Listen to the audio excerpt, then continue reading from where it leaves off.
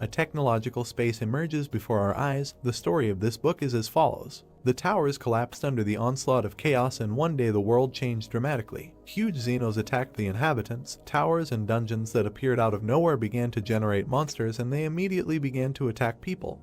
And the world plunged into chaos. The continents were shining with threat, and in particular the Korean peninsula, which became famous as a region where towers and dungeons appeared continuously. The subway stations were in ruins, and here the monsters were much more aggressive and stronger than in other countries. It was a real hell. The mother tried to protect her child from the monster. A huge wolf opened his mouth, preparing to attack. But then lightning pierced him, and yet even the pitch darkness can be dispelled by bright light. The mother and child looked at the savior with joy. He extended his hand to them, and in this novel, with such light. It was a man in a cloak and fingerless gloves. Heroes could destroy the darkness. The news was full of headlines, and thanks to the power of heroes, Korea began to fight monsters, and gradually people were able to take control of dungeons and towers into their own hands. The charts of countries jumped, and cataclysms were used as an engine of industry. Dawn came over the city, and gradually humanity began to emerge from the dire situation.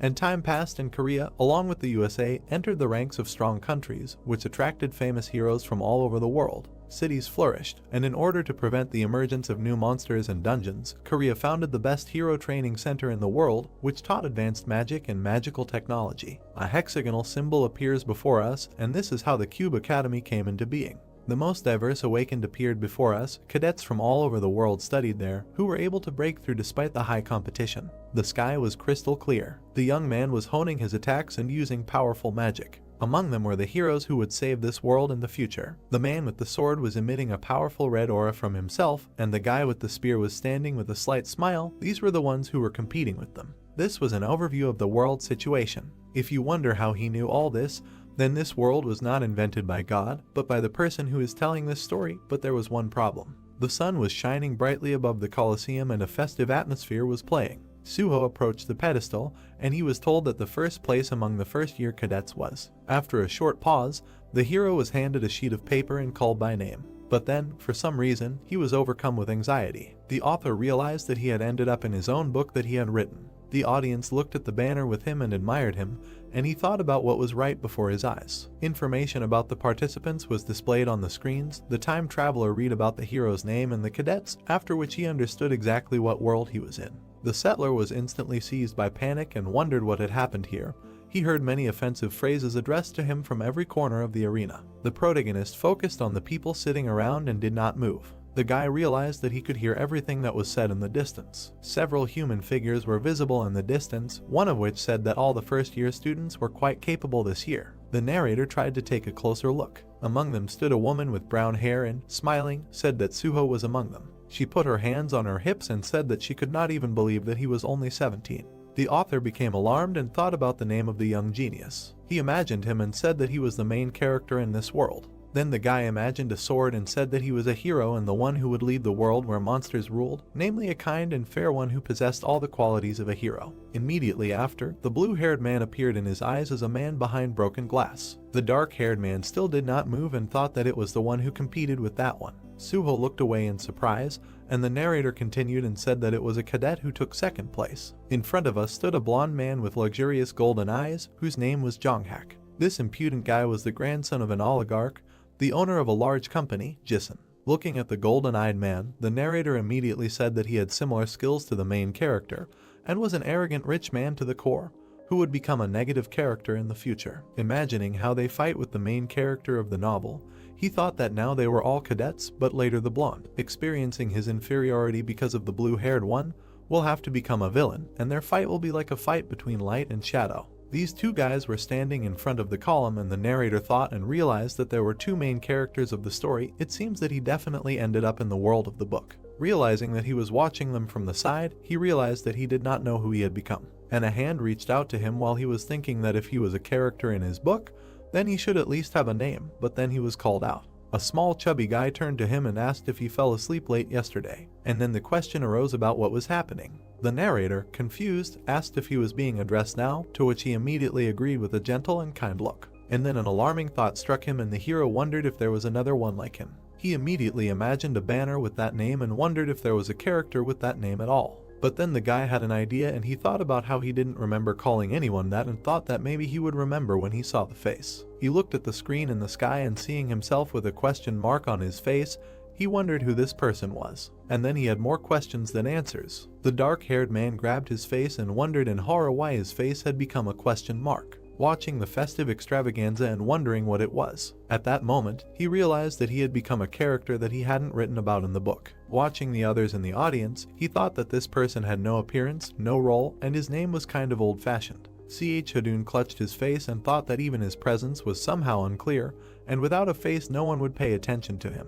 Imagining himself against the backdrop of the main characters, he thought about the fact that he was only called a cadet, and he had no friends, and he was the one who had no points of contact with the main characters. The reincarnated one tucked his legs and thought that he was just a character to fill the audience seats. The dark-haired man covered his face and finally realized who he was. There were many such unremarkable personalities sitting around him, and he thought that he had become an episodic character outside the plot. But then an even greater truth dawned on him. The author, realizing the scale, thought that he had become dust inside the book. One day, he received a message. The dark-haired man was surprised by the strange glow and wondered what it was. He received a letter asking to make a remake of his work. He immediately imagined the cover of his book and thought that the sequel to his book The Return of the Hero had not been published for 6 months due to stagnation in the creative process. The author sat down at his laptop and anxiously wondered if that person wanted to make a remake of a novel that had stopped being published, and thought that there were still weirdos in the world. But then something interesting caught his attention. The letter thanked him for his interest, and Hadun said that he even felt awkward in front of him, and he did not even think that the answer to the request of a strange fan. The hero sent the letter by mail, and while particles were flying out of his dorm, he realized that this would cause the subsequent events. Water splashed. The protagonist looked in the mirror with surprise and said that he had been looking at this face for 2 weeks and even got used to it a little. Looking again at his reflection in the water, he thought that this strange question mark was also 2 weeks old, and it seems that this is not a dream. The transported one imagined the many pages of the work he was walking through, and thought that he was in the world of the book he had written, and Hadun, whose body he had entered, was one of the many episodic characters in this book. Standing in front of the mirror, the guy thought that over the past 2 weeks he had tried a lot of methods, but still could not figure out who, how, and why had placed him here. Having imagined the main characters, the protagonist thought that he might have to stay in this world for a long time. Holding onto the edge of the sink, the hero thought that by the time the plot reached the point where the release of chapters had stopped, he had about 10 more years. And then the dark-haired man exhaled heavily in horror. His face expressed extreme indignation and he wondered how he could spend so much time in the book and also wondered if he would have to laugh with teenagers all this time. The guy immediately imagined his work supplies and thought that he had his own life and did not want to stay in this book forever, trying to survive. The protagonist held his hands on the sink until a star hit the back of his head and said meaningfully. The dark-haired man began to get up little by little and thought that he needed to figure out a way to get back, and now nothing came to mind except following the main plotline. Remembering his book, the hero thought that if he reached the middle of the story, then the chapters would stop coming out anyway. The author took a towel and thought that he needed to try to hold on for a while. But then he remembered the cover of his book and said with anxiety that for this he would have to. Looking out the window and seeing a thriving city, the hero said that he needed to go to Cup School. Imagining that location, he thought that this place was located on an artificial island near the Eastern Sea, and about 5,000 cadets, including future heroes, were studying at the academy. It was a high-tech city where magic, advanced industry, and talented personnel from all over the world were concentrated, and thanks to the academy, Korea was called one of the most powerful and influential countries in the world. He stood holding his backpack with anxiety and thought that this was the center of the city and the main stage where the plot of his book unfolded. In front of him was the Hero Training Center. The guy imagined strong warriors surrounded by energy and said that among those who hoped to become a hero and had special skills, only a small part of the elite could study at this place. Looking at his hands, the hero thought that the owner of this body was also a cadet. As he continued to walk and squeeze his hand, he thought that he didn't know what skills he had, but it must have been something special to be able to get in here. The protagonist began to worry even more and thought that whatever it was, he hoped that these abilities would help him. When he approached the door and raised his head, he thought about surviving in this terrible school. Entering the classroom, he found many students sitting at their desks. The guy got into the truth classroom, which was the central place in the club. One of his classmates began to yawn, and he thought that this was a place where there were positive and negative characters. Looking at the other part of the classroom, the hero thought that there were also allies and rivals there. But when he saw Suho smiling, he immediately thought that this was the main character of the book. Looking at his comrades, the guy realized that they would soon begin to form groups, which would entail various events. Hadun sat down and thought about how he would have to be with them for 10 years, and without a face, and then thought about how lonely he was. He arrived at his dorm in the late afternoon. Entering the house, the guy said that he did not even notice how the days passed. While the hero was climbing the stairs, he noticed something while thinking about how he could study all day in high school. There was a huge box from the academy on his desk. The guy began to remove the tape, asking what kind of package it was, thinking that he was not told that something should arrive. Almost removing the tape, he thought that these were Hadun's personal belongings. But then something really surprised him. His laptop from the real world was there. The hero hurried to open it and wondered what he was doing here. The system began to slowly load. Synchronization began. He covered his hands with bright light, not understanding what was happening. The system showed 2 images with the transition from Hadun to Hajin. The settings began loading, and immediately after that, a lot of status windows flew out. The protagonist immediately remembered how he worked behind him in Earl and thought that this was the same settings log that he himself created. The guy extended his hand a little forward and wondered who could have sent him such a thing. But then something suddenly stopped him. The core began to crack and emit energy after the synchronization was 99% complete. And then the laptop unexpectedly turned off. A notification appeared about receiving a unique right to change the settings. The crack went through the space itself. Suddenly, the hero took his image from the real world. He was wildly surprised, and then a notification appeared about resetting all indicators for the purpose of synchronization, and while he was trying to come to his senses, a notification appeared about the completion of synchronization. He immediately grabbed the lid of the laptop. There was a reflection, and the guy immediately said that this was his real face. The dark-haired man looked around and wondered what had happened and where it all came from. Looking at the notification, the guy began to gradually guess what was happening and suggested that it could be an epiphany. Hajin imagined a person with an aura and said that this is an awakening phenomenon that occurs when one overcomes one's own boundaries, and in this world such a phenomenon is called an epiphany. He imagined his body with statistics and said that after it, one can see one's abilities, techniques and skills in numbers, and also become stronger in a much more effective way than before. His report card appeared in front of him, and the reincarnated man thought that, to put it simply, he now sees a status window. A window about the observation and viewing skill appeared, and then information about variables and static indicators appeared. The dark-haired man swiped his finger across the screen and said that first you need to look at each indicator. Synchronization and reset immediately caught his eye. The newly minted member of the story became more serious and thought that he did not know what it was.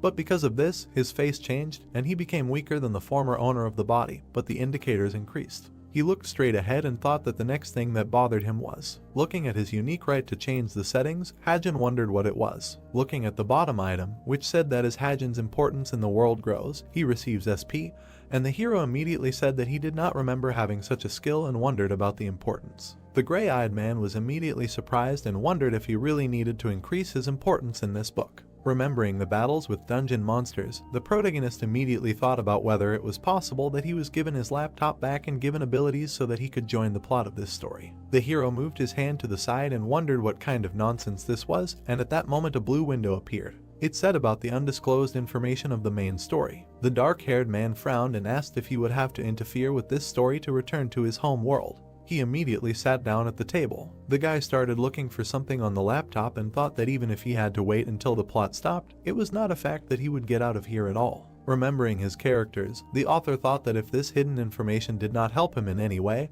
then perhaps he would be able to find some kind of clue while communicating with the main characters. He selected the investment of points in the window and thought that he needed to become stronger in order to withstand the conditions of the main plot. The guy immediately clicked on the pop-up window and said that his book had no concept of leveling up, and you couldn't increase your stats at will, and the only way was with points, which were considered very valuable here, and for the most effective way to use them. He imagined a casino and thought about investing in luck. After that, the author imagined everyday things where luck was used and said that it could be obtained not only by opening unknown rewards in the dungeon, getting money, extra points, personal relationships, and so on. It was an ability that could be used in everyday life. The hero looked straight ahead and thought that of course, the constant luck stats couldn't be increased, but he could exchange them for SP. He started typing and suggested that he should try exchanging 10 points for SP. The protagonist invested 9,000 story points in luck, increasing it almost to the maximum.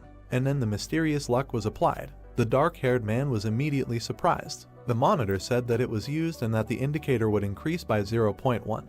And the reincarnated man was immediately surprised that it affected this too. He leaned back in his chair and put his finger to his nose and thought that the main character's magical powers were about 9, which meant that he was very lucky. Gray-eyed began to enter new values and thought that he needed to invest the remaining SP in patience because he had to endure training in Cub. And when the hero invested points, then a huge luck was applied and patience increased from 6.6 to 7.207, to which he said that he had become lucky after all. But suddenly artifacts began to appear on the matrix. A warning popped up that an error was detected that could affect the probability of increasing the indicators, which made Hajin furious. The next inscription said that he could no longer change SP using unchangeable points. The hero immediately became disappointed, asking what kind of mockery this was. He again sat back in his chair, upset, and said that there were restrictions on tricks, but he still managed to increase luck and patience, and this was already a lot. But then something caught his attention. Looking at the window of the special right, he said that he had another 10,000 points. The dark-haired man leaned back once more and fell silent. It was clear outside, and the guy said that he needed to think about how to use them. The doors to his class were open and someone was saying that they all tried hard at the morning training. Hajin was listening attentively to the lectures, and their teacher decided to introduce himself. The man in glasses put his hands on his hips and said his name, saying that he would be their instructor for the whole year. The cadets talked among themselves, discussing their places in the world rankings, while the hero sat silently. Suhaik calmly looked at them and said that it was time to stop talking about him and get down to business. He imagined a pyramid and said that Cub is not a place for entertainment, and if they do not achieve the main goal, high grades, they will begin to lag behind. According to statistics, less than half of the cadets graduate from the academy without ever repeating a year. The white-haired girl looked without emotion, and he continued and said that heroes are raised here, which means they will be assessed according to strict criteria. The brutal man nodded sternly and told everyone to stand up and follow him, because the first thing they will do is determine the main weapon. The teacher put his hand to the sensor. A heavy door began to open in front of the protagonist's face, and the contents surprised him. It was the armory, which was all glowing with neon and shining. There was a wide variety of choices, for example, katanas. In another row, axes and spears lay nearby. But then the instructor put his hand behind his back and began to shout that he did not give them time to admire and told them to choose faster. When Suho grabbed the katana, the brutal man with glasses mentioned that the chosen weapon cannot be changed for 6 months, so he should think carefully. The blue-haired man looked at his blade with a soft smile. A woman's hand raised a bow. She pulled it, knocking an arrow and pointing it to the side. A beautiful white-haired lady picked up a rapier. A dark-haired girl picked up a whip and immediately pulled it. Our protagonist looked at them calmly and thought that all the main characters made their choice without any problems. He leaned over the safe and thought that it was his turn to choose. The gray-eyed man looked ahead and the thought came to him that he needed to think carefully. Having examined the naginata and spear, the guy thought that with his indicators, he would not be able to stop at the weapon that the other cadets use. After examining the shields, the hero thought that even if he wanted to increase them, the efficiency of investing points would only fall, so he had several conditions for the main weapon. Hajin looked to the side and thought that he should have experience using it in the real world, and he should quickly adapt to it. And then his hand itself reached for the right option. The other cadets looked at him with great surprise and called everyone to look. Even their instructor, seeing this, strongly thought that he was joking. Suhaik widened his eyes in surprise and immediately turned to the hero with a question about whether he would really take this weapon. In the hands of the protagonist was a Glock 19. The hero stood in the center of the hall, holding a pistol in his hand. Suhaik looked intently at the document and told the cadet that, as he remembered, he used a sword in the cadet school. The guy, looking at him, explained that he decided to change the weapon. A question was heard, and for this he entered the cube. An agreement in response. The man looked at him over his glasses and agreed, saying that in the cube, the choice is always up to the cadets. Crossing his arms, Suhaik shouted that it doesn't matter whether it's the right choice or not, the responsibility lies only with you. Let them keep that in mind. Hajin looked at him silently. He looked away, hearing someone say that he's completely crazy. The classmates around him were whispering, asking why he entered the cube if he chose a gun. It's not clear. He'll have to do it during sparring. Maybe he wants to attract attention to himself. Touching his burning ear with his fingers, Hajin thought that even in this world, a gun is the best weapon, especially for an ordinary person who doesn't know how to use magic. A bullet flew out of the gun, leaving a trail of lightning. Magic bullets are mainly used here. They are much stronger and more destructive than simple steel bullets since they contain mana. However, despite this, guns are not very popular. The bullet rushed forward. The man waved his hand, deflecting the bright flash. The metal part on the student's glove was smoking.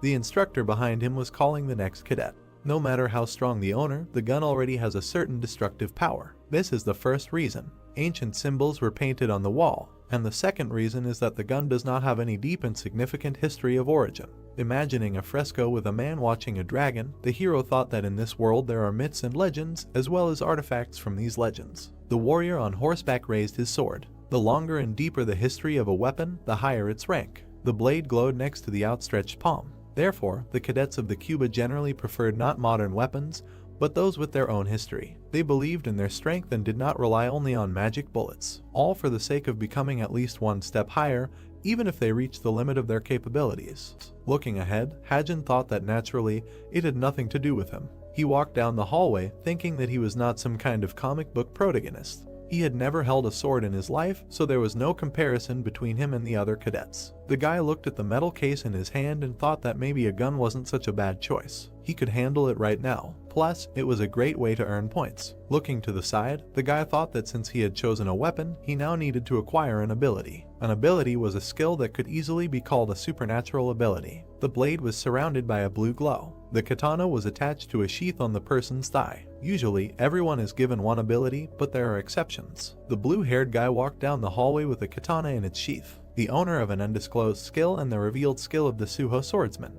Naun held a bow in her hand. Hearing his question, did she also come to train? The girl frowned irritably and asked, what else is the training hall for? And he is also an elite. Suho awkwardly scratched the back of his head and said that there are usually just few people here after school. Coming closer, he remembered that another shooter appeared in their class. The girl asked again, Hajin or whatever his name was. The guy confirmed. Naun wrinkled her nose in displeasure and her friend asked, what's wrong with your face? In response, he heard that she did not recognize him as a shooter. She remembered the image of a serious Hajin and said, what kind of shooter is he with a gun that has a firing range of 1 kilometer? Exhaling, the girl turned her gaze and said that he simply refused to be a hero. If you leave the academy early, there will not even be a record of expulsion. Perhaps this is what he is trying to achieve. He heard a question, how did he refuse? Naun looked at the guy. Looking at her, Suho said, you shouldn't throw such words around. The archer turned around with displeasure, looking at him questioningly. The blue-haired man smiled sweetly at her. The girl was furious and shouted at him not to tell her what to do. She didn't want to hear it from him. The blue-haired man apologized in surprise. The girl shouted that if he didn't let her train, then she should leave. His fingers touched his ear. Hajin rubbed his ear in dismay, thinking maybe someone was talking about him. If only gossip wasn't included in SP. He sat with his arms crossed in front of his laptop, thinking that the main character Suho would become the best hero just because of this skill, which meant that abilities were very important. On the screen was a description of the unique right to change settings, which allowed editing or creating skills or products, as well as points and abilities. By spending SP, the hero thought that there was also the first ability that could bring 10,000 SP. He couldn't miss such a chance. The sniper skill appeared on the screen, allowing him to handle ranged weapons well, and the guy decided that he should try it first. The system reported that he used 10,000 SP to create the skill. Hajin's eyes reflected the laptop. He asked in surprise, so he was fixing everything himself. On the screen was a purple window describing the permanent sniper skill, average level, growing type, mastery level 10, mastery points 0%. The skills were listed. Bullet time, every 4 hours, 3 seconds are allocated to use bullet time in real combat. Marksmanship, wields any ranged weapon. Foresight, the ability to see far and predict the route of the object. He imagined a bow with several arrows and thought that any ranged weapon was not bad. He would be able to use not only a pistol, but also a bow. The guy thoughtfully touched his face, thinking that on top of everything, the growing skill. Now the level is not too high, but he will be able to develop it, and that's a plus. In the long run, it was even better. He reached his hand towards the keyboard, saying that great, he would choose this. Stretching, Hajin said that he seemed to be ready now. Blooming, he thought that he had only to hold on to his abilities, until the main plot of the book ended. The cadets walked along the paths near the tall buildings. A woman stood at the lectern in the classroom, saying that there weren't many small problems, but they needed to pay attention to the examples of clearing the tower and the dungeon. Hajin ran his finger across the screen of the tablet, thinking that just a few illegible lines, but it turned out to be a whole textbook. The woman pointed to the question on the screen, what is the reward for clearing the tower by the Holy Apostle Guild? The answer appeared, that the Holy Apostle Guild cleared the sea tower and received the sea stone. The guy thought that if the main characters found out about this, they would cry tears of blood. Thanks to his skill of observation and viewing, he listened to this lesson in its entirety. He imagined the silhouettes of people in the room and thought that he was literally watching and watching. He could hear their words, what they were saying. He was just amazing. He was just lucky. And this Kim Suho was a handsome man, didn't she think so? Hajin thought that he could watch those in his field of vision, and even look through smart watches. He remembered the image of the article with the description window and the planet and thought that he could open the settings tables without any means at any time. The teacher's voice was heard that they should review what they studied today. After all, they know that there is very little time left before the exam. Naun sat with her chin resting on her hand. Finally, she lost her patience and clasped her hands and shouted, "Why should they study this nonsense? After all, it is enough to demonstrate the abilities in a real battle." At this moment, the door to the office opened. The man who entered shouted to the students of the truth class to go to the square in 20 minutes. Naun froze with an enthusiastic wide smile. Yona and Jonghak turned their attention to the speaker. Words were heard that this was a real combat training. Hajin awkwardly leaned on his hand and thought that this moment had come. The silhouettes of the cadets were standing on a round platform. Words were heard that they hoped that they all knew what kind of lesson this was. Accordingly, they would skip the introduction and immediately proceed to the formation of teams. Introducing the figures of the participants with weapons, the teacher said that each team would have 4 people, 2 warriors, 1 shooter and 1 assistant. The blonde girl listened along with the others that if nothing happened, the teams would be in this composition until the midterm exam. Each team would include both low-level and high-level cadets so that it would be fair. Suhaik, with a tablet in his hand, announced that in order to avoid unrest, he would immediately say that they should get used to their team. So now they will check who got where. Hajin's eyes widened in surprise. He looked at the written names and thought that it couldn't be. Gritting his teeth in displeasure, the boy thought that he was on the same team as her. On the screen, there was a list of the team members, which included Hajin and Yona. Staring at the screen, the boy smiled wryly and thought that he was on the same team as Yona. It was always like this in books. He imagined the figure of the boy surrounded by many silhouettes, and thought that the main character was surrounded by numerous characters who encountered him, talked to him, and got into the same stories. And among all these characters, strands of dark long hair flew up. The girl looked forward confidently. Yona was special. The hero imagined the guild logo and thought that she was the successor to the #1 best Korean guild, the Strait of Essence, as well as the heir to a famous clan. At the beginning of the book, she was at odds with Suho. The hero imagined their hands holding each other and thought that she then fell under his influence and became a reliable ally. Looking at the long-haired girl's back, Hajin thought that this is why Yona is a very important character. The more often he is involved in the story of the book, the more points he can earn. Resolutely clenching his fist, the brunette thought that today during training he must definitely find a way to get her attention. Yona turned around when she heard someone greet her. She saw a guy in a hood who said that they were on the same team. It was Hosung, next to whom stood a green-haired girl with pigtails, Heizuki. The girl looked at them indifferently, and a pattern appeared in her head. This is a team member, yes, so it cannot be ignored. Smiling sweetly, Yona said, "Very nice, Mr. Hosung, Miss Heizuki." The guy thought, they are the same age, why is she so formal? Turning around, the long-haired girl asked, "Where is the other one?" Words were heard that it was him. Hajin confidently walked towards his teammates. Yona said with an inscrutable face, "He." Looking at her, the hero thought that he should not mumble. She dislikes insecure people the most. Hosung looked at him with admiration and exclaimed that he was the one who chose a gun for himself. With a wide smile, he said that he had managed to become famous among the freshmen. A gloomy man appeared behind him and asked in a frightening voice, "Do they have time to chat?" The frightened cadets turned to the stern Suhaik. Near the light building, his cry was heard that he had sent the location of the monsters that the teams would have to fight to the smartwatch. Let them begin. The bright sun illuminated the grass by the seashore. The sun's rays flickered between the yellowish blades of grass. The 3 heroes quickly ran across the field. A map with an arrow appeared above the smartwatch on the wrist. Turning around, Yona said that they would soon be there, let them get ready. Looking at Heizuki, she said that they could look up the information about the monsters when they got there. Hajin bent down, thinking that it was possible to die. He was exhausted and sweaty from running, thinking that his physical abilities were above the level of an ordinary person, and he was just dragging himself behind them. Hosung with an axe confidently ran forward. Heizuki, focused, did not look tired. The hero thought, is this the average level of the cube cadets? Stopping, Yona looked ahead and said that they were there. This is the training ground, beach number 8. A small boat was floating in the sea ahead. A purple tentacle appeared. A ghost monster. The monster struck the water with its large tentacle. A black humpbacked octopus. The heroes watched as the octopus splashed in the water, approaching them. Standing on the shore, Yona suggested that they start discussing their plan.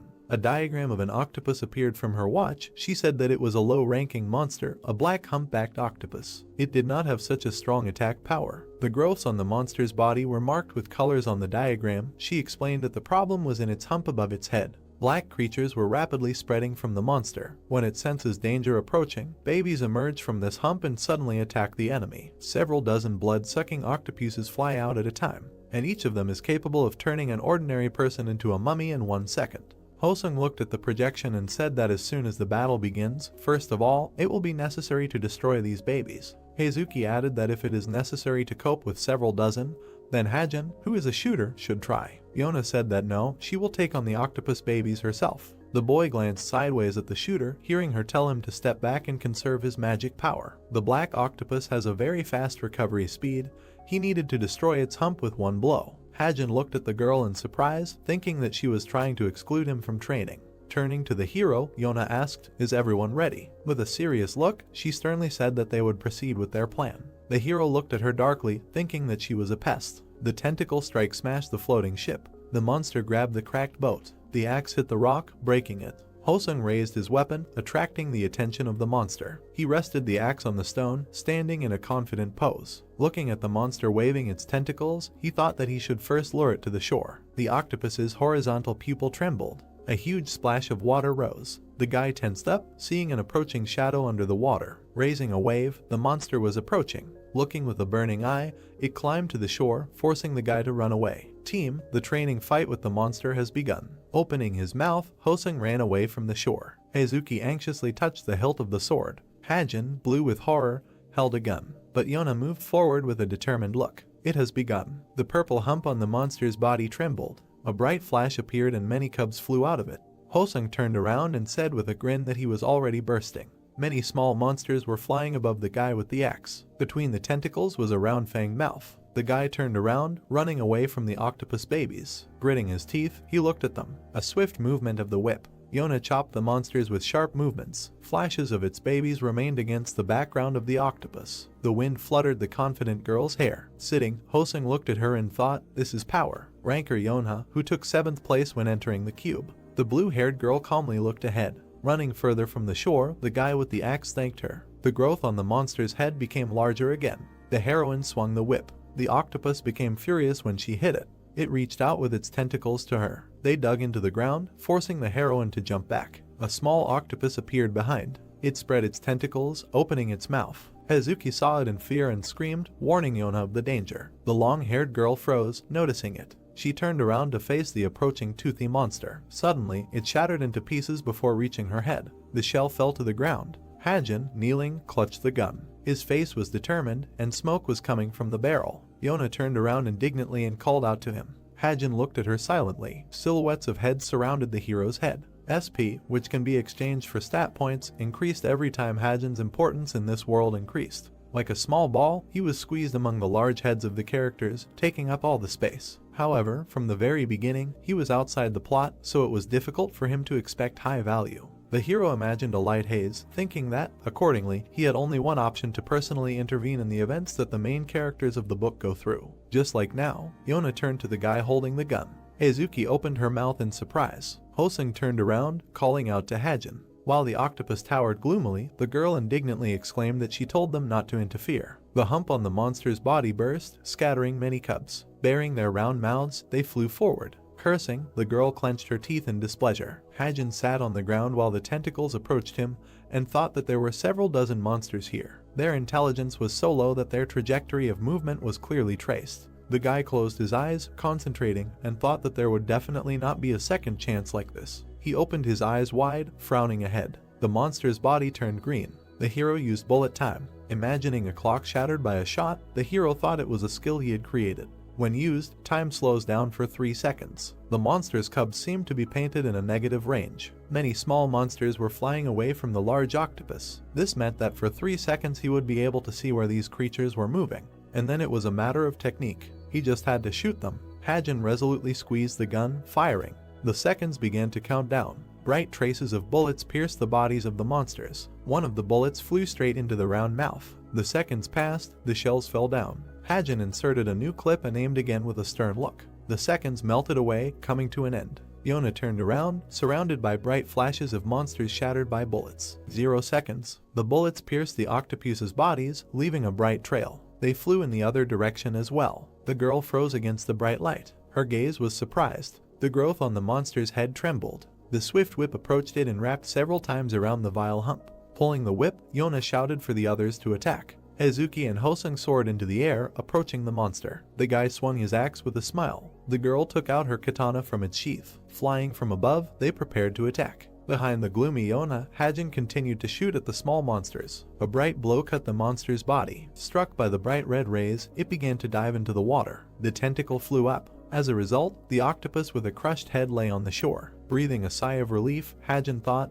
did they destroy them? The long-haired girl turned her attention to him. The hero fell tiredly to the ground, saying how hard it was. A loud beep was heard. The results of Team 5 were being counted. Hosung held the purple octopus, saying that it had returned to its original size. Looking at the guy, Yona was silent and listened to the total time of Team 5 being 58 minutes 58 seconds. They were currently in 16th place. Hajin was breathing heavily, putting his hand on his forehead. The fight with the monster was over. Information appeared. Team 5, total time 58 minutes 58 seconds. 16 out of 100. The girl looked at the number 16. Yona's eyes widened in shock, as if pierced by lightning. The team rankings were on the screen. A voice was heard saying that the video of this battle was filmed by a drone. It would come to the smartwatch, let everyone analyze it for themselves. The long-haired girl clenched her fists until she was shaking, thinking, only 16th place. So she heard everything correctly then. Personal achievements will still be assessed separately. She looked at the blonde girl sitting in front of her with a bored look and thought, why did Naun overtake her? The second team, Naun and 3 others, the rating is 4 out of 100.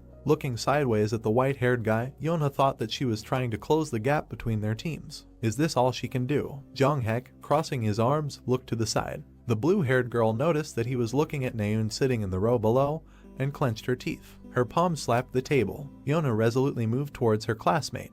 She noticed a gloomy figure looming over her. Immediately, Yona with a sweet smile hugged her friend from behind. Calling out, the girl recognized her. Standing next to her, the blue-haired girl asked how her practical lesson went. Did it go well? The girl answered that she was in 4th place, which was a pity. Jonghak and Rachel really wanted to win. And her. Yona awkwardly answered that she was in 16th place, but mentally she was gnawing on her whip, furiously exclaiming, how annoying. Surprised, her friend pointed her finger at Hajin, saying that 16th place with that shooter was cool. It was good that at least it didn't drag them down. Yona looked at the yawning hero and mentally repeated, it drags them down. It was definitely because of him that they spent 50 minutes getting to the place when it could have been done in 10. Although, on the other hand, his contribution to the battle with the monsters was significant. Hajin touched his burning ear, thinking that it seemed like someone was discussing him. The girl remembered the monster and thought that several dozen babies that crawled out of that octopus, it destroyed them before they even reached the ground. And this is with ordinary magic bullets. She remembered how Hosung happily slapped the stunned guy, telling the shooter that thanks to him they did it easily,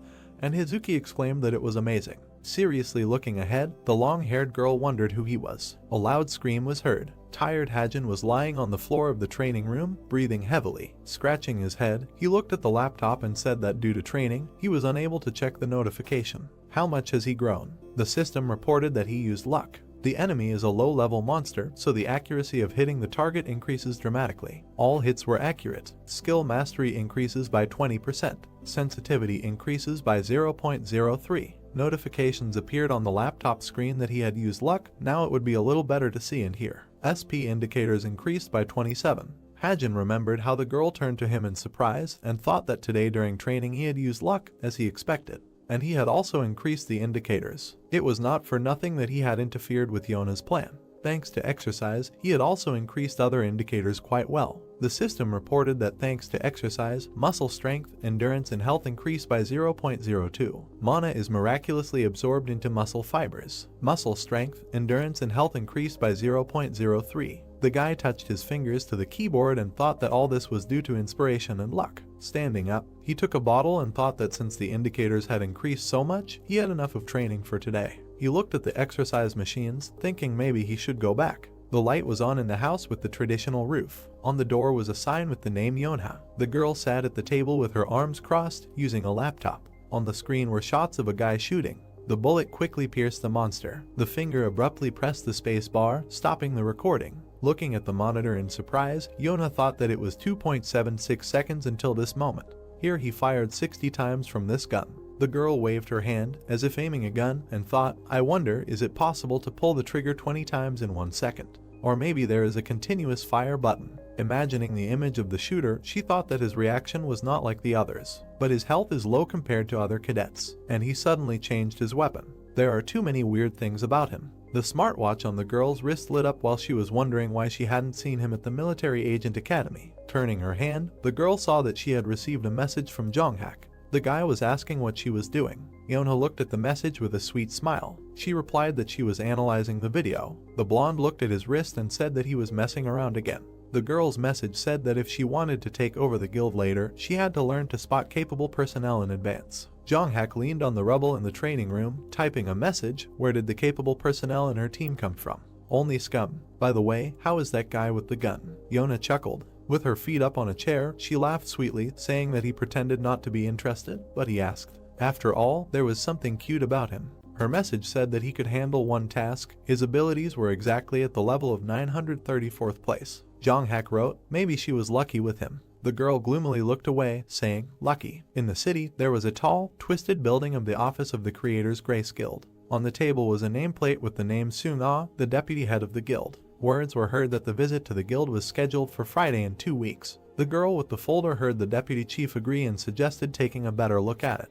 On the screen was a smiling Suho. The girl in the chair turned and asked that there was something about him, didn't he think so? This was Seung-ah, the deputy chief of the Creators Grace Guild, ranked 307th. On the screen, the guy was chopping up a monster in flight. The woman continued that his smooth movements were like the flow of water, and his sharp sword technique was unmatched by any modern technique. The blue-haired man on the screen was looking forward. She continued that it was like dancing with swords. Seung-ah crossed her arms and spoke of this extraordinary force with which he cuts. It seemed as if he was chopping not just a monster, but space itself. Suho stood half-turned, as if surrounded by a halo. The woman said that the Strait of Essence, the Red Moon, recognition of cold. Now it makes sense why the big guilds in Seoul were trying to get him. Holding the document, Seung-ah said sweetly that she would like to take him with her. It doesn't look like he's already in any guild. The cursor moved to the next image. The deputy head summed up that, in general, they would keep him in mind. The next cadet. The brunette's eyes widened in surprise. She said to wait. Hajin on the screen was resolutely squeezing the weapon. Seung-ah asked, so he uses a gun.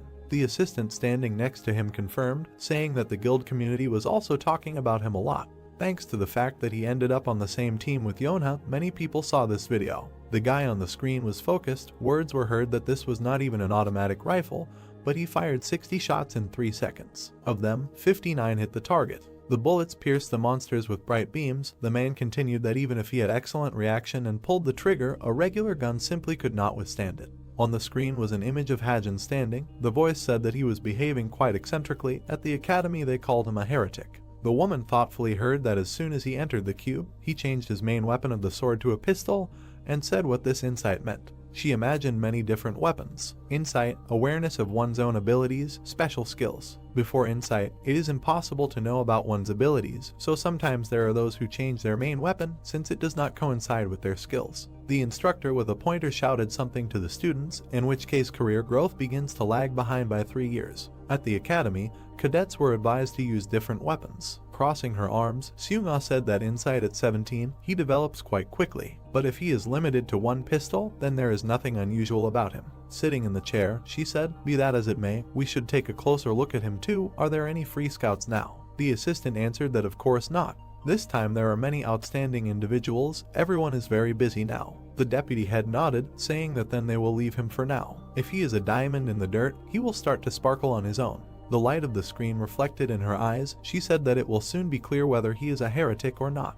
At this time, Hajin was sleeping, hugging the pillow sweetly. Wednesday, Suho was clutching a sword in his hand. The guy swung his fist with a grin. The opponents clashed in the attack. The day of one-on-one training fights. The instructor watched with a whistle as 2 students fought. One-on-one fights were held in teams, each of which consisted of 2 cadets. Rachel thrust her blade forward. Behind her was a scoreboard showing 16 points and her opponent's 2. All the cadets used their main weapons. It was easier to assess and not as painful. However, the girl with thick triangular eyebrows shouted 934th place Hajin. She was hanging over the guy, having already won 18 clean victories and shouting for him to get up immediately. Trembling, the guy thought gloomily, why was he the only one fighting the instructor? The red-haired instructor said that he probably had a question. She would explain it to him. The training pistol was still in the manufacturing stage, and training with a real pistol was too dangerous. She walked towards the guy lying on his stomach, saying that that's why he was put with the instructor, that is, with her. In horror, he exclaimed that he could not do it anymore and surrendered. Clenching her fist, the instructor shouted that it would not be possible to surrender in a real fight and ordered to strengthen the defense. Hajin watched in shock as she swung her fist. A blue mark from the skill appeared in the guy's eye. He quickly jumped back, avoiding the attack. The girl looked at him in surprise, not expecting it. The hero clenched his teeth in concentration. He barely dodged a quick blow to the body, and then, opening his mouth, he avoided a blow to the jaw. The redhead froze in surprise, thinking that this guy, the position is a little awkward, but he is watching her blows. Hajin's eyes glowed blue. He used the skill Farsight. He saw arrows coming from the figure of the girl standing in a fighting stance. Farsight allows you to see at a great distance and roughly predict the trajectory of the enemy's movement. Curving in horror, he still managed to dodge a new attack and thought that the skill, of course, only helps and he should dodge himself. A classmate pointed a finger, telling his comrade to look at him. Just jumping around. Covering himself with his hands, the hero turned to them with displeasure. However, the system reported that the SP points were increased by 40. The guy thought that attracting attention did have a useful effect after all. The can of cola fell down. Sighing tiredly, Hajin sat down by the machine, taking it out, and gloomily turned to the side. Yona was walking past him along the corridor. She looked gloomily at the guy. He silently looked at her. The girl went on, and the hero thought that even though he wrote it, she had a character. Touching the button on the machine with his finger, he thought maybe he should conduct a small experiment. Yona turned around when she heard her name being called. A can of cola was thrown at her. The girl caught it with a movement of her hand. Holding the can, she asked, was he lifting it up? Getting up, the guy asked, what was she talking about? The girl turned. Hearing that she helped him a lot during the last training, he wanted to be friends with her. It's just an experiment. The boy's eyes glowed slightly blue. He thought that if he got 40 points when he attracted attention in front of the secondary characters, how many points would he get after talking to the main character? Yona closed her eyes and said no, let him drink it himself, and Hajin also caught the cola that was thrown back.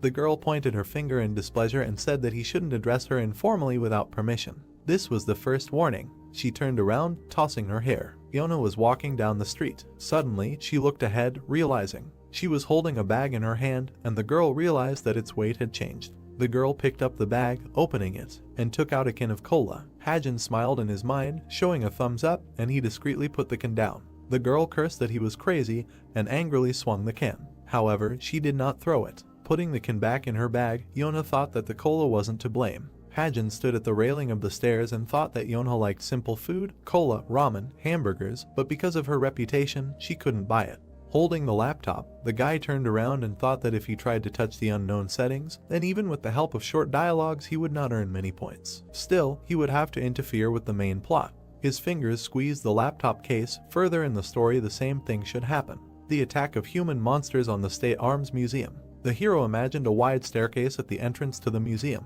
Human monsters. The hand reached for a clawed paw. These are people who made a pact with the devil. People stood in the crowd. The girl smiled. In exchange for their souls, they gained enormous power, became subordinates of the devil, and spread in this world. The purpose of this incident was to kill a certain person, for which they hid in the museum. The hero imagined how the blue-haired one attacks, leaving a bright trace, and thought that, however, they were destroyed by the main characters who came on an excursion at that time. Thanks to this episode, the main character Suho will be able to attract the attention of other characters. He imagined a cute picture of the characters and thought that the heroes of the book Suho and Naun will appear here. And the human monsters are not that dangerous yet, since this is only the beginning of the work. Thoughtfully looking ahead, Hajin decided that great, he will be able to wedge himself into this episode. He thought that first he should find a way to get on an excursion to the museum. Suddenly, a man in a cap called out to him, saying that class time was over. Why was he standing here and not going to the dorm? Hajin put down his laptop, hearing the demand to give his number, and apologized, saying that he was already leaving.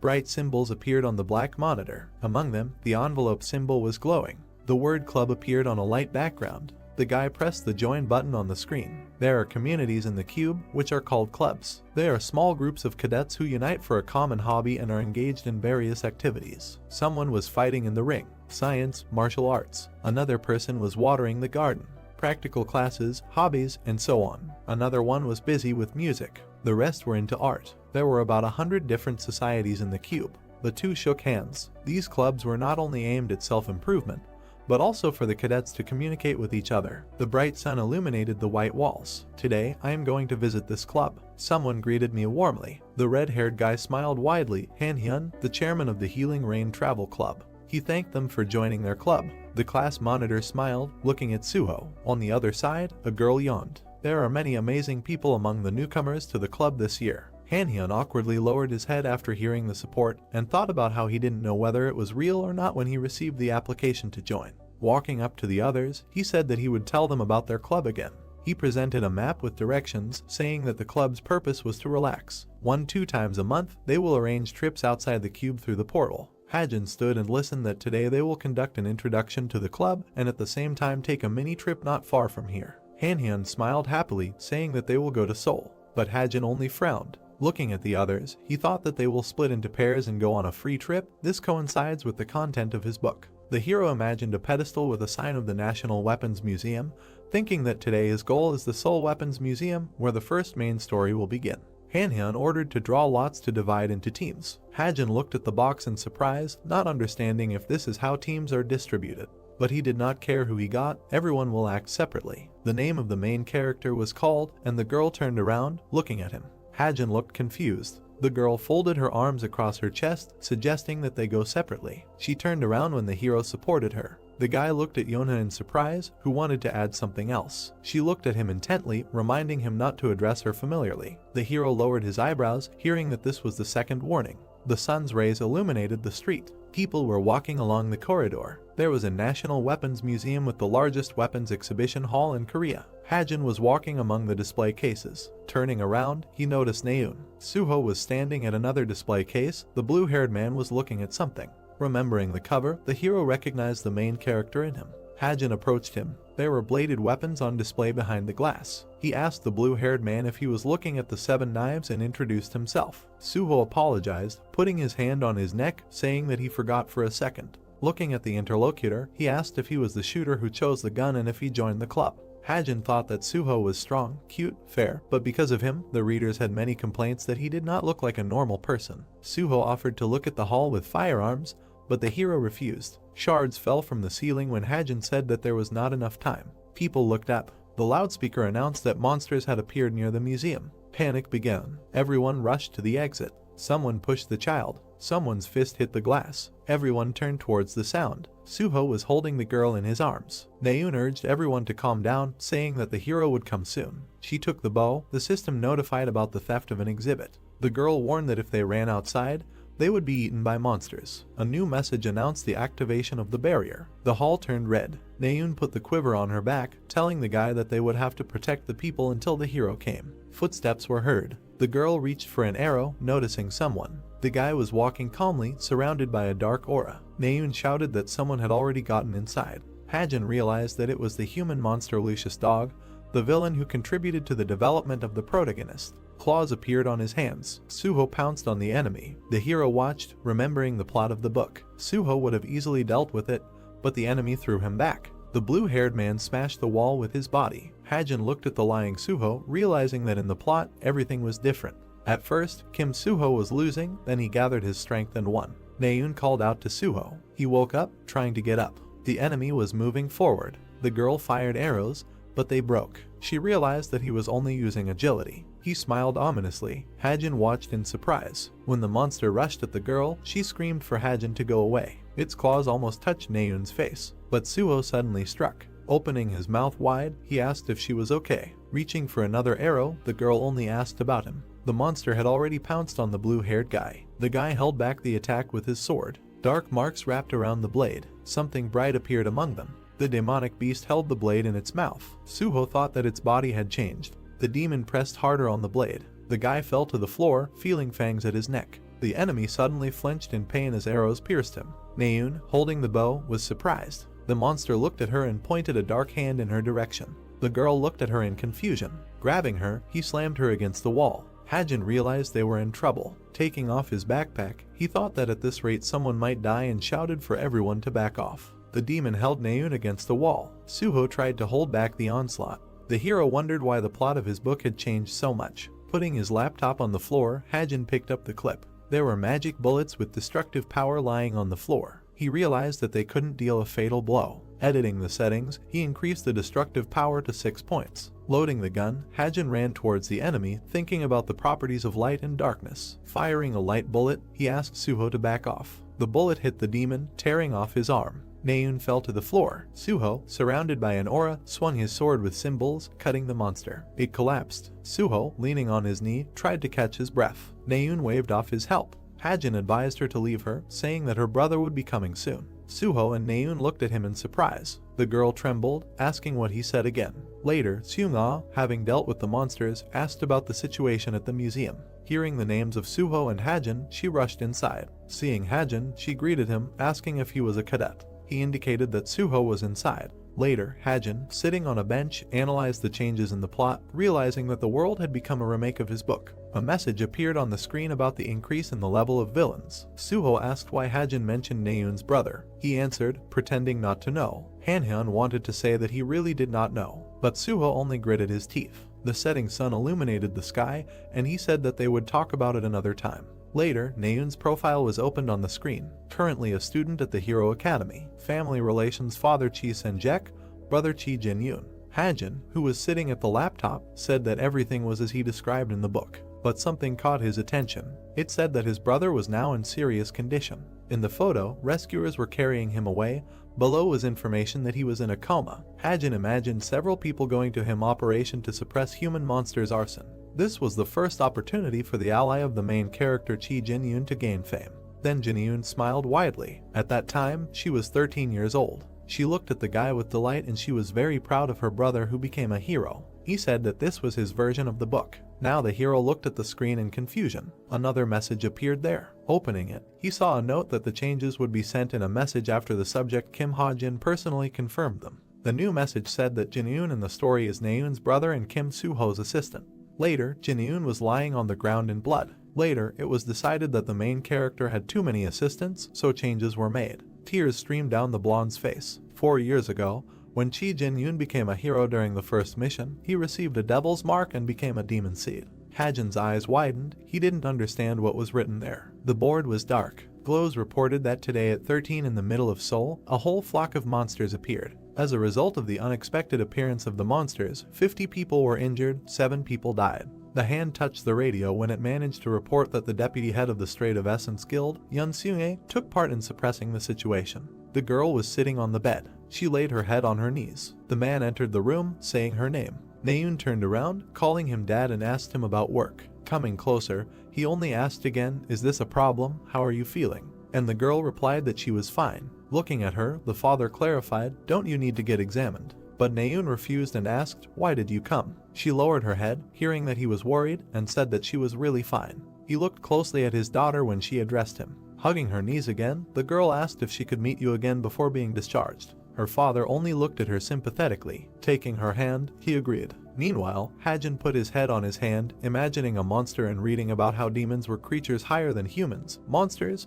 They left marks on people and turned them into demon seeds. After that, the incubation period passed, the seeds sprouted and people turned into strong demons. This period lasted 5 minutes 6 years. Naun stood in front of the door to the ward. Half of it had already passed. Her brother's name was on the plate. The hero continued to sit at the laptop. The girl went inside. In this confusing situation, there was only one answer. Both lowered their heads. Until the demon awakened in Chi Jin-yoon's body, it was necessary to kill him as quickly as possible. The sister stood in front of her brother lying in bed. The light from the monitor illuminated the face of the protagonist, who was thinking about how to do this. Who should do this? Imagining their father, the hero thought that it was impossible to hire a person. No mercenary would undertake the murder of an oligarch's son. Naun sat next to Seung-ah's bed. He showed no signs of seed germination, so it was impossible to do anything either. Afterwards, he imagined the battlefield, arguing that there was no way to stop the demon that was about to manifest in Kim Soo-ho. Even when the active heroes enter the fight, casualties among them are inevitable.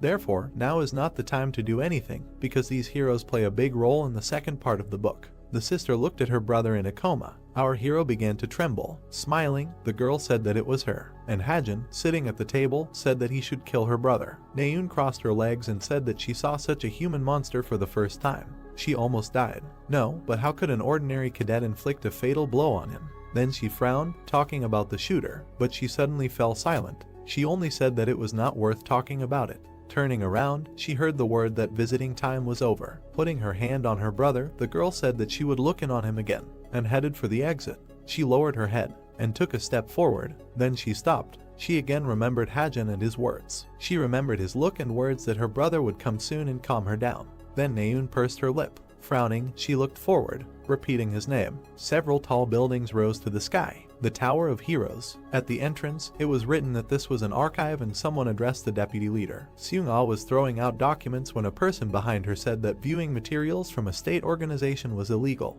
What to do if someone noticed her? But sitting down at the table, she answered nothing. She was going to take a second to look at the records of today's incident at the museum, and the guy thought that this was the whole problem. Remembering the killed monster, the girl said that traces with the property of light were found in the body of the human monster. It turns out that one of those who fought with him used this property. She seemed to flare up, saying that such a person could become a rather dangerous opponent. Alia, a human monster. It is necessary to find him at all costs and drag him to them, but the guy only thought that she was worried again because of her premonition of a talented shot. Opening the camera records, Seung-ah said that they say that 3 cadets who were on an excursion at the time fought with this human monster, and Han-yeon said that one of them used the properties of light. Remembering Suho and Naun, he said that they were already under his supervision. Lost in thought, the girl put her hand to her face and said that she heard about the latter for the first time and found her in the Cuba rankings, 934th place. Later, Hajin was sitting with a laptop and said that he had recently realized one fact. Seeing the blue windows on the screen, he noted that it seemed that other people did not see this laptop.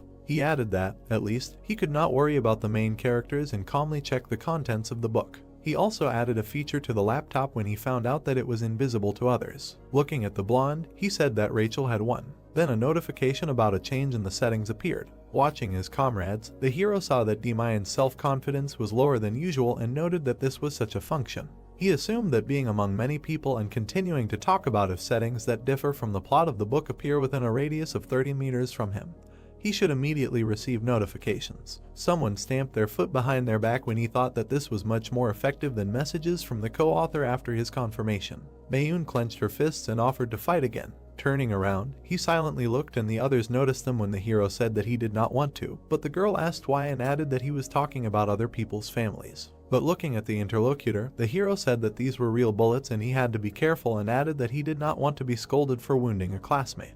Naun got angry and clenched her teeth and called him a freak. Then the instructor came in and asked what they were doing, and turning around, the girl heard that Cadet Kim Ha-jin could not fight with other cadets due to the lack of training weapons and that Cadet Naun should return to his place. In anger, she began to leave and, watching her, the hero thought that he should not apologize to her now. Looking at his hand with scratches, he realized that his primary goals were to try his best to become stronger. After that, he assumed that Jin-eun should be killed and, watching her leave, he realized that even if their relationship improved, then she would only be betrayed by him. The bright sun illuminated the walls of the building and many people gathered inside.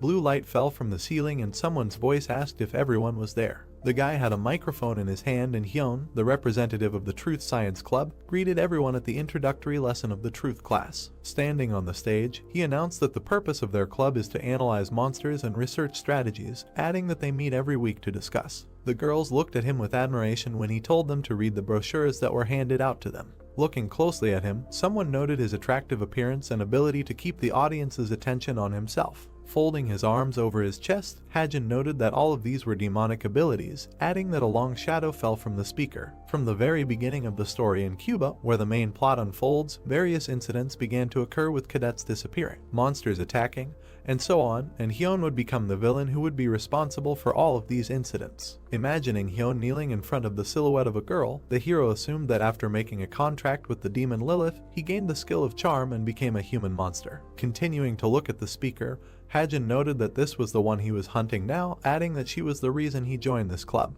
He looked at Yona, who sat with her arms folded across her chest, and pressing a button, the speaker announced that today was an introductory meeting, so he would just talk a little about the club's activities. An image of a beast appeared behind him and he said that it was an above-average level monster, a mountain tyrant that appeared during the outcall, and it turned out that it was almost 60 years old. Several dots appeared on the beast's body and, regardless of where the monsters are, outside the cube or inside, information about high Rega monsters is of great value, which can be worth at least several billion won.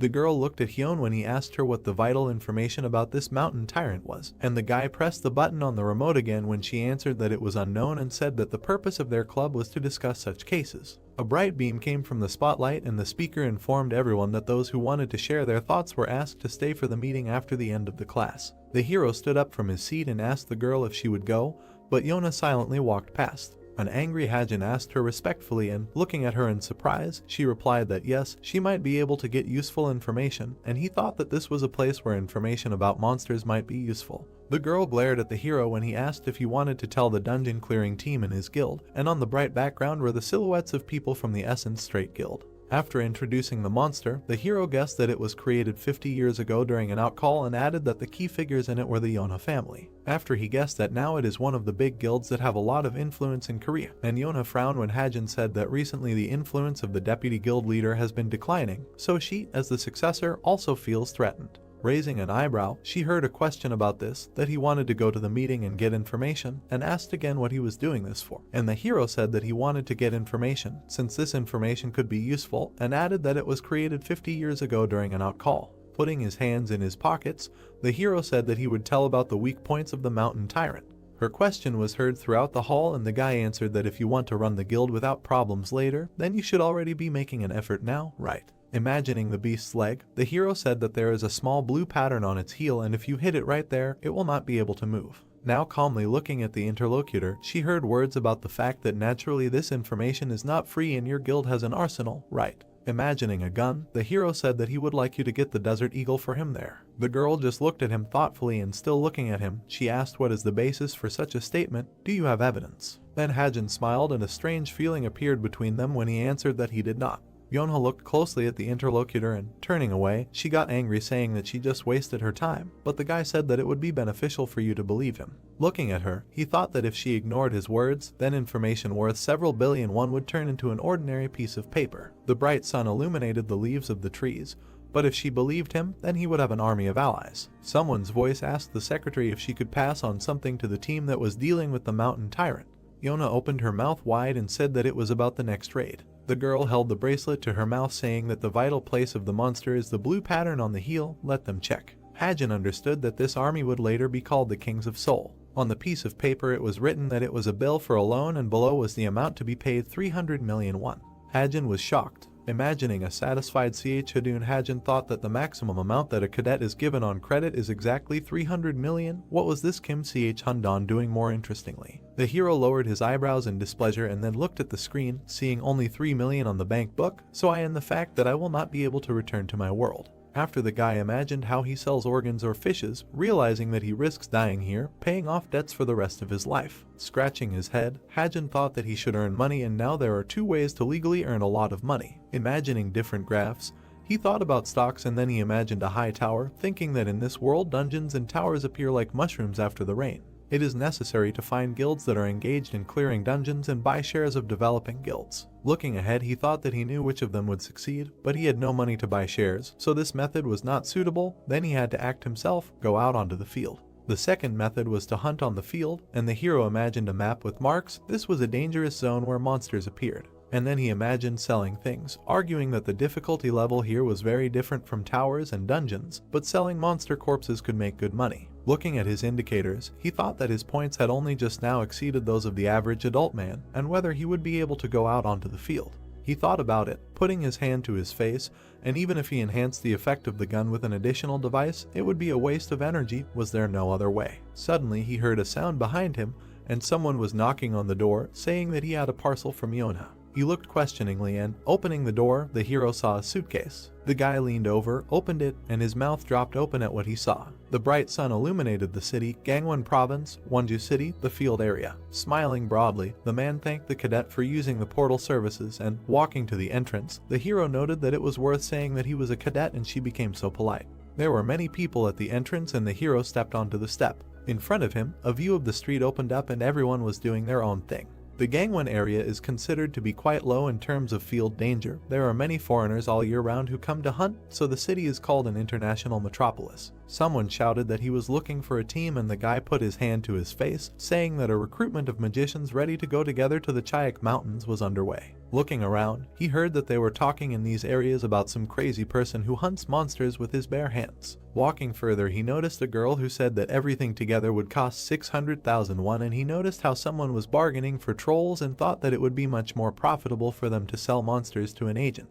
He heard footsteps behind him when he wondered if someone could find an agent in these parts. He turned around when someone caught his attention. The man in glasses asked the hero if he had come to hunt. Turning around, Hajin asked if he was an agent, to which he answered in the affirmative, saying that he was looking for his business card. After that, he handed the business card to the hero, but he only thought that the man was strange, but his attention was drawn to the fact that it said SN Suhyuk Agency. He remembered the man on the cover of the magazine and thought that he would become the director of the best agency in Korea, and Kim Soo-ho's personal agent Suhyuk awkwardly scratched the back of his head, and the hero thought that he did not expect to meet him here. The interlocutor was surprised when the hero asked again the name of the agency. He extended his hand and said that the inscription convinced him and that he would make a contract. After Hajin thought that this world was just the beginning of a book and that many characters did not yet know their true worth. Suhyuk shook the hero's hand and said that he would provide him with the best service. The hero thought that it would be a good idea to establish contacts with them in advance, but he frowned, wondering if he could intercept Kim Soo-ho's agency. The sun's rays illuminated the foliage, and turning around, Hajin asked if they could really go with him. Suhyuk, breathing heavily, asked not to worry and said that if it became dangerous, they could drop their weapons and run. But the hero thought that agents usually wait outside the field. The man noticed traces on the ground and said that there were traces of hobgoblins. He noted that the difficulty level was low and that one could get about 300 to 400,000 won. He asked how they liked it. Turning around again, the hero expressed doubts, thinking that for one destroyed tower they give about 200,000 won. He suggested that if you think about the price, the monster is more profitable. Then he pointed his finger in the other direction. Standing at the edge, they saw a boar below. Adjusting his glasses, Suhyuk said that it was a steel boar. With a slight smile, he noted that such a boar could not be defeated with a pistol. He added that the bullets would not penetrate his skin, but the hero said that they would not know until they tried. The man looked at the hero in surprise, and he said that he had a very good gun. Remembering the conversation with Yona, the hero said that he received this weapon in exchange for information about the mountain tyrant. Hajin pointed the gun at the target and a description appeared that it was a desert eagle. The agent looked at the weapon in amazement, and the hero thought that he had used SP and added some settings. When the hero aimed, the man expressed concern that the beast would only get angry. Frowning, the hero aimed the weapon. A shot rang out. The bullet pierced the boar. The beast opened its mouth in shock. Suhyuk did the same as the beast, and he and the boar fell to the ground. The weapon description appeared again with a note that in the case of an enemy, the destructive power amplification indicators double. Hajin took a step closer to the cliff. Satisfied, he looked down and said that the weapon's performance was not bad. Smoke came from the weapon. Kneeling, the agent noted that it was an amazing weapon and that it shot perfectly. However, the hero looked away and thanked the agent. Then he fired another shot. The bird fell down when Suhyuk asked what was there, and the hero replied that there was a black pelican near the rocks. Adjusting his glasses, the man asked if he could really see that far, to which the hero replied in the affirmative. Circles appeared before Hajin's eyes and he said that he could see 1,000 ahead. Then he turned around and said that he was going. The sunset rays illuminated the sky and the agent asked to wait for him. And the bird fell right on the boar. Examining them, the man said that it was just part of the monster and their weight was great, and the hero asked if they could drag them beyond the field. The agent put his hand to his face and said that it would be better to pay the 119 service. He would transfer the money tomorrow. The hero thought that everything was clear with him because it was Suhyuk. Shaking hands, the hero agreed and said that he hoped for a profitable cooperation. The man asked with a smile whether this was the hero's first hunt in the field and asked how he would use his fee. Calmly looking at his interlocutor, the hero replied that he would buy shares. The man only smiled silently. Hajin presented a silhouette and said that the new Packhorse Master Guild was created by human monsters and that it plays an important role in the book. He sat at his laptop and thought that, of course, he should now focus on other settings, but there is a dungeon that this guild cleared. In the book, it is described as a devil's nest. Presenting the graphs, the hero noted that after the clearing, the Packhorse Master Guild shares will grow by 1,000%.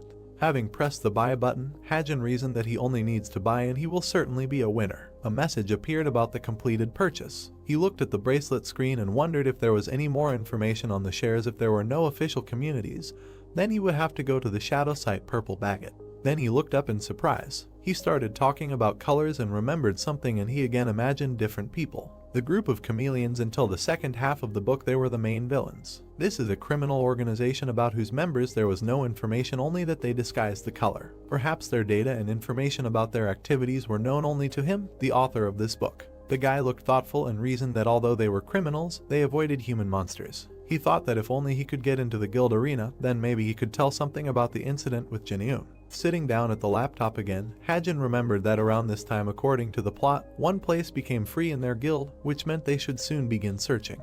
But the monitor turned off. The hero looked at the black screen in a panic. His eyes grew bigger with excitement, as this was possibly the only way to return to his world. but the image started to appear again. Hajin had already smiled. However, a message appeared saying that 1 month had passed. The laptop's functions are being updated 0.01%. The bright rays of the sun illuminated the room. The girl whispered to her boyfriend to look in someone's direction. Yona and Jonghak were sitting opposite. The guy raised his head and asked if it was possible to stop these high society gatherings. The girl replied with a smile that even if she got tired of it, they would not lose anything if they established close ties with social leaders in advance. Leaning on the table, the girl asked how your grades have been lately and, upon hearing the answer, noted that the Jonghak she knows will not calm down until he achieves first place. But looking at the bracelet screen, Jonghak said that therefore he thinks everything is fine. Feeling awkward, Yona agreed. The door to the cafe opened. Naun walked inside. The guy jumped up from his chair and greeted her. Yona was confused when he approached her and asked her why she was attending meetings now. She said that if she had known that he would be here too, she would have come. Approaching Naun, the hero asked how she had been to the hospital, to which the girl replied that it was nothing serious. Yona only lowered her head. Someone put a glass of drink on the table, saying that she was going to tell something. Yona opened her eyes wide when she heard the question if they knew Hajin. The girl looked at her interlocutor in surprise and asked what was wrong with him. Naun looked away, saying that it was about that incident at the museum. That day, there were 3 of them, she, Suho, and this guy. Remembering the fight, she said that the human monster was stronger than she thought. The battle was brutal and happened right during the fight. Then she remembered how a bright light tore off her arm and called Hajin an idiot. At that moment, the monster man's arm was torn off. Then she watched in shock. She thought that this was even possible with the help of some training gun if he simply tore off the man-monster's arm. She remembered Hajin's look and found what happened very suspicious. Seeing how her interlocutor thought, Naun remembered that they were on the same team and asked what he thought about him. She was confused, not knowing what to answer. She said that he lived in a shelter, became a cadet of Cuba and owed about 300 million. She added that these are all Hajin's features. She noted that it was unclear how and where he found out about the mountain tyrant. The girl stood by the white wall. She remembered how the hero said that he did not answer questions. She decided that she would have to continue the investigation and considered it necessary to check whether he would be useful to her or not. At that moment, pushing the cup off the table, she said that he was just an ordinary person and thought that in a fight with a human monster, she noticed that he had enough strength to break his arm. Taking a sip, she wondered if this meant that he had something hidden. Naun leaned closer and asked if he was a human monster. Her comrades looked at her in surprise. Her friend asked if he had started attacking his own. She agreed, but noted that there was something in him, that is. Meanwhile, Hajin was looking at the bright monitor of the laptop. The update was almost finished. Then a light appeared near his hand. He turned around, covering his eye. There was blood on his wrist. Drops of blood fell on the chair. The hero grabbed his hand. A message appeared that this stigmata contains magic, one of the types of power of the creator. The hero put his hand to his head and thought that information appeared in it like a tsunami. The hand hit the table. Jonghak leaned on the table and asked if he liked this guy. Naun looked away. The hero fell to his knees. He reached for the laptop with his hand. Lowering her head, Naun again remembered the words about her brother and, raising her head, said that it was something like that.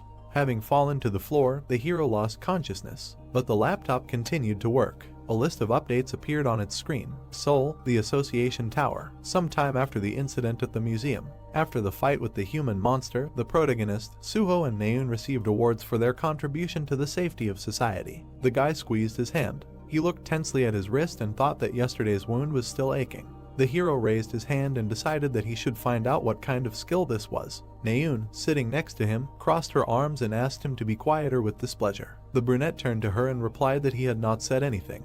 His classmate grimaced and said that he was making noise here anyway. The young man asked if she had forgotten. The archer frowned and asked what he was talking about. When Hajin reminded her that he had saved her, the girl's face distorted with disdain. She flared up and exclaimed, "What does this have to do with it?" Suho stood up from his seat and asked them to stop. He offered Naun to change places with him, but she refused. The hero looked at her absent-mindedly, not understanding what the girl had done here. Suho sat down next to the young man. The guy coughed in embarrassment and thanked the archer for that time. Hajin turned pale and sighed, thinking that it had started again. The swordsman smiled and said that they would not have been able to win if the main character had not helped. The brunette looked away and replied that they would have managed without him. If he had not been there then, perhaps a higher level of power would have awakened in them. After all, the main character always becomes stronger in the face of danger. Suho looked at the young man in surprise. The cameraman in the headphones turned to his colleague and nervously shouted that he was here and everyone should get ready. A man with long hair came out of the portal. He scratched the back of his head and frowned. Yu Shihyuk, a high-ranking hero ranked 37th, frowned and muttered in displeasure that he was being forced to walk back and forth. The man extended his hands to the man standing on the stage with the documents. Everyone whispered that this man was the Wolf of Valhalla, who possessed enormous magical power. The announcement of the beginning of the award ceremony was made. Hajin, Suho and Naun became serious when all the winners were asked to come up on stage. A voice announced that the hero Shihyuk would be hosting the ceremony. The man stood in front of 3 cadets. The host said that these people were able to destroy the human monster in a dangerous situation and became model citizens of society. The hero handed the letter to the swordsman and asked if he was Suho. The boy confirmed with a smile. Shihyuk said that it was not surprising that everyone wanted to get him. The cadet looked at his interlocutor and muttered that he was exaggerating. The man squeezed the letter of commendation for a second. He leaned over and, grinning, advised the young man not to come to the association, but to work as a hunter for the Endless Field Guild. Shihyuk added that heroes have too much responsibility and there is nothing interesting in the work. The boy smiled and replied that this occupation, nevertheless, suits him. The man moved away and scratched his ear, muttering that the student is boring. He looked at the blushing girl and said that they had not seen each other for a long time. Naun was embarrassed and muttered something to the teacher, but he interrupted her, asking since when he was her teacher. The man said that her father asked him to take care of her, but that was not in his plans. The girl's face sank, and the protagonist smirked. Shihyuk turned to him, and the boy shuddered. He asked who he was. The protagonist said his name, and the protagonist indifferently handed him the diploma. They say that the only thing worse than hatred is indifference. That was exactly the situation now. The host announced that they would end the award ceremony here, and asked Naun to say a few words. Later, at the cafe, Hajin smiled contentedly and carried a tray with both a drink and dessert. The reward for destroying the human monster was impressive. The young man sat down at the table and muttered that he decided to buy more shares of the Packhorse Master Guild with this money. He opened his laptop, deciding to check the updated functions. Information about the updated functions, stigmata, internet activation, a low-level skill, Book of Truth, was added to the observation and viewing skill. The protagonist remembered the mark that appeared and thought that the wound on his wrist was now called a stigmata. He looked at his hand and noted that the usage method was rather imprecise. It was said that the guy could use it according to his wishes. Hajin thought about his wish, and at that moment the mark lit up. The cadet hurried to hide his hand under the table. He was sweating and decided to check later in the dorm. The guy pressed the internet activation function. The brunette's eyes widened in surprise. In front of him was a list of available sites: Law-Abiding Spirit, Purple Banquet, Jeremy Sword, Messenger, Covenant, and Weaponry. The hero thoughtfully touched his chin and noted that in addition to regular websites, there were also those that could be accessed for a fee. An important site is Purple Banquet. This is the most famous site among the underground ones. Here you can trade information, weapons, awards, place orders, and so on. There are almost no heroes who have never used this site. Therefore, even the government turns a blind eye, although it knows about this shadow industry. To register for the Purple Banquet, you need to pay a decent amount. The screen said that 200 SP is required to register. The young man thought that if he had 200 points, he could easily make an account. The guy looked at his laptop and decided to give it a try, but at that moment someone touched the chair opposite him. Seung-ah looked at him with a smile and asked if the cadet knew her. The hero looked at the woman in surprise. She put her hand in her coat pocket and said that she was very surprised when Hajin suddenly disappeared from the awards ceremony. The guild deputy put a business card on the table. The brunette looked at it and thought that if Seung-ah was giving her business card, it meant a lot. The woman leaned on her hand and said that she was curious about something. She smiled and asked if she could ask a question. Most likely, this is the first stage of Seung-ah's recruitment method. The guy looked at her intently. In the media, the woman looks quite friendly, but inside she is completely different.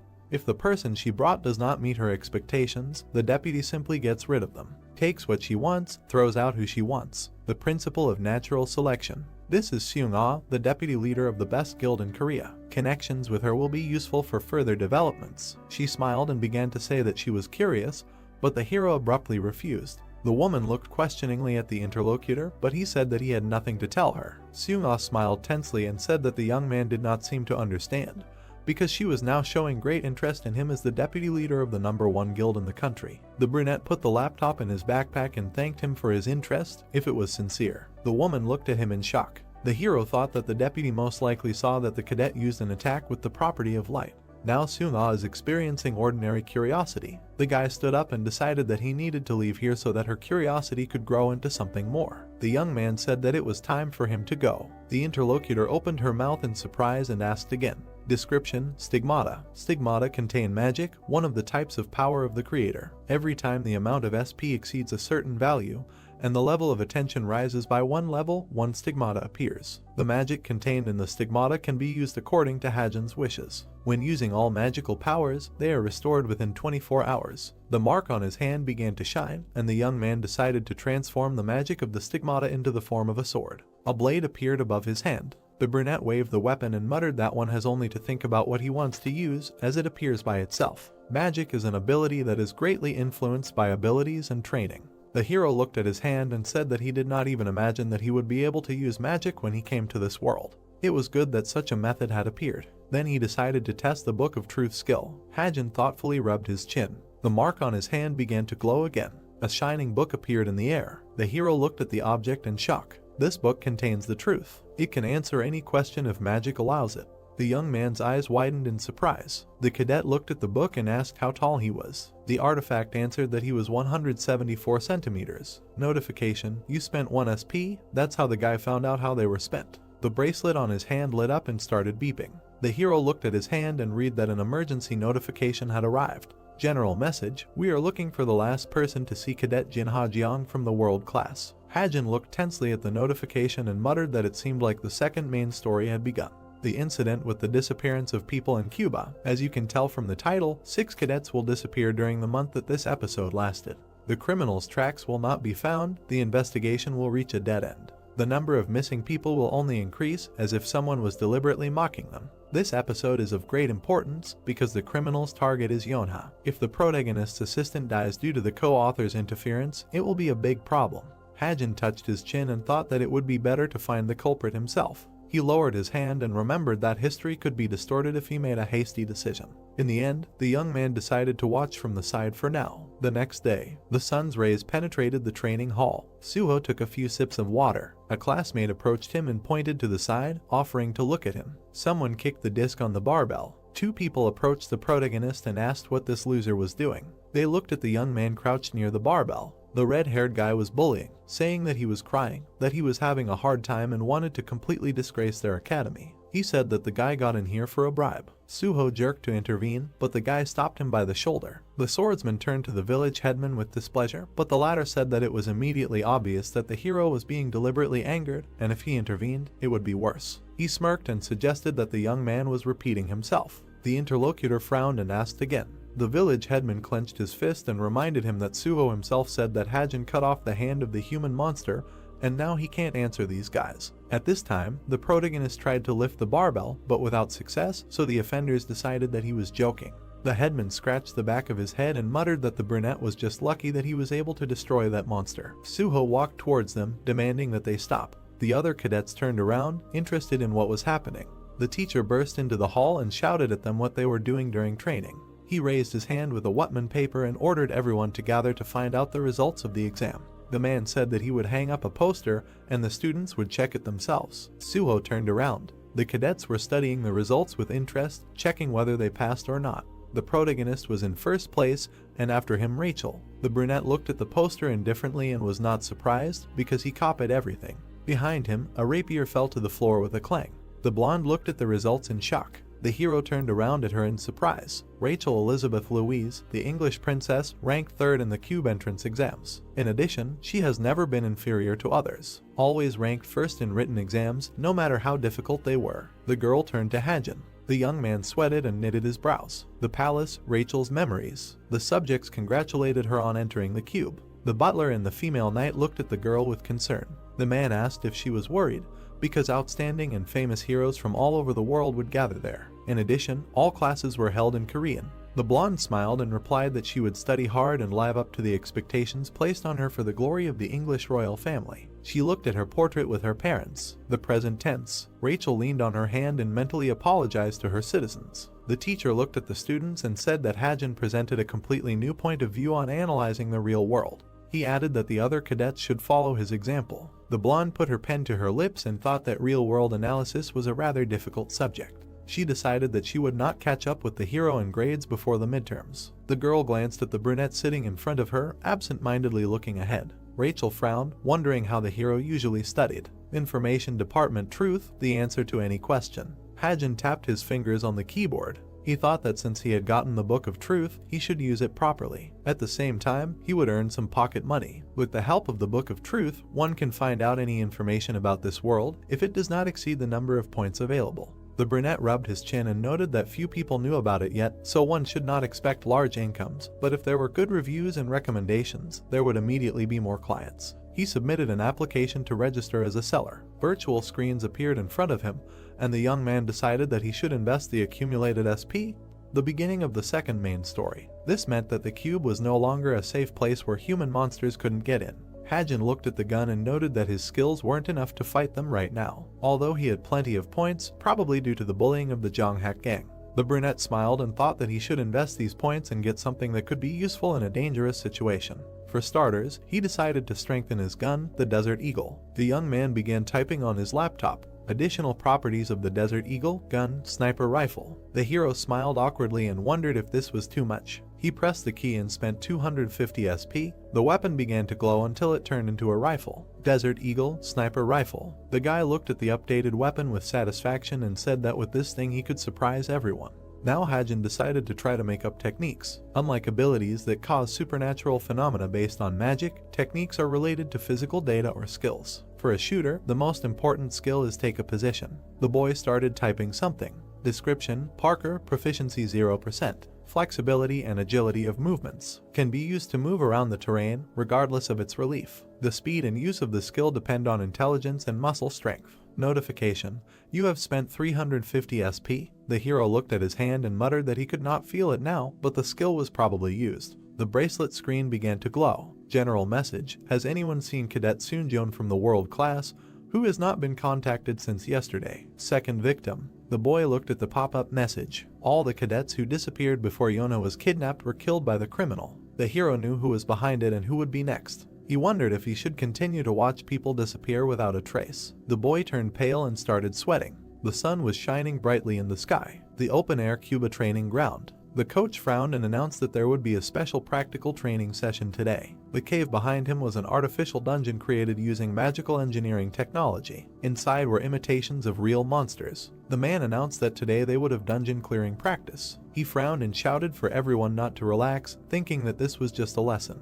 In this huge dungeon that could not even be measured, the Veritas and cultivation classes would be having a joint training session today. The students from the two groups exchanged glances. The man pointed to the screen and announced that they would be forming groups with one team from each class. The students began to split up. Teammate, the Veritas class, Yona, Hosung, Heizuki and Hajin, cultivation class, Jaden, Kim Jingwoo, Oh Sujeong, Lai Jingxia. The hero looked at the entrance to the labyrinth. All kinds of traps were set up inside the artificial dungeon. Among them were several traps in the form of human monsters. The boy squeezed the gun and thought that he had made some special bullets just in case. He wondered if he could safely pass this training.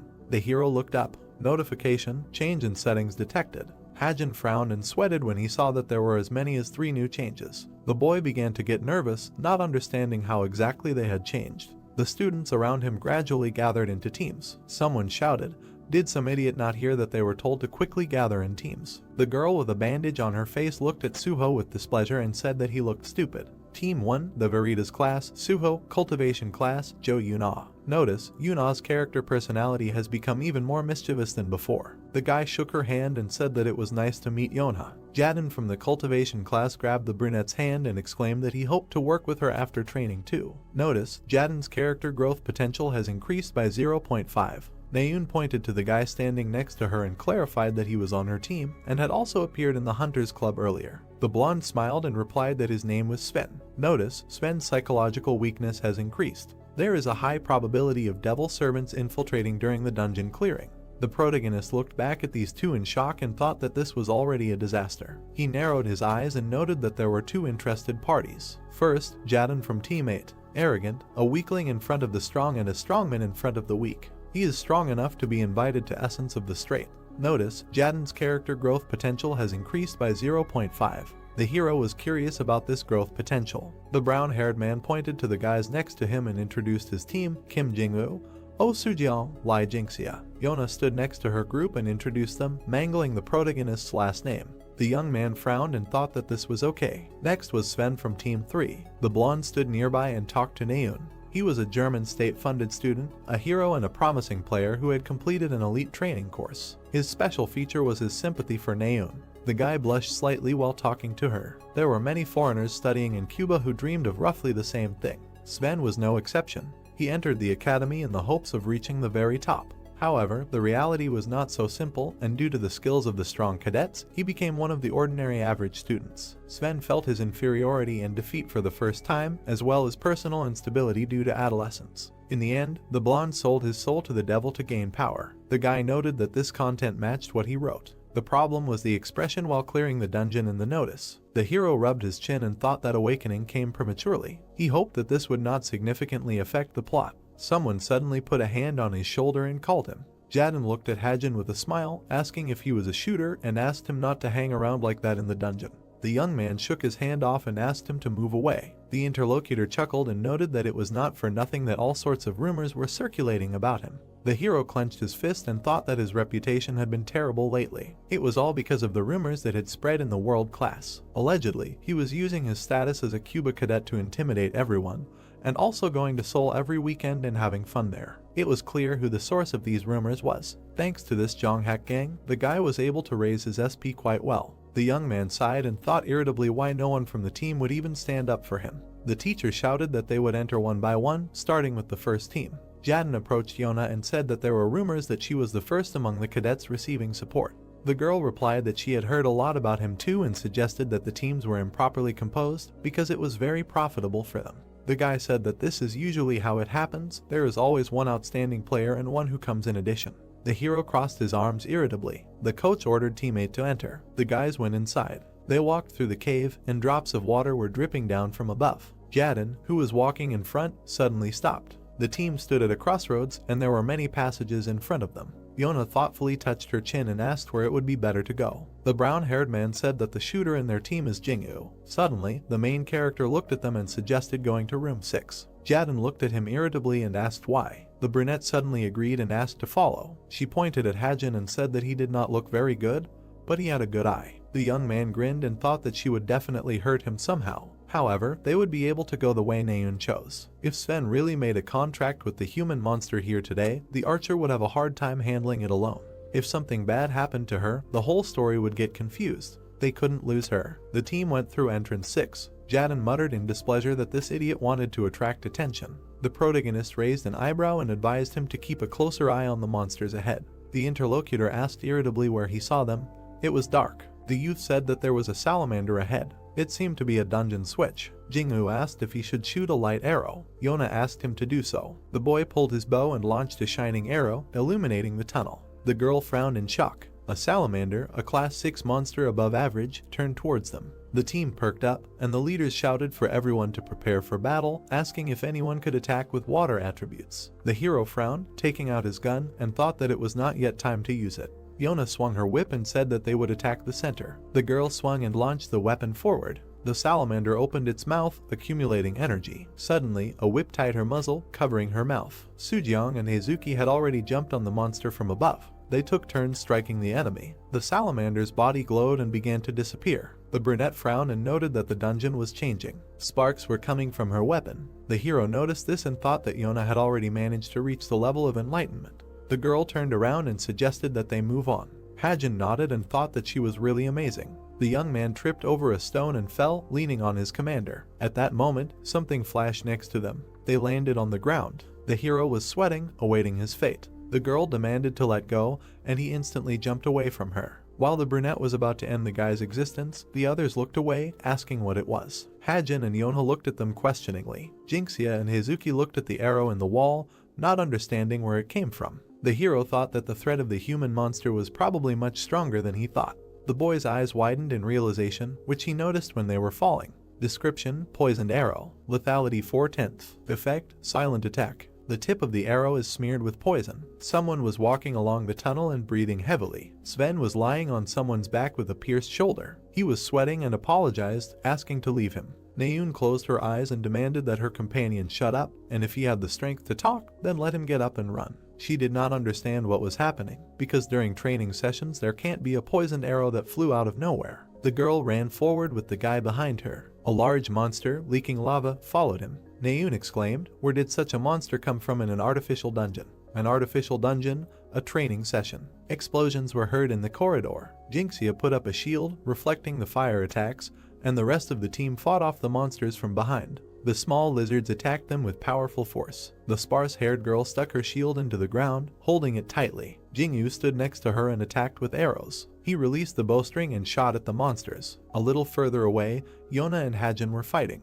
Jaden, with a smug smile, struck with his sword. Another bright flash appeared. Someone brushed the monster's blood off the blade. Jaden threw his sword over his shoulder and asked with a sigh. It seemed like they almost did it. Most of them were either peanut flame or salamanders, so it was easy. The boys decided that they could move on, since there were no other traps in sight except for that arrow. The protagonist looked ahead carefully. He frowned and thought that even the cadets did not understand what was going on with that arrow. The young man assumed that it was a trap for a training session. He stood among the team and tried to understand what it was. Flames appeared. Hajin's eyes widened. He looked back, noticing a fiery silhouette behind him. The monster opened its mouth, preparing to attack. The young man frowned, seeing the salamander, which turned out to be alive. A powerful pillar of fire was approaching the cadets. Yona turned towards the light. Jaden's eyes widened. Hajin extended his hand and used stigmata magic change. The mark on his hand began to glow. The protagonist gritted his teeth and transformed the power into a water barrier. The fire attack crashed into the shield.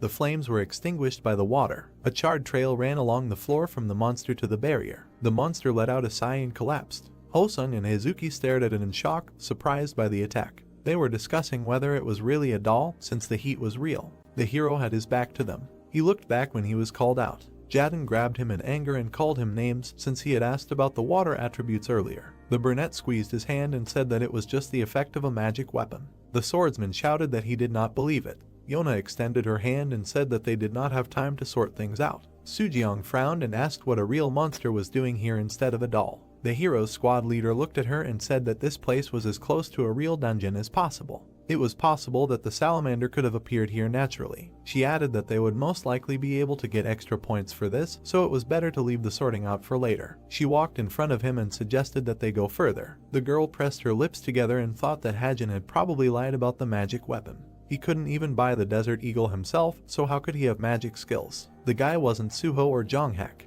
The brunette thought that the young man knew important details about the mountain tyrant and had magic skills, but for some reason he was hiding everything so carefully. She remembered Naun asking if the shooter was a human monster. The brunette glanced sideways at her companion. Lava was bubbling below. A large stone fire monster stood there. The cadets determined that it was a class 5 mid-level magma monster. Most likely, this was the main monster of the dungeon. The swordsman and Naun looked down. He asked if they could handle it. The girl said that it would be difficult with their forces. She suggested hiding until another team arrived to join forces. The interlocutor noted that Sven needed treatment. The archer wondered where the arrow had come from. She thought the training was too difficult. Behind them lay a blond man. He clenched his hand. The pale boy mentally apologized to the team for getting hit by an arrow. Sven thought he was always in situations like this after coming to the cube. Tears were streaming from his eyes. It was very hard for him. Suddenly a voice was heard, a child. The young man asked who it was. The voice asked if he wanted to become stronger since he had had a hard time. The demon promised to give him strength. The blond man tiredly opened his eyes. An outstretched hand appeared in his mind. The voice said that the price for strength was small, much less than giving everything. The boy rose up. He held out his hand, and tears were streaming from his reddened eyes. Sven said that he wanted to become stronger. The demon squeezed his hand tightly. The dark creature pulled the student towards itself, declaring that he was caught. The blond man opened his mouth and began to scream loudly. The cadets turned to look at the young man lying on the floor. The archer ran up, asking what was wrong with him. She turned around and asked why they were standing there. The red eye of the monster was watching them. It heard a scream and found them. The monster opened its mouth. A scream demanding to run was heard in the background. The monster released a stream of lava. The hand reached forward, and the monster hit the columns. The cadets ran along the corridor, led by Naun, who was dragging a wounded man on her back. The enemy hit again. Several students flew into the air. The archer was on all fours near the collapsed bridge, and a blond man was lying in front of her. The girl closed her eyes and cleared her throat. The head of the monster appeared in front of Naun. She widened her eyes and thought that this could not be an ordinary doll. The archer sat up and was afraid that this was the end for her, and would she really die here? The monster opened its mouth, from which a glow burst out.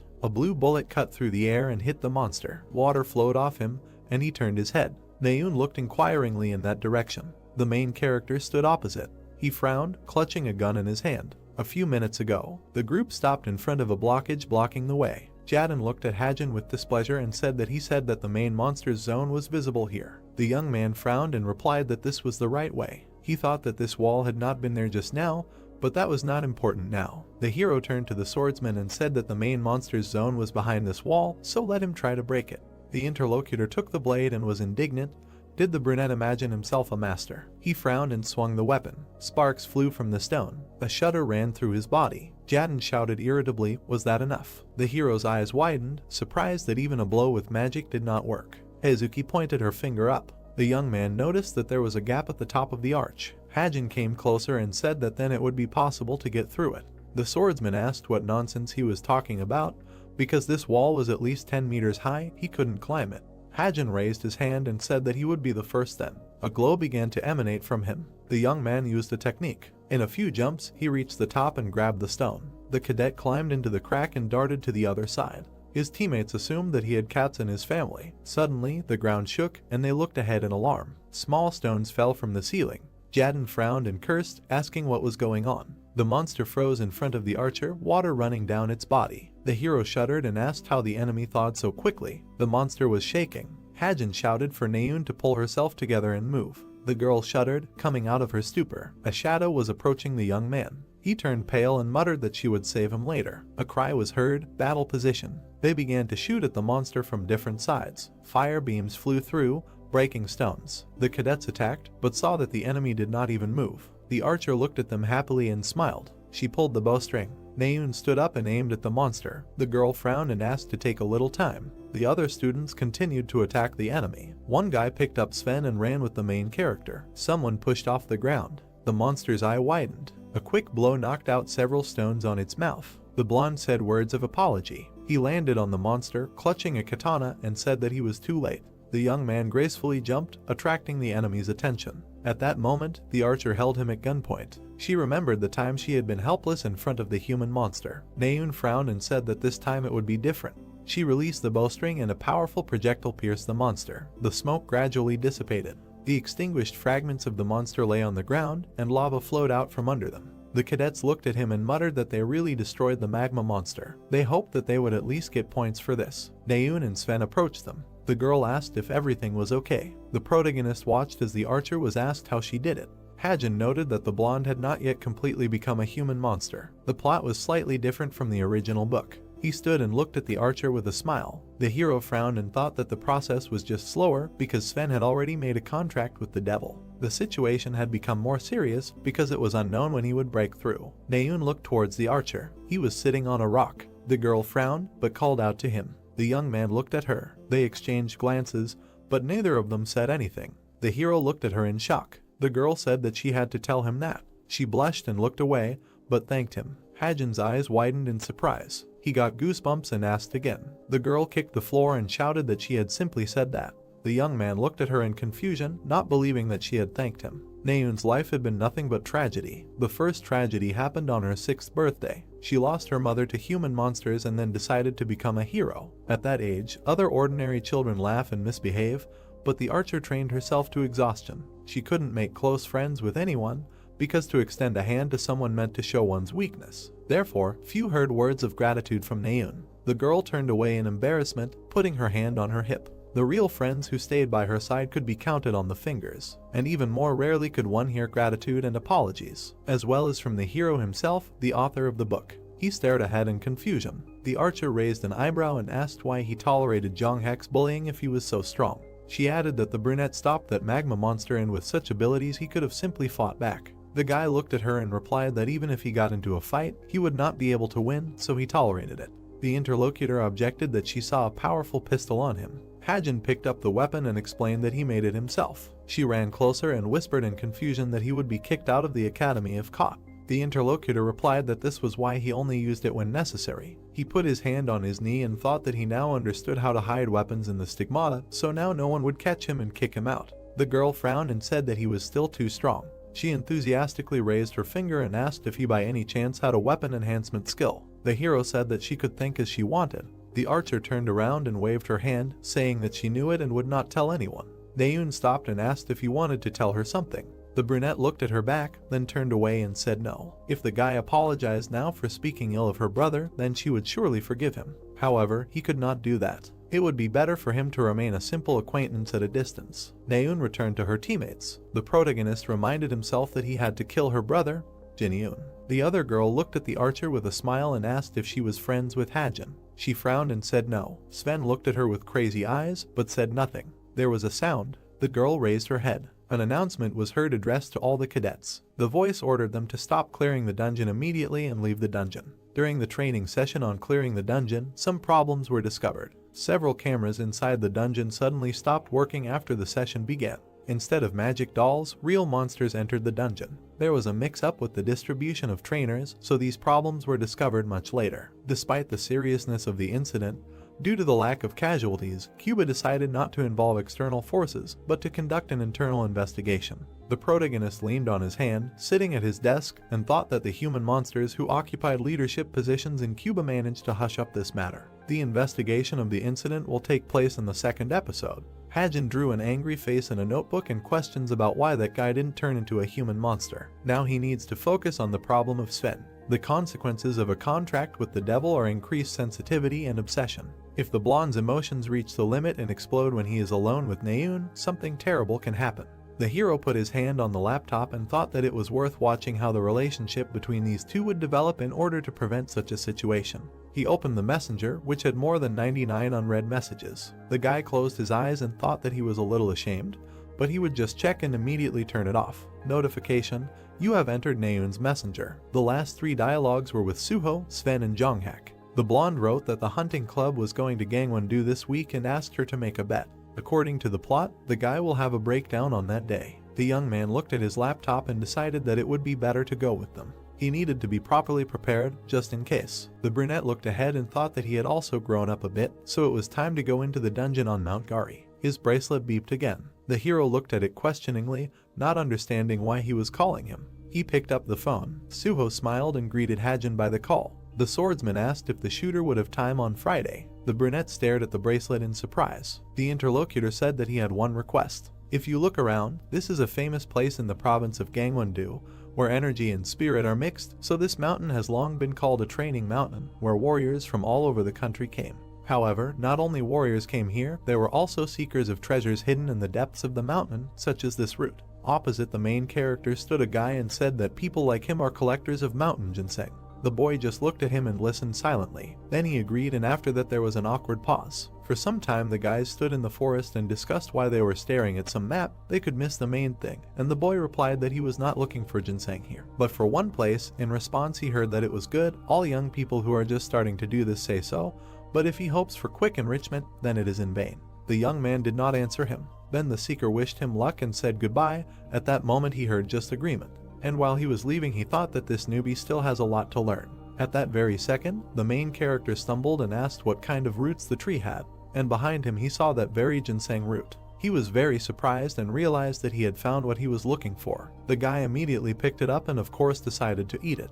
At that moment he hugged the tree and thought that he was now chewing ginseng roots for a 7-year-old. If he changed the settings, then within 30 minutes he would be able to increase his variable skills by 2 points. Then he closed his eyes and thought that if he sold everything completely, he could earn about 700 million. It was even a bit of a pity. And a second later he fell and almost flew straight down. All this time the young man remained on the cliff, reasoning that it was very high there, so no one had been able to find him in the middle of the rocks on the mountain, where there were many different caves and moss. He found a passage. He grabbed the edge and reached there. An immortal dungeon was hidden there. Finally, the young man stood in front of the entrance and nothing threatened. True, the boss of this dungeon, Beginning Death, a first-class monster of the middle level, thanks to ginseng became stronger, but now his strength is not enough to defeat him, and he also looked quite frightening. Nevertheless, the boy went inside and thought that it did not matter anymore. The same hand burst out of the ground, and after it, terrible skeletons stretched. All this was happening right before his eyes. Then the guy clenched his fist and thought that today his target was not the boss, although he would have had to fight anyway,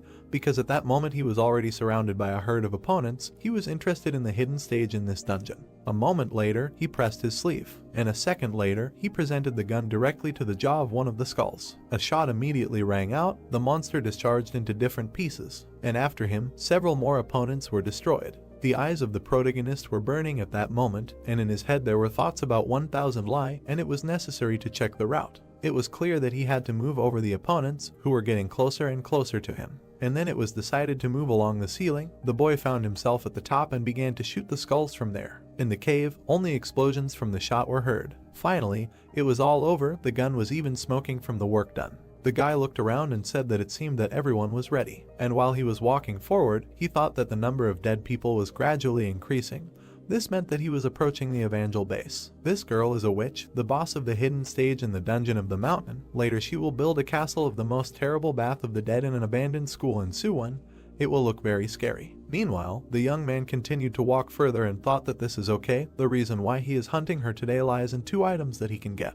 Then he imagined some crystal. The first is a weapon of a growing type, ether, and the seed of a witch. According to the plot, they made Jin Tomer, the characters of the book, a man, a monster leader of monsters. Ether will just help him grow quickly, will envelop him from the inside. Finally, the guy came to the end of this cave. Then he said 1000 lie again, and everything around began to shake and then completely seeded the walls. There appeared a tree covered with crystals, and below sat a little girl. When the young man noticed her, he thought that it would be quite difficult to fight against an adult witch. She must be killed in childhood when she is not yet developed either physically or intellectually. The little girl at that moment was just sitting and playing with something. Then she touched it and it exploded. This surprised her. The brunette just watched silently all this time. Then he clenched his fist and thought that he needed to pull himself together.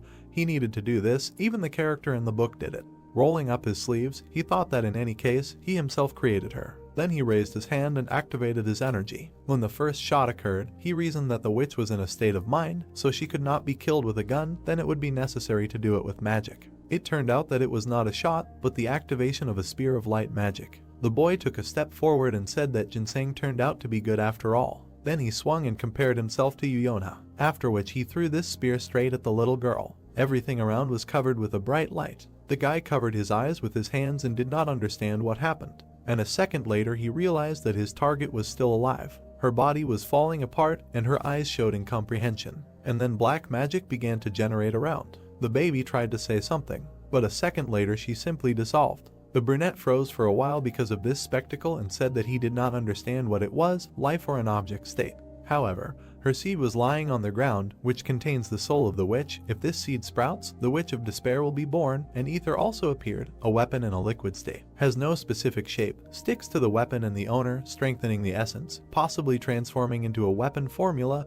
This is a growing type of weapon, grows with the owner. Information also appeared that all these items were collected. Night fell. The status of the new book was landed with information that due to the effect of the ether, all indicators increased by 0.6 points, and at the same time it cannot change the user. The indicators were as follows: muscle strength 2.455, endurance 2.545, intelligence 2.85, sensitivity 3.705, health 2.465, magic power 1.925. He was surprised and said that this effect is quite good. Then he tried to use the ether, said that if it grows, it will only get better. Now he even likes being a cadet of Cuba. Then he smiled and added that he received about 47 points. The rest of the ginseng invested in the purple banquet. It will be bought soon, but the most important thing is that this baby is profitable. In front of him lay the seed of Evangel. Characteristics: a seed containing the soul of a witch. If this seed sprouts, the witch of despair will be born. The young man leaned over and said that this is a terrible name, but if she is raised correctly, she can become a good ally. Then he dripped blood on this seed and thought that it would be very easy to grow. You need to give it a little blood instead of water. But the growth and character of the witch will depend on whose blood the seed feeds on. You should approach this issue seriously. The contenders for this role were his friends, to whom he offered to give him a little blood. They asked in surprise if this was a joke. Then they got angry and expelled him, and also called him a pervert. It is for this reason that the guy now raised 7 and said that it is better to put it off for now because he did not know how to find blood. Then he went to the laptop, said that today he needs to go to bed early. On the screen it was written about the hunting club, regular hunting on Thursdays, said that tomorrow would be a difficult day. The next day has come, you can move to the province, Mountain Spring. There the girl shouted as everyone gathered. Then she spread her hands and said that she was pleased to see everyone collected and prepared, because for the first time they see after the first meeting. The boys listened attentively, that for those who were not there last time, and once again will tell about the purpose of their club. In their hunting club are held regular meetings, where everyone hunts harmful animals, which allows them to do what they like and at the same time bring benefit to society. The young man at this moment thought about what today in the episode, and he himself does not know, since he wrote only a short ending. And the ending was like this: as a result of the battle with the human monsters, the girl was seriously injured, and Sven died. This incident was only needed to make Suho pay attention to Naun when she was seriously injured. It is necessary to make everyone think that this girl was the target of these monsters, and while the search party will closely watch her, something incredible will happen.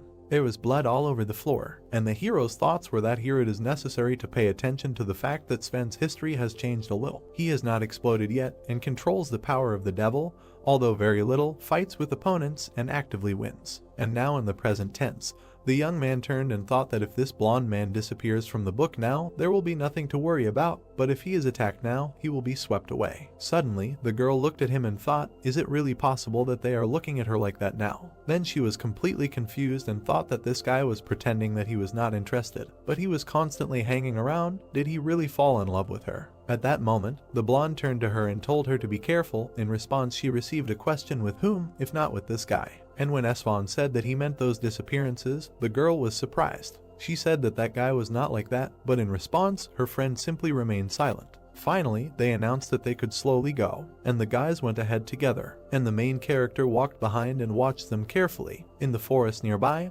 there was a deer, and then some black energy appeared next to it. Thanks to this energy, they pierced him in 2 places, poor animal. Then they wrapped their tentacles around his neck and began to strangle him. It turned out that it was Sven. While he was killing the poor deer, they began to look for him. So I had to withdraw my forces and look away. His girlfriend came out from behind the bushes and said that she had finally found him, offered to watch, said that she had won the bet today, but was suddenly very surprised. In front of her stood a friend with a whole mountain of deer, and immediately a question came up: how did he even manage to collect so many? The guy came closer and said that this time the victory was his. In response, he heard what it meant. She would have to fulfill his wishes. What does he want? The blonde lowered his head and began to say something embarrassed. Then he looked into her eyes and began to propose. The guys were standing opposite each other. At that moment, the main character was peeping at them from the bushes. He thought that this man had made a contract with the demon of lust. Then he took a step forward and thought that when he vomits and becomes a monster, he will forget about such a word as patience. Meanwhile, Sven finally gathered his strength and asked his girlfriend to go out. She was surprised and asked again. The blonde asked if she really didn't want to, and in response he heard that it was natural, since we'd known each other for less than a week, and he himself could have accepted such an offer, but he just looked at her and said nothing. And the main character was still sitting in the bushes. He frowned and thought that he needed to show the essence of the monster, and waited for the right moment. The girl herself said something strange at that moment, saying that she also liked those who were stronger than her. The blonde was simply shocked by this news, after which his friend turned around and apologized to him. He began to gather his energy and asked if it was true. If he was stronger than her, would she like it?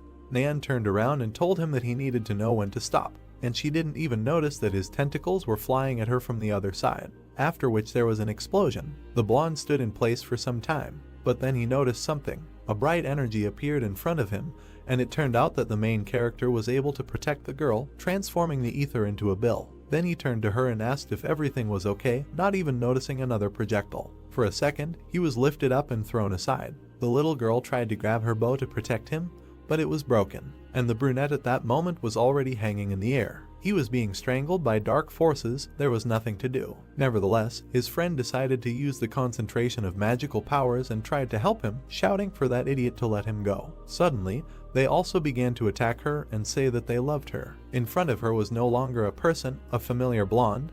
There was a huge monster who continued to address her and say that he loved her. Therefore, the girl concentrated all her energy and thought that this bastard was now dangerous. The main character, meanwhile, was still trying to break free. Then he looked down and saw a bright light below. This bright light filled everything around. He thought that sometimes in this world, some characters with high potential choose a weapon that is not quite suitable for them and cannot reveal themselves to the fullest.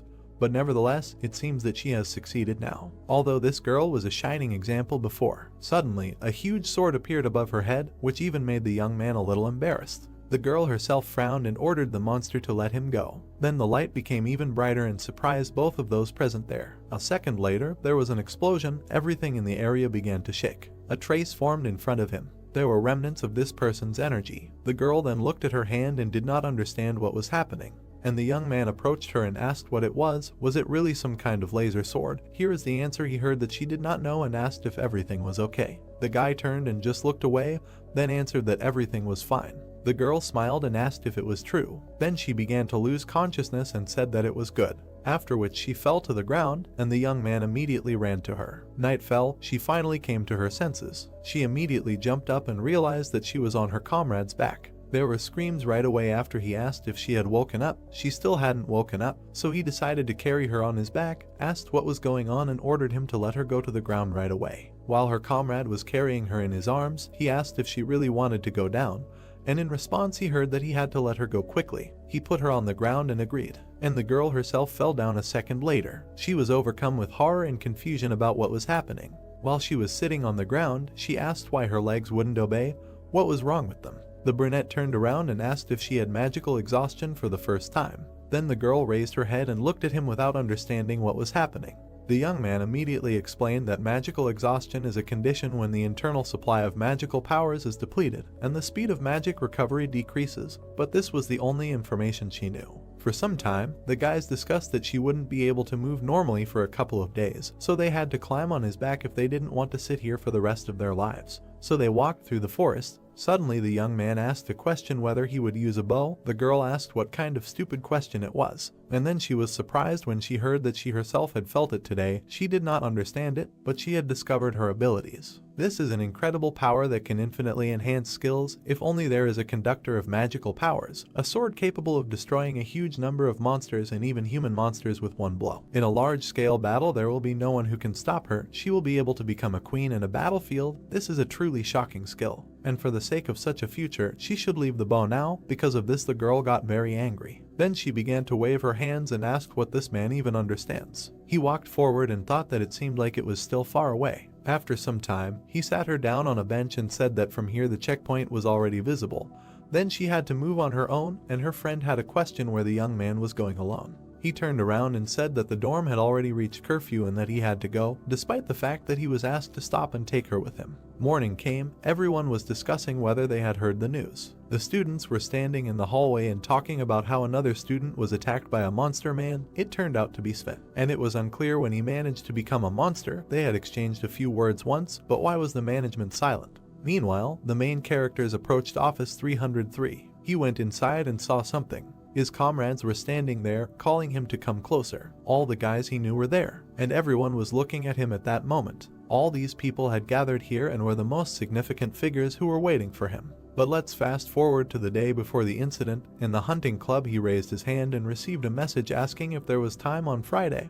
He had one request. Then the brunette was surprised and thought that this was a request. What exactly? And then he was surprised when he read that they were asking him if they knew about the disappearance of students. In connection with this, the cube entrusted them to conduct an investigation. Now it was clear what was happening.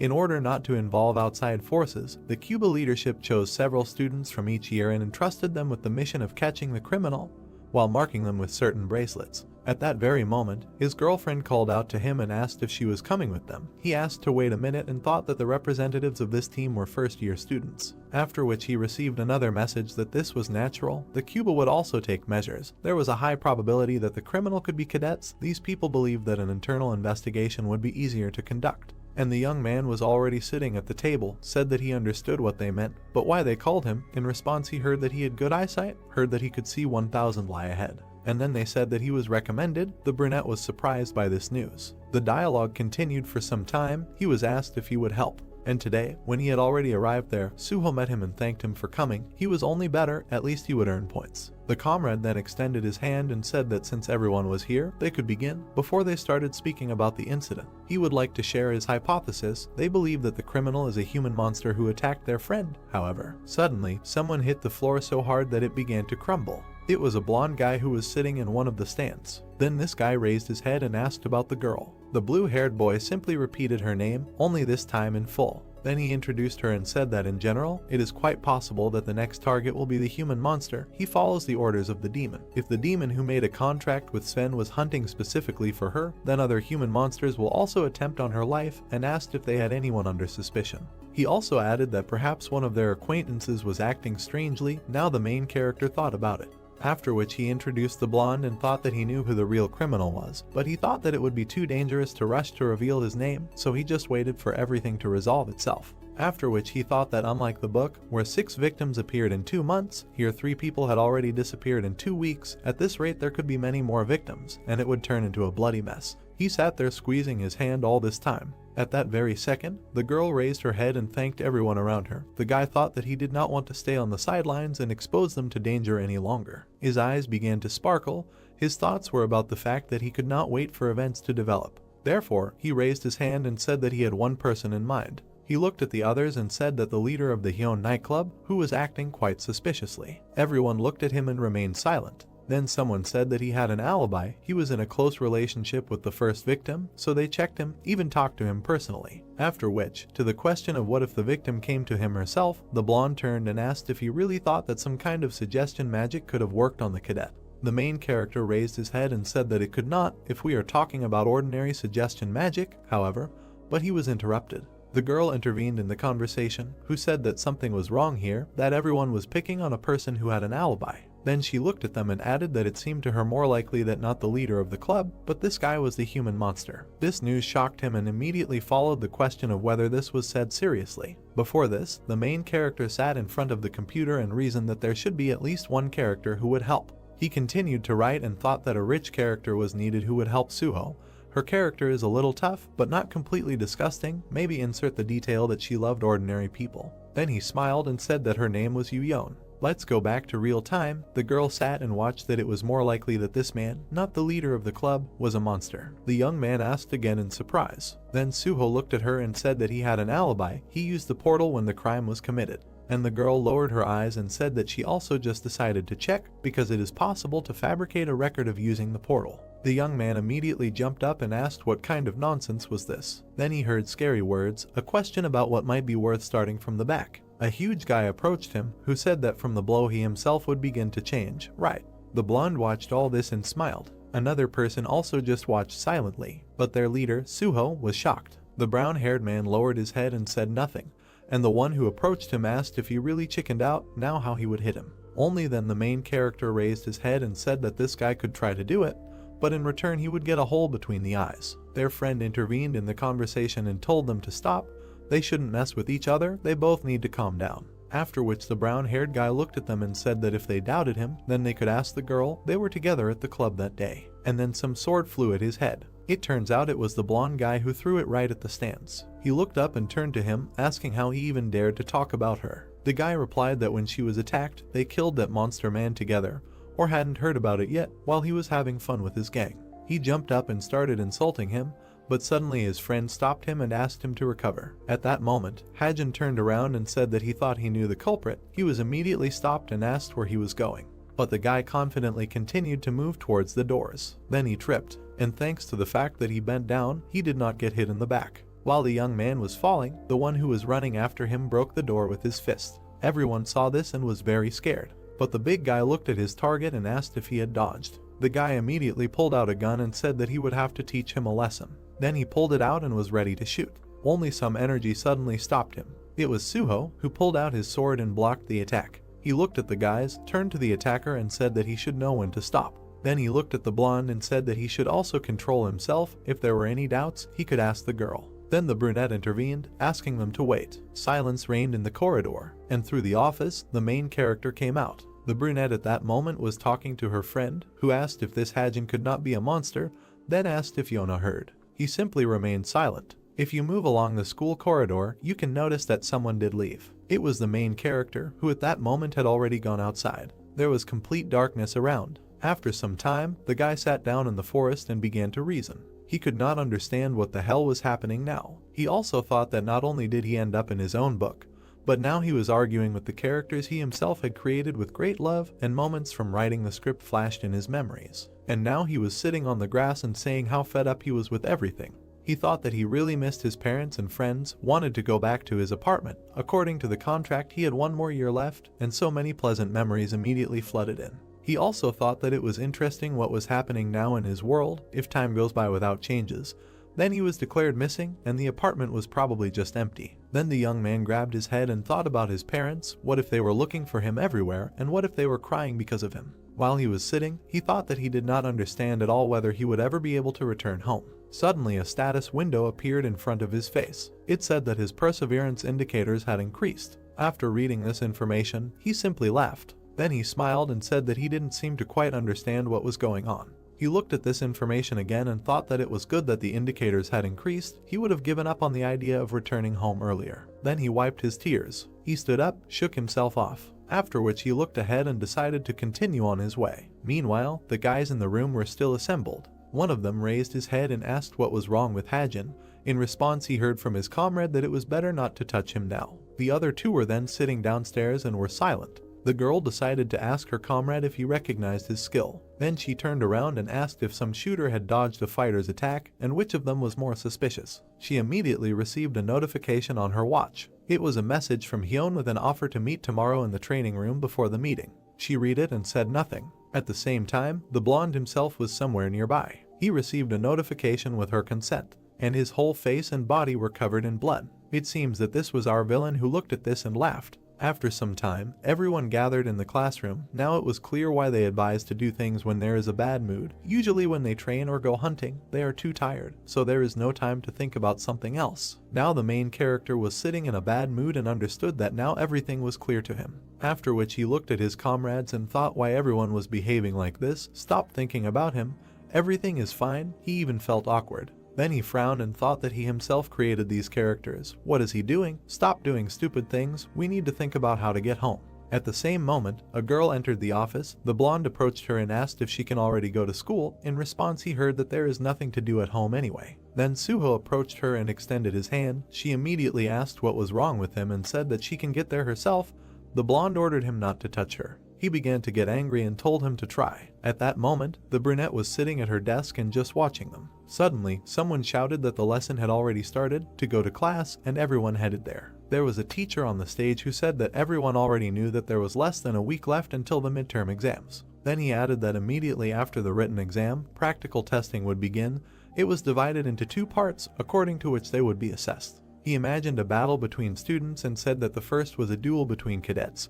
He also imagined a battle with a monster and said that the second was a battle with a monster that a wizard would produce. Then he looked around and said that both tests would be held at a different level of difficulty, different from the ones they had mastered in class. This must be kept in mind and be prepared. At that moment, the main characters thought that passing the written exam was not that difficult. He was more worried about the duel. Then he presented the student cards and thought that each participant is given 3 cards from which he must choose an opponent. At first glance it may seem that high-ranking cadets will immediately choose weak opponents to earn points. In this way, they could easily win, but to prevent such situations, a bonus point system was developed in the cube. For example, even if a strong cadet wins a duel with a weak student, the winner can go into the minus, since the number of points depends on the difference in the level of the cadets, and this will be quite unpleasant. After which he looked at his new enemy and thought that naturally, there will be those who do not care about this system. They simply use the right to choose an opponent to defeat someone they do not like. In Moscow, this guy is all muscles, of course. Then he turned away and thought that he was worried about something else. Suddenly, his hand moved to the side. While the blonde was sitting next to him, his thoughts were about the fact that the distance between them had clearly decreased. Then he looked at her and thought that she was not saying anything, but continued to hang around him, before she always sat alone at the last desk and studied. Then the girl turned around and the thought occurred to her that she was probably copying. So the young man took out a pen, and he began to write names on the notebook. She saw this and was surprised. These were the names of his parents. After the lesson, the girl received a message from a friend that he had already arrived and was sitting in the classroom, so there was no need to hurry. She read this and went on. After some time, she finally reached her destination, and when she went inside, she looked around. There was a friend waiting for her, who smiled and embarrassedly asked if she had already arrived. The little girl closed the door behind her and replied that it looked like the others were not there yet. In response, she heard that they would be there soon. She could sit down.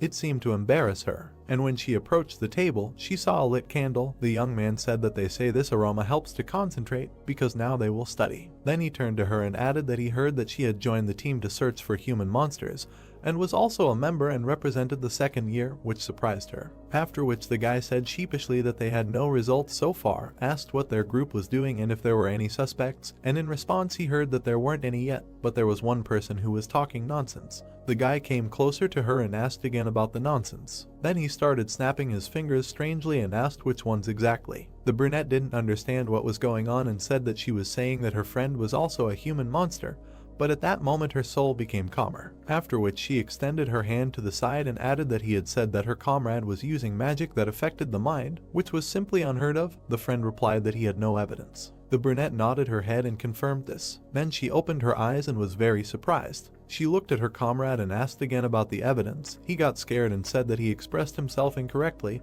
and meant, on what basis did he make such an assumption? But now it made no sense. The girl became wary. She took out her weapon and said that usually, when an innocent person is suspected of something, he does not ask if there is evidence. And a second later she tried to strike. Then she took a pose and asked, "Who is this?" The young man simply smiled in response, after which he came closer and asked what was wrong with her. Her reflection was in his eyes, and black magic was hovering around, and it sounded like her turn had not yet come. Meanwhile, it was quiet in the second-year dormitory. Finally, the little girl came to her senses after losing consciousness, and when she finally opened her eyes, she realized that she was tied up. The sun was already rising outside the window. In addition, music was playing in the room. Looking around, the girl realized that this was the second-year dormitory. This information made her feel sick and uneasy. The comrade was also in this room. It immediately became clear that this person was really guilty of the disappearances of the students. It turns out that he is a monster of a person, and these were not just stupid guesses. The image of the main character who warned her surfaced in her memories. The girl immediately began to try to get out and thought that she needed to calm down and also try to ask for help.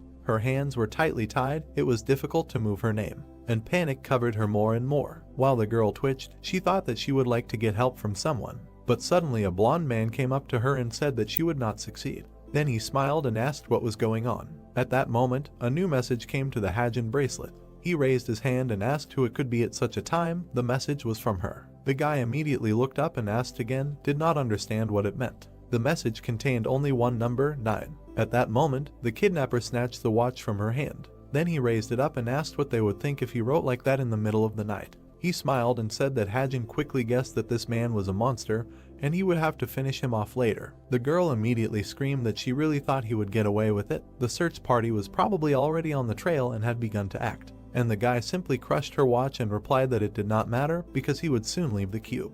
The little girl at that moment simply continued to be angry. The comrade came closer to her and said that he liked that expression.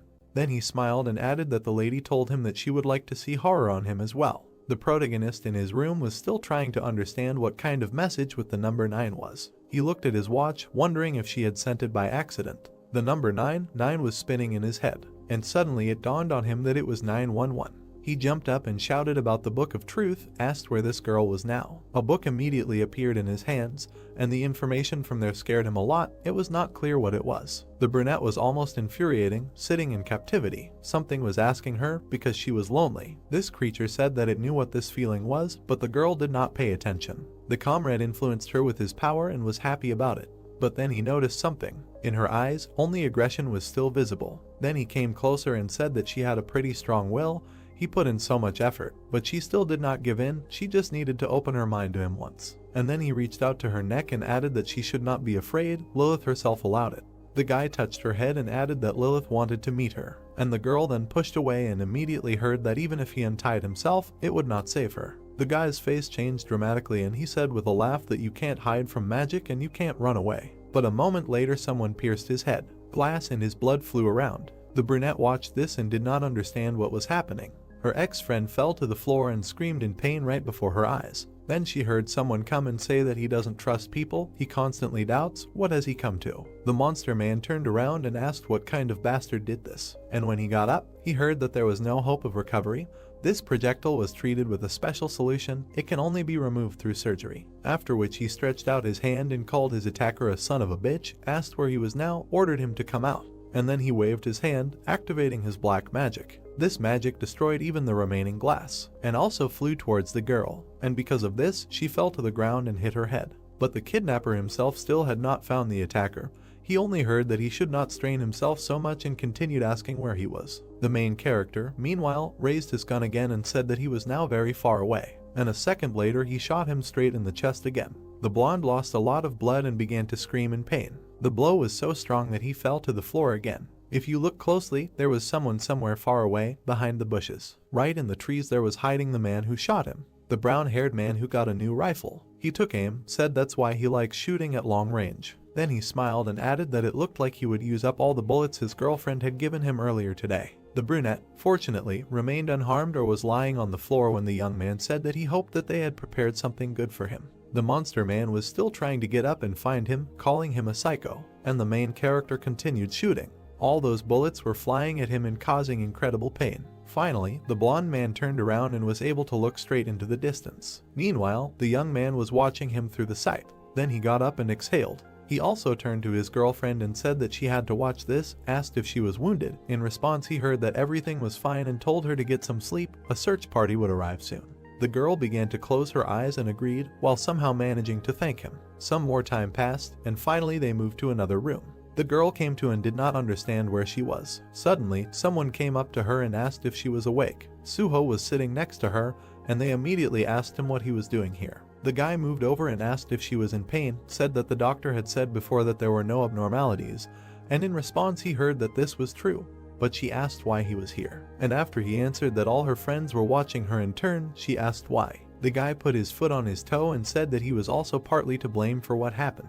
He also introduced his comrades standing behind the door and added that they should have paid a little more attention, but were busy with something else. After which he stood up and said that he wanted to apologize. The girl turned around and said that he had been told more than once before that he was slow. The guy was surprised and asked again. The brunette had been thinking all this time about what she considered the most important thing, to take first place in the ranking, but it turns out she was wrong. Then she thought about the main character and realized once again that she was wrong. The guys talked for some time. She decided to ask if this guy had arrived. The comrade did not immediately understand who she was talking about, so his girlfriend turned away and said that she was not talking about anyone. Then she looked out the window and thought. The weather that day was surprisingly good. Hajin almost immediately after that received a message from her with gratitude and promises to thank him. He read it and smiled, and then he began to see that his points increased by 457, luck was activated. A bonus of 11% of the points received was provided. Now he was a successful long-range shooter. The sniper skill increased to the 7th level.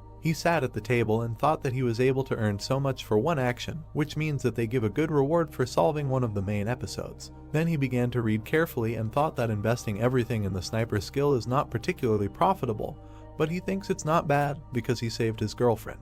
Someone immediately came up to him and called him. It was Mr. Suhyuk, who said that he was so surprised when they called him and immediately asked what happened. After that, he fell to his knees and said that if he wanted to cancel the contract, he asked him to think about it again, but that was not the case. Then the man looked up and saw a strange suitcase. The young man looked at it and said that he would like to invest in the agency. He was surprised and asked again. The protagonist immediately imagined the ginseng that was at the purple banquet, thought that he earned about 400 million won on it. If 250 million of this was invested in the horse owner and the remaining 150 million in the agency, then it would be quite profitable. Then he thought that he was confident in the growth of both the owner and the agency, so he decided to invest all the money. And when the man heard this, he said that this was a very large amount. He did not even know if he could accept it. True, the guy handed over the suitcase, immediately said that they just need to take this money because he was investing for their overall growth. They need to buy a normal magic pocket and transport for the field. They talked for some time, and when asked how old he was, the man replied that he was 29. The cadet was surprised and said that he was much older than him, so he could address him informally, but in response he heard that he could not talk to the investor like that, so he asked if he could cancel the investment. The agent was surprised, asked again and said that in that case he was ready to switch to an informal style of communication. After which they both left the cafe, discussed the need to go to a 24-hour store. Finally, they went there. Inside, the man asked why he needed a lottery ticket. The brunette turned around and said that he was a minor, so he could not get the winnings without an adult. And while he was checking the ticket, he said that he wanted to test his luck at the same time and also won. He immediately received a question about how much money was there. When the guy answered that there were 20 million won, the agent was surprised and even a little confused. and then it dawned on him how big the sum was. Even on the street you could hear him scream, did he really get 20 million won? After receiving the winnings, the main character handed him the money and said that he also wanted to invest it. It would be better to adjust the contract and send it to him. After deducting taxes it would be less than 20 million, right? He simply hid the money and bowed to him. It looked a little strange, so he immediately asked what was wrong with him, and the answer was banal. He was afraid that the money would simply be stolen. Finally, evening came. In one of the abandoned buildings, it seemed to be quiet, but a second later, some strange black energy appeared there, and a moment later, a silhouette began to form from this energy. A boy appeared there, who turned to the captain and said that they began to move. Then he came closer and added that the owner of the horse had grown up. What to do next? The captain looked at him and replied that only the item needed to be taken from them, the rest could be left as is. The boy raised his hand and said that he agreed, and added that he noticed something strange. Some guy appeared who bought up the horse owner's shares. He said in surprise that at first it was 300, 1,000, and recently invested 250 million. Isn't that too much for a guild that doesn't even have a personal page? The captain didn't even go down to him and replied that there was no point in thinking about it. It was better to focus on their business. In response he heard that if he said so, then good. Another thing the boy said was autumn. He almost forgot to say that several interesting pages appeared at the purple banquet. Would he like to take a look? He activated the status window and said that the relic search group, dog soup, and the truth office. This is where his inner instinct tells him that something is wrong with this truth office and asked if he could place an order with them. Suddenly they would find it. The captain got a little tired and simply turned to him. The boy perked up and listened to him attentively. Then he even got scared and just said he was joking. Then he looked at her and said that midterm exams would start next week in the cube. Suho and Jonghak were in the lead there. He also introduced them and asked how many people would be involved. Would they also take part? The woman stood up and said she would be there too. The boy listened to her attentively, and she came closer, looked straight at him, and when she lowered her head, she said it would be nice if someone capable found it. And then she thought about the main character. Time flew by quickly. The day of the competition came. A sign with a greeting hung in the sky. Finally, midterm exams came. Everyone was ready for this day. There, students could meet their parents, like one of the girls. She hugged her mother and immediately received a question about how she chewed, to which she replied that she just really missed her. During the exam week, the club opened its doors to guilds and associations that were interested in hiring heroes, as well as relatives of the cadets. The types of people gathered from all over the world resembled some kind of festival. There were really a lot of people there. There were reporters below who said that they were currently in the cube. This is the best academy of heroes in the world. Another said that they should call him, asked who is in the top 100. And all this time a drone was flying above them. Someone caught it and said that Junho was there. Someone said that she was his fan. The guy lowered his head and said that he had not been able to film anything special yet. Then he raised the drone up and asked if he should wait a little longer. In his head there were thoughts that this was a modest gift as a token of gratitude from the agent who flew throughout the cube. With it would be much easier to detect if someone tried to invade. Then someone crashed into him. The guy turned around and apologized. And next to him was a dark-haired woman. She also looked into his eyes but did not answer. This made him a little nervous. Then it dawned on him that he almost forgot that she would also be at these exams. It seemed that this character was familiar to him. The guys looked at each other and walked on. Then the young man turned away and thought that he had been looking at her for too long, and looking into her eyes for too long. What should he say so as not to look suspicious? He opened his mouth and began to squeeze something out, and then he told her how beautiful she was. The woman heard this and was confused. The main character almost fell through the ground from there. The captain listened to him, turned around and left. Her silhouette eventually disappeared into the crowd, leaving the guy alone with his shame. In the meantime, she turned to her assistant. Then she lowered her head and said that this guy she had just encountered was looking at her through a visibility blocker. Then she raised her head and said that she needed to check who he was. Not only heroes come to the cube to search for capable cadets, people from the chameleon group are also here, and these thoughts did not leave the young man all this time. Their goal is to recruit the 2 strongest cadets. He immediately introduced his comrades and realized that the first one's beliefs did not coincide with their policy, so they would not take him. According to the plot, take a closer look at the second one and go back. Then he frowned and thought that penetrating the chameleon group's cube itself did not pose a threat. But if the plot changed, the hero guarding the examination field would enter into a fight. It would not end with 1 or 2 victims. Immediately, someone there began to scream, thereby attracting all attention to himself. One of the cadets then smiled and said that he did not see a single suspicious person. And the girl came up to him and said that he should stop shirking.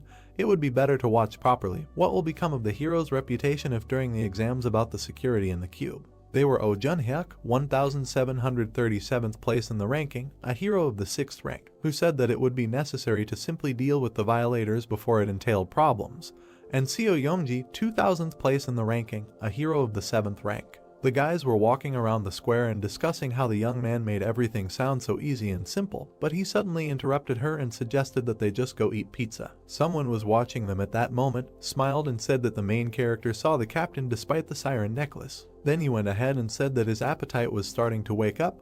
Before that he thought that he would have to return empty-handed, and he asked who it was. He wanted to find him first and fight, but the kid inside just got angry and said that it was a mountain mouse and ordered him to calm down. The man paid attention when they told him that she could check everything without his intervention. The battle would begin soon. Indeed, at that moment, people had already gathered on the second battlefield. Finally, the host came out and said that today at 9 AM the first fight would finally take place. Their correspondent was sent to the scene. The first competition would be held using. The main character was walking somewhere nearby at that moment. Suddenly, someone shouted at him and attracted attention. There was a brunette standing there, whom he had saved before, and asked if he was really going to the arena. The young man turned around and said that he had his first competition. For some reason this surprised her. Well, she immediately called her assistant, who appeared next to the suitcase in a moment, and she said that there were 1,000 high-quality bullets, all lying neatly next to each other. The girl handed him the suitcase and said that they would not be used during the exam, but perhaps they would come in handy later if needed again. He could ask for it. And when the guy took it, she added that, by the way, she was not trying to thank him for saving her life. She looked at him and said that it was just a gift. There was a dialogue between the guys. What else? She was being called to be a witness regarding the case with the monster man, but she still hadn't said that this was the man who shot then. In response, she heard a request to keep it a secret. The guy was a little confused and thought that if they found out that he had shot, he could have problems, so he had to be more careful. The girlfriend then came closer and said that she knew that he had a reason to hide his powers, so it would be difficult for him to pass this exam. In response, she received a question whether he was hiding his powers. The young man was surprised when he received the question whether he had seen his opponent. Meanwhile, all the others had gathered in the cadets' waiting room. One of them was actively training and preparing for a fight, so actively that sweat was pouring down his face. This was his new enemy, who was preparing for a bat and said that he would smash the main character. The captain's assistant was studying the documents at that time and said that there was nothing special about it. He raised his head and said that the person who was told to check grew up in an orphanage. No parents, no relatives. At the age of 6 he discovered special abilities, after which he went to study at a military school, was average, did not stand out in any way, and then entered the cube. The woman stood and listened that there was still a debt of 300 million won. That's all. Then she remembered their meeting and thought how he could see her through the visibility blocking object. The boy answered her that he didn't know either. At the same moment a man appeared there who finally found her. He smiled and said that the two hadn't seen each other for a long time. It was a member of the chameleon group, Jin Jaya. The girl turned around and said that he was late here. He hoped that no one had turned off anywhere on the way. In response, she heard why he was doing this. He was diligently looking for talented cadets, as ordered before. Then a question came about the report. The man raised his hand and said that there was no report, all weaklings who would fly away with one blow. And the boy suddenly intervened and said that this was natural, asking if there were any unusual cadets. To the answer he heard that he didn't even know. He looked at the best second-year cadet and was disappointed. The boy replied that this year's first-year students really stand out. We need to look there. Just in time for the Hajin duel to begin, the man looked up and asked again about the name. Then he looked at the captain and said that it was probably the one who saw her through the visibility blocker. Meanwhile, in the arena, everyone was already preparing for the fight. Even the students gathered in the stands and bought all sorts of food. They discussed that there were a lot of good memories there, and the girl replied that they were more bad than terrible. He said that he would not watch the fight because he had recently gotten it. But the guy replied that he was already much better and his son loved competitions so much. She smiled and asked again, but then she noticed something. A strange man, unknown to them, was sitting in the stands opposite. The woman raised her hand and said that he was looking at them and smiling. Maybe he was their fan. And it was a member of the chameleons who were watching them. Then the guys got distracted and noticed that the first opponent had entered the battlefield. The fight was beginning. It was the fighter Horak, 19th place in the cadet ranking. He has good abilities. The girl was surprised and said that his opponent was quite an unexpected character with 934th place. It was the main character, who was already ready for the battle. There was very little space between the two of them. A question came up: did you pass the written test well? After which the guy smiled and said that it was written on his face how he thirsted for blood, so it was better to hit lighter. And the opponent said nothing, only prepared for the battle. The main feature of this man was self-defense by dispersing magic.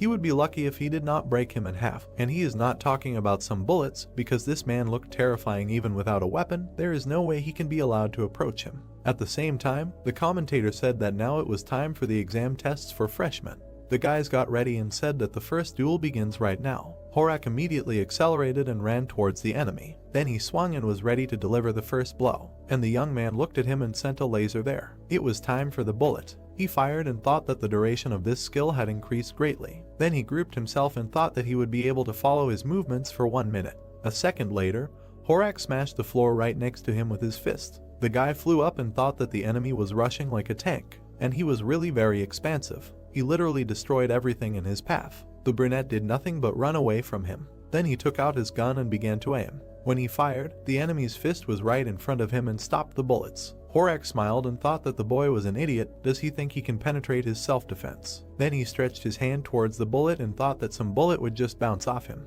But he didn't expect that he wouldn't be able to redirect it. Thus, the defense was penetrated. Everyone around was very surprised by what was happening. They did not understand how this weak opponent penetrated his self-defense. Meanwhile, the opponents continued to be on the battlefield. Horak understood his head and heard how everyone was discussing who he was and how he did it with ordinary bullets. Then he looked at the boy, who had remained calm all this time, but he was holding his shoulder and could not cope with his own anger. Suddenly, the rest of the bullets flew straight at him. Each of them pierced his defense and brought him incredible pain. Hajin then came closer and thought that his opponent assumed that the bullets would bounce off him. What a pity, these are special bullets that are made with the magic of Sigmata. They have the power of a demon. Then he stretched out his hand and made a control shot. Some of the observers were shocked, some were happy, and they did not jump up and began to shout in a crowd. But Horak gathered his last strength and got angry. Then he smashed the floor with his fists and began to insult his opponent.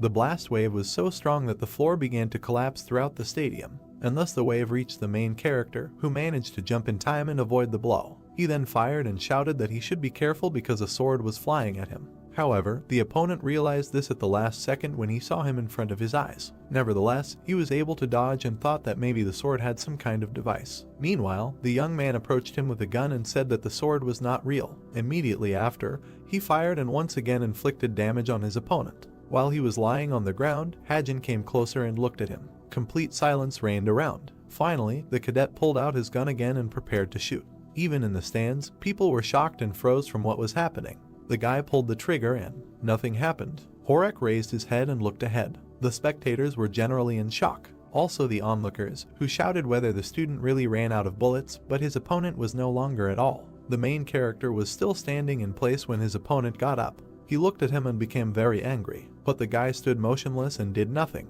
Then he smiled. Then he raised his hands and said with a smile that he surrendered. Horak was very surprised. The same thing happened to the spectators. A moment later, the commentator announced that the fight was over and the tournament table appeared on top. Horak was declared the winner, who was literally burning with anger at that moment. After that, Hajin simply turned around and left, while his opponent was stopped by other people. Horak did not even hear when the doctor came up to him and started asking if he was definitely hit by a real bullet because he was whole, maybe because he was a fighter. The adults in the stands also asked what their impressions of the heroes were. The woman then closed her eyes and said that this boy was great.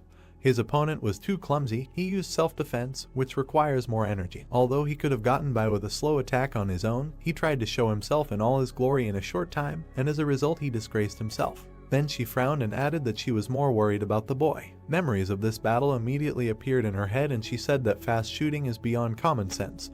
The ability to follow the enemy's movements with the whole body. But at some point Horak began to move slower, so he slowed down too. Maybe this is a special ability to improve his physical abilities. Then she was surprised and said that he compressed his magical power and shot him. The man turned and asked with a smile if he really wanted to say that the cadet compressed his mana so much that he was able to break through self-defense. Really? The girl then simply smiled and said that she did not know what kind of abilities he had. Maybe he drank doping. People in the stands, meanwhile, were shouting that the guy really did break through self-defense with a shot. They need to call the director right now. There is a high probability that he will become the best in history. For some time, the heroes discussed that he should be remembered, and the next competition began. A member of the chameleon group then simply scratched his ear and said that he did not like this guy. He walked outside the stadium and added that some pot-bellied little thing was holding his pistol and was just waiting to shoot. Why did the boss tell him to take a closer look at him? The kid answered that he really hadn't seen it. He had the power of a demon. The man continued to walk forward and said, "What kind of demon? What does it have to do with power?" But the spirit only got angry and said that he just didn't like that the fighter was at a long distance, and that was it. After which the brown-haired man smiled maliciously and said that only such a battle can be called a real fight when you are burning with a desperate desire to plunge death into the enemy's heart. And then he thought about it when he heard that they told him to take a closer look at the cadets who had this desire, reminded him of the two cadets, and he said that they both showed themselves well. Then he remembered their battle and said that the blonde, impressed with his spear technique, he aimed straight at the enemy's vital organs without preliminary preparation. Then he said that he also liked how he treated cowards who only did what they defended themselves. In response, he heard that if he liked it, nothing good can be expected from his character. The boy was surprised when he heard that Suho behaved rather unusually and even asked again. And the man imagined their duel and said that as he heard, he uses a sword technique similar to a dance. It is clear that his movements are very precise and polished by long training. But he had a feeling when he saw how that guy won and his strange look. The man suddenly thought and said that he had a feeling that this cadet was hiding his true face. A dialogue took place between him and the child. It seems that the best cadet of the cube is different from the others. He did not even know. These two are not the ones he would like to fight right now. And when he received a question about Hajin, he got angry and asked if they really noticed this idiot too. The boy answered that of course, the boss was looking for the power of a demon, although the man did not like this guy at all. Suddenly a security guard came across him and asked who was there. The employee also said that outsiders were not allowed into this forest.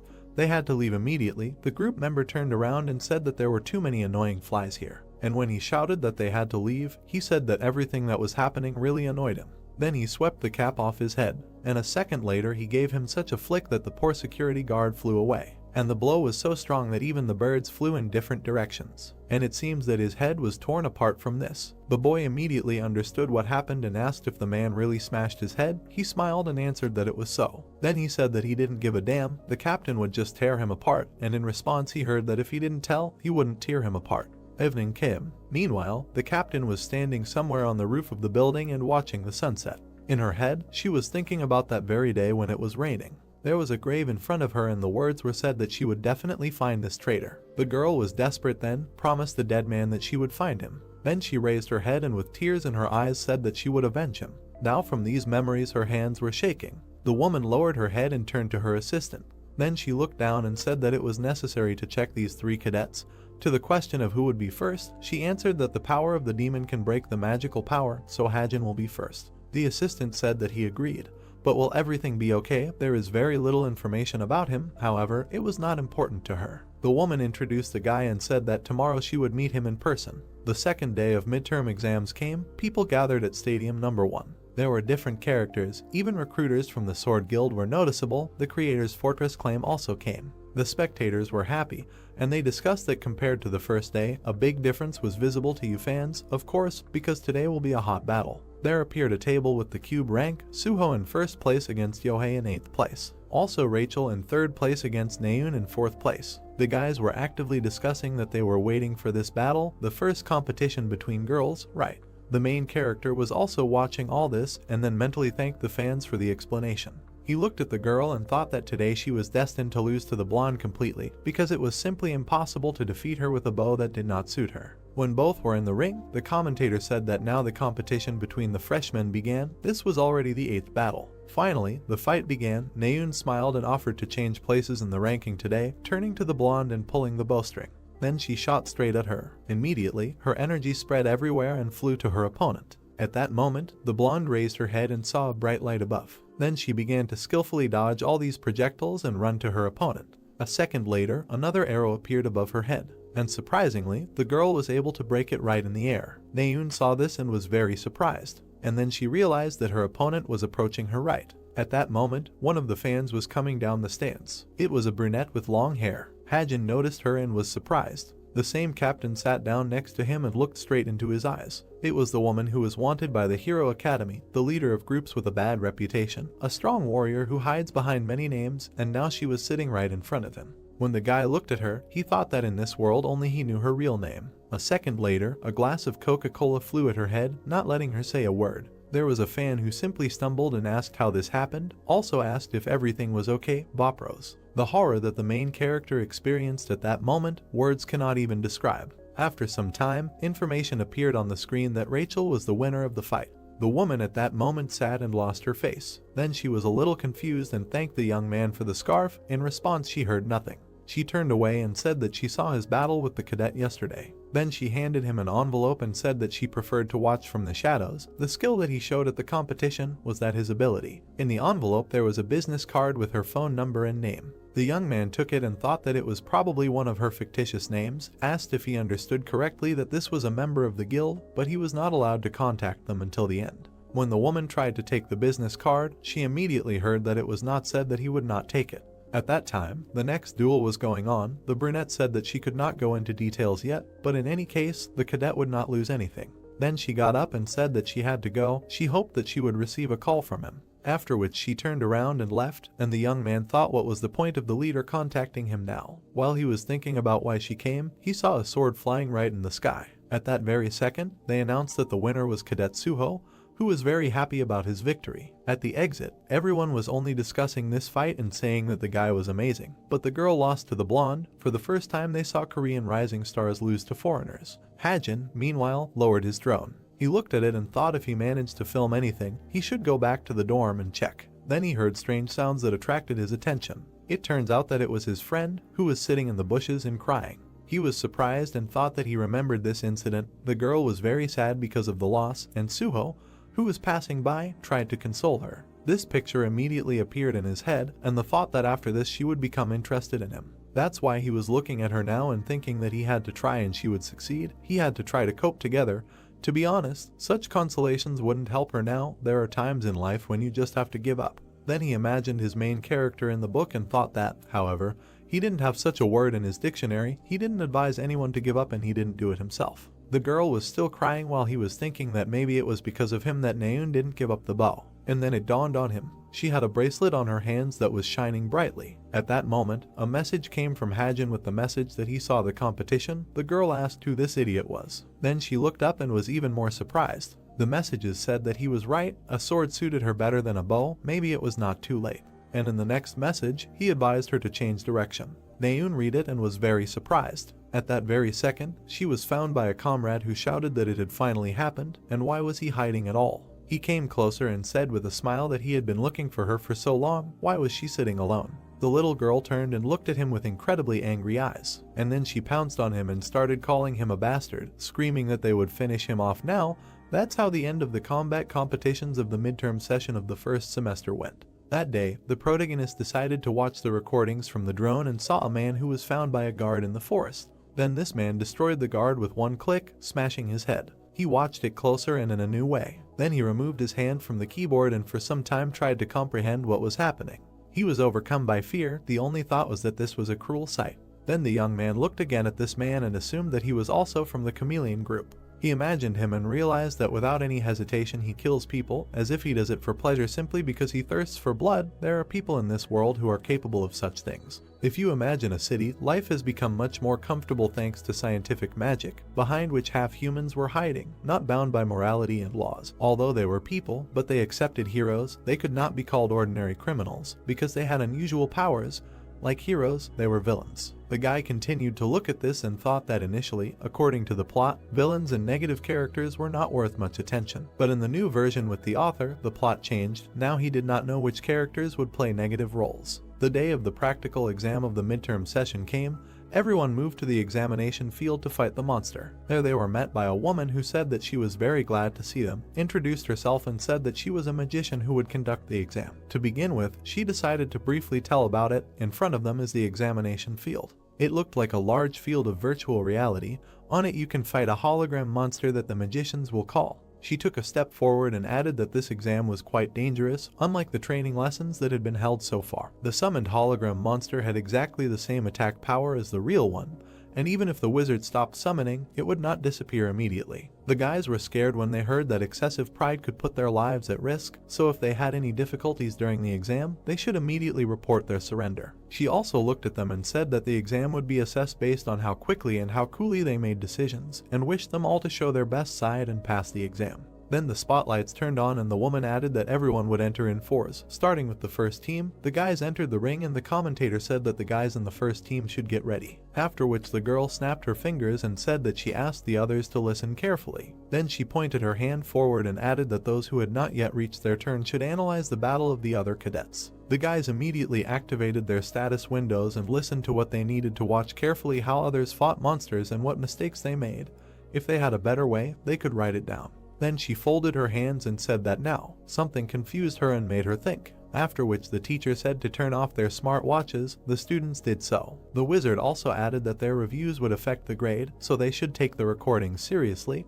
One of the students for some reason got angry when she heard this. After which the teacher looked up and said that they would now begin the battle with the monsters. Then the seal was pressed and the summoning began.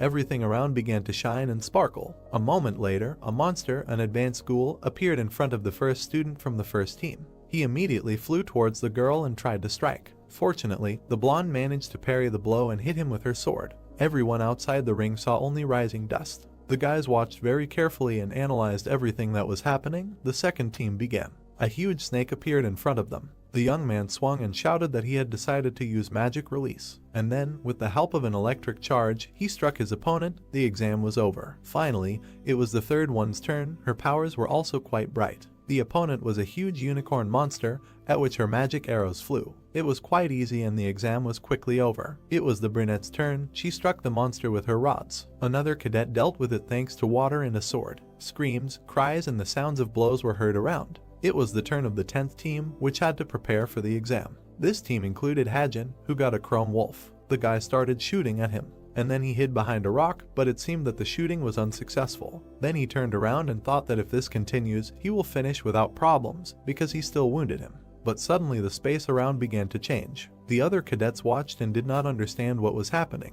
When the guy raised his head, he saw something from above, and in his ear he heard a strange sound. Another cadet also turned around and asked what happened on the examination field. The space around him changed. But in response, he heard from his comrades that he needed to focus on security, apologized, and got to work. Meanwhile, the woman was watching them through the screen and asked if he knew that the guard who patrolled the cube yesterday was killed. Then she looked at the exam records and said that this was an emergency, so he needed to keep an eye on it. The man answered that he agreed and asked if she had found the source of the vibrations that had just been there. He was walking along the beach and in response to his colleague believing that there was something in his direction, but the exact location was still unknown, he said that he hoped that nothing serious would happen. Thus, the man reached some kind of forest. Suddenly, something appeared behind him. There was a man who approached him and asked what was going on. Then he scratched his head and said that it seemed that this man was trying to interfere. The hero turned around and said that outsiders are not allowed here, maybe he got lost. After which he was asked why he was here then and with a changed face said that he was not an outsider. The man rolled up his sleeves and said that in that case he understood everything.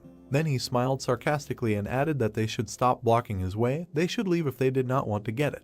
The hero simply remained silent and took out his sword. Suddenly, something started shaking behind them. Both turned around and did not understand what was happening. The water seemed to start bubbling, and then it gathered in a huge whirlpool and it was unclear what it was, but there was clearly someone inside. The same earthquake was happening on the battlefield for the students. Everyone started running away from there when the commentator said that the exam was temporarily stopped due to an unforeseen situation outside the examination field.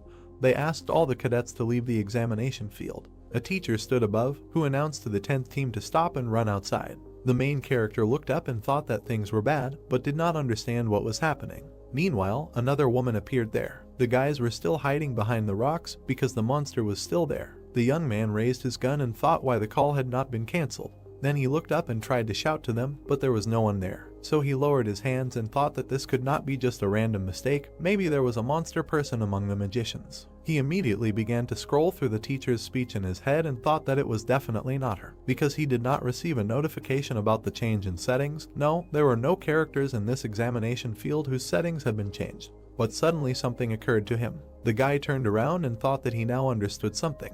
At that moment, the woman had already reached one of the cadets. She looked at the blonde and said that she had not seen the Spring Princess for a long time. The girl looked at her with frightened eyes, and the main character's thoughts were that this was quite possible, because in the book there are many biotic characters who never appeared in the story. It turned out that it was not a woman who appeared, but Sir Lancaster. This story, the author of which is unknown. The ceiling began to collapse at that moment. The girl raised her head and turned to this man, asked where he had been all this time after that incident in London, and added that his appearance had changed. The man was just looking at her. Then he raised his eyes and smiled. The girl saw this and seemed to get even more scared, after which she concluded that this man had sold his soul. Then she came closer and asked how that was possible, since he had always been the commander of the guard in the royal palace. In response, she heard that she had not expressed herself quite accurately. The man came closer and said that he had not sold his soul. The new owner had simply picked it up after he, who was ready to sacrifice his life for the fatherland, was betrayed and thrown out. The sword in her hand was shaking as well as her hands at that moment.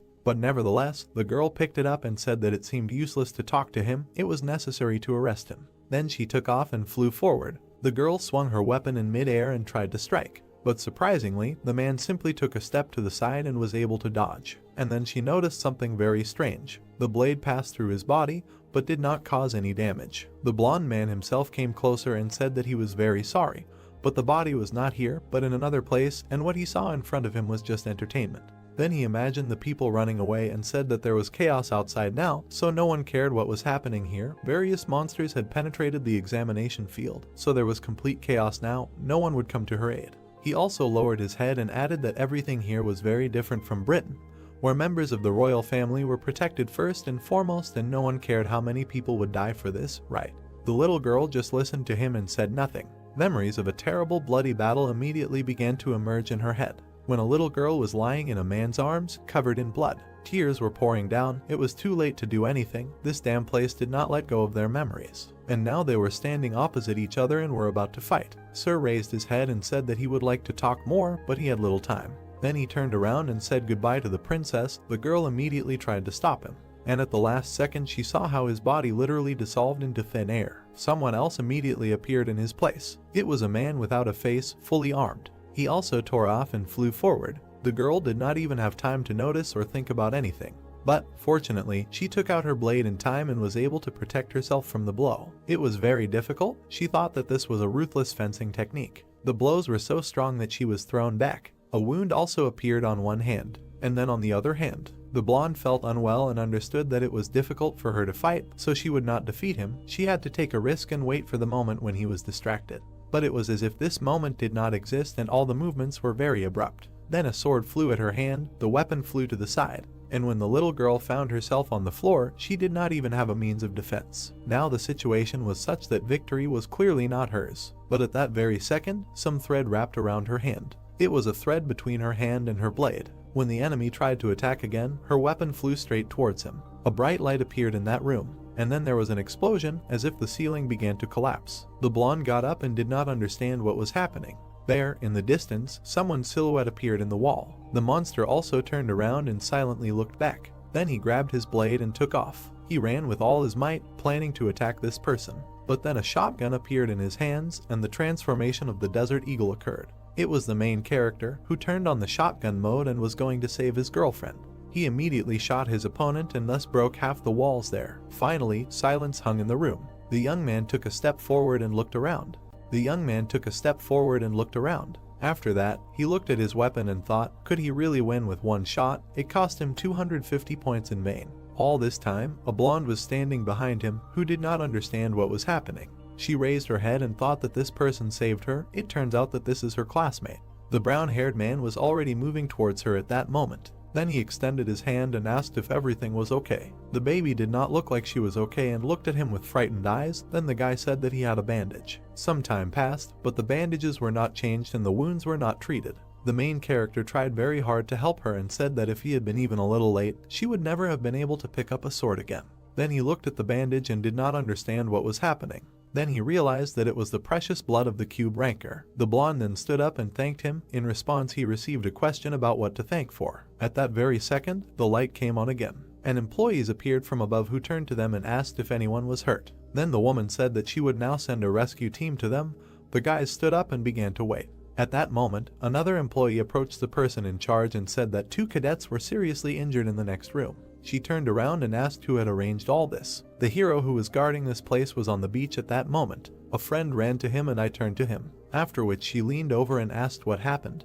Did a monster really appear? But in response she heard that it was very fast, although it had already been driven away. The woman was surprised and asked what did they mean by driven away, did he really do it himself, but he said that it was not so, someone else had driven him away. After which she imagined the battle and said that he did not know because of whom exactly, but it was a very angry monster, and that man drove away such a monster with his own efforts, simply by striking it. He remembered what he looked like and said that it was a very strong warrior. The girl asked in surprise if he really wanted her to believe it, and the guy said that he himself did not believe it. In short, it seems that this is a suspect in the murder of a policeman, we need to find him. Then he raised his head and said that an unknown warrior and the appearance of a high-ranking monster is a complete failure of the exam session. He also added that it would be difficult for the Cube administration to avoid responsibility by introducing their head office. If we go straight to the conclusion, the incident that happened before with the monsters in the Cube became hot news all over the world. Everyone was discussing it heatedly, and the exams were postponed. The Cube staff was busy with this incident and the restoration of the school, so the exams and classes were temporarily cancelled. This was announced to the students at a general meeting. So the cadets found themselves on a 10-day vacation, which had never happened before. Everyone was just happy with this news. The guys were sitting at their desks, rejoicing when the teacher shouted that they were bastards, not even thinking about their comrades who suffered, asked them to stop chatting and return to the dorms. Suddenly, the main character heard that he had received some kind of notification. He took out his laptop, finally received a message about changing the settings, and thought that this was the damn co-author doing it. There was information about Sir Alex. Another author decided to strengthen the attachment to the family that died in the accident, increase the likelihood of an attack on Rachel in the event of an exacerbation of the feeling of anger. Do not wait for the accumulation of strength, change in potential strength 7.58.5 to install as a dangerous character. The young man immediately imagined this hero and thought that this is one of the characters from Britain, which he created before. His goal was to arrange a coup in his country, but this negative character became stronger and appeared earlier than he should have according to the plot. Now he seriously tensed up and thought that if he had known about this in advance, he would have come up with more positive heroes. Then he lowered his head and thought that however, there was not only bad news, but for example, he was able to get magic blood. Then someone pushed him right on the head. The young man turned around and saw a friend behind him. She stuck her tongue out at him and asked why he was looking at her, and he was confused and remembered how he recently suggested that she throw a bow. The guys who were standing aside noticed that the two were arguing again, but their relationship looked better than before. While the girl was leaving, one of them asked if he had no eyes and couldn't notice obvious things. The girl finally returned to her room. When she came in, she called him a pathetic idiot and asked why he was picking on her if he couldn't do anything. Then she received a notification on her watch and asked what was going on. It was her grade for the exam. When the girl sat down, she decided to see who wrote what. Even Suho added something there. Suddenly, she was surprised by a notification that she had gained faith in herself. Her friend was writing at that moment that it seemed like she had a lot of thoughts in her head, many internal and external factors affecting her self-esteem. Then he introduced the girl and added that she was an excellent archer and had many abilities. Her steadfastness shown in the battle with the monster, as well as continuous efforts and talent, could achieve good results. He also wrote that someone said that her abilities were not enough, but it was not true. She did not lack talents, but faith in herself when he watched her fight. The young man wrote all this with a smile, added that if his friend would believe in herself more and move only forward, then I am sure she would become the best hero. And now, in real time, she was counting all this, having read to the phrase that the assessment was conducted by Cadet Suho. The little girl even lowered her head and said that she was embarrassed. She blushed and thought that no matter what anyone said, she was a good archer. Then there was another message only from an anonymous person. I don't know who tried so hard, but there was a lot of text here. The girl smiled and asked what this person wrote there. Some time passed while reading. Her head literally began to boil from each new line, and a vein swelled on her neck from anger. The scream from her room after this comment was such that it could even be heard in the corridor. The girl was very angry and screamed that she would not leave it like this and would find the one who wrote it. If you move to the room to Hajin, there he was busy with the seed. He put it on the princess's blood and waited for some kind of reaction. Then he lowered his head and asked if it worked. Was the seed able to absorb the princess's blood? After which he imagined a witch and thought that if the seed obtained on the mountain is watered with human blood, a witch will be born. He sat down and said that this is the blood of Rachel, a kind girl, so the witch will certainly not be a villain. Then he touched it with his finger and said that he needs to grow up quickly to help him. Not suddenly, something happened. A bright light appeared there. The young man lowered his head and asked what was happening. Did the second stigmata really appear right now? A bright amazing seal appeared on his hand, after which a loud scream that could be heard even on the street. The next day came. This seal had to be hidden with a bandage so that no one would see, and the pain was simply incredible. While the young man was driving somewhere with the agent, the latter turned around and asked what had happened to him. He had a bad expression on his face. and in response he heard that he was just a little tired today. And the guys drove on, discussed how trade was going. It had become much easier with a car, there were more customers, and it was safer than before when you had to walk. The man also almost burst into tears and said that it was all thanks to the main character. The agent thought that it was necessary to change the topic of the conversation. So he looked out the window and asked why there were so many people at the entrance. They had strange bandages on their hands, perhaps they were members of some guild. But the people around them looked at them in surprise and offered to look at them.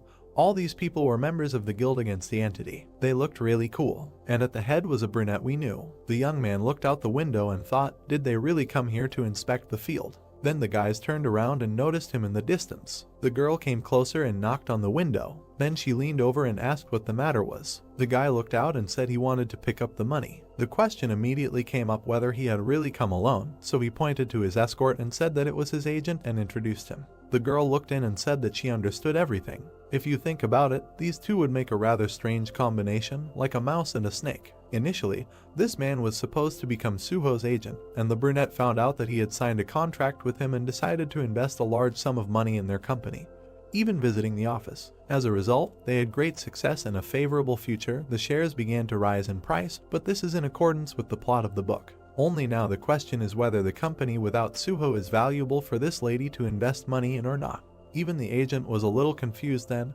and the young man's thoughts were that in the worst case, it could happen that because of him, the agent's future would be at risk. At that moment, there was an awkward silence in the car. The brunette moved back and said that she understood everything. Then she pulled the handle of the car, after which she got inside and said that if they came to hunt, she decided to join. Then she turned around and asked the guy if he was against it. After some time, the car was already moving through the forest. The guys were riding inside and just silent. While the brown-haired man was looking out the window and wondering what was on her mind, the girl raised her head and asked her to listen.